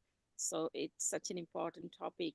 I work in the pastoral care of higher education, university, and we have a wonderful provision. We have excellent team of counselors, and we have many of the provisions. I was writing in the chat as well. We have an artificial lake. You can go and sit near the lake. It looks like real lake. And the water feature with the ducks and with the stillness of water completely changes the paradigm, especially watching sunset over there. The 5th floor of the library is famous for PhD students, but it's famous for sunrise as well. So those who are working all night will see the sun rising. And it's so all these little things which are for free, which can keep our mental health, in good shape. We should make the most of it, I would say. I mean, between the counselors and the pastoral care department where I work in the Religious Life and Belief Center, we bounce back the staff and the students. If we think they need to go to a qualified counselor, we send them there. If they think they need some pastoral care with reference to religion and culture, they are bounced back to us. So we have that, understanding. And irrespective of religion, we go and see anyone. I was approached by the director of Wellbeing and Welfare Center for Wellbeing. The Mita, can you look after this Muslim student who was a foundation student? And I looked after her for nearly 3 months. She was hospitalized and she was under Section 2. She couldn't even go out. So, and recently her dad called me as well. So you build up a relationship as well, because those who are not understood of what they are going through, and you are there to just listen to them. Sometimes they just want to be listened, and without any judgment, without giving any advice, because we find our own solutions. We have that inner divine capacity. As Eleni was saying, we should be like children. We should be we should be so transparent, so happy, so much living in the moment, and things will not bother us, as much as if we keep on thinking about, oh, this is a problem and this is a problem. Either it is past or it's the future. So yeah, so thank you very much for having this wonderful program, and I think mental health is utmost necessary in today's world, because our mind is not built to deal with the kind of stresses we deal every day. We are not built for that, and we are facing that, and we are facing as if we are in the caveman mentality, still fight or flight, and we don't know what to do with it, no matter how much we read, but the natural response will be different. So it's very important to have this kind of provision on a global level, where everyone can contribute, everyone can understand, and this goes in the archives as well. We can listen to it in future, and we before it becomes unsolvable disease, it has to be given good attention. NHS, National Health Service, does wonderful program on mental health and spirituality, and I get I get invited to train as well, which again we do on an honorary basis. But they also want to understand from a spiritual side, from a religious side, what are the factors, everything. Pastors from Christianity, they explain about the superstition in every different religions as well, how that might affect. So how mental health can be good, spirituality can be good in some ways, cannot be good in some ways, religion especially. And all those things play a huge part, and perhaps in future we can embrace that part of it as well in this episode. I think I have spoken a lot, so thank you very much for giving me the opportunity, and lovely to be on this program. And thanks again, Neil, for giving me. Thank you, Meeta. Thank you. And a quick comment from Dr. Lakshmi Vyas. Make it quick, please. And then we go to our next 4 events. Dr. Lakshmi Vyas, over to you. Eleni and Sharon, you came and really elevated the whole discussion to a different level. And I really, really thank both of you for that. And every time you come, you're always there, jubilant. And I wait for you to come, in fact. Thank you very much, Neil ji, for this wonderful program. It was very informative, and we should have more of these talks. Thank you very much. Absolutely. And talking about more, Mind, Body, and Conscience Conference is also taking place. So let's share with people the 3 episodes that's coming on healing, and one that is happening live in IIT Monday over there. So Sharon, well, one of the episodes that you like is next week. Yoga and meditation for body, mind, and soul. Join us for this free global online session, Sunday, 25th of May, 2025. And Sharon, you also got one of the slot at 10:30 MT. So if you just reply to the group in the Telegram. And the next one, Amrita, tell us more about this. So the next week to that is Cancer Care and Awareness episode, where we will be bringing cancer survivors and talking about their experiences and knowing more insight on that, which will be broadcasted to you on 1st of June, 2025 from 2 p.m. British Summer Time. So if you know anybody who is suffering from cancer or who has survived with cancer or knows cancer awareness or any oncologist, then do connect to us in our Telegram health group and we can bring them to give us the tips. And this one, Amrita, is very close to your heart, and Anukul, Surgeon Anukul, who is here, and other speakers who were earlier, actually going to India in person. And isn't this wonderful? It's a second international conference, MBCC. So it's Mind, Brain, and Consciousness Conference, which is taking place in Himachal Pradesh, where Dr. Amrita Sharma is normally, and it's Indian Institute of Technology. And this is taking place between 4th and 7th June in person. And the themes that are actually involved in this episode is so beautiful. It's got so many variety: music, Indian performing arts, Ayurveda, Indian philosophy, science of consciousness, neuroscience, theories of perception, quantum perception, cognitive psychology, cognitive biomarkers, science of intelligence, sleep and dream studies. You can't apply anymore because it's already finished, but look at the speakers. Some of the most eminent speakers in the industry will be flying to Himachal Pradesh.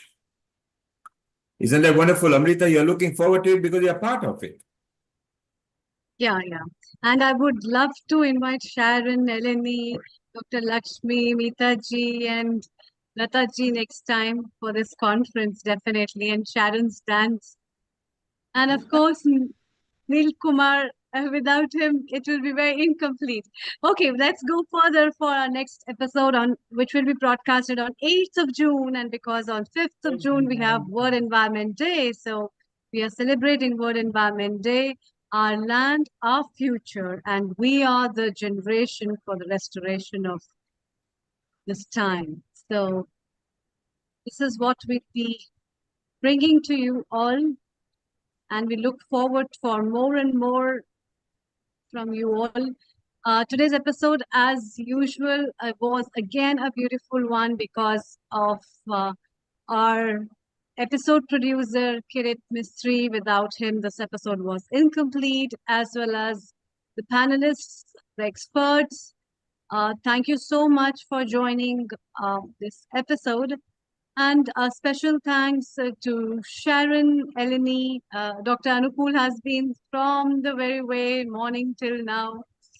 So, and Judith as well. Let's wind up with a short Gayatri mantra. Om Om Bhurbhuva Swaha Tatsavitrvarenyam Tasya Dhimahi Dhiyo Jo Na Prachodayate. Om Swaha Tatsavitrvarenyam Devasya Dhimahi Dhiyo Jo Na Prachodayate. Om Swaha Tatsavitrvarenyam Tasya Dhimahi Dhiyo Na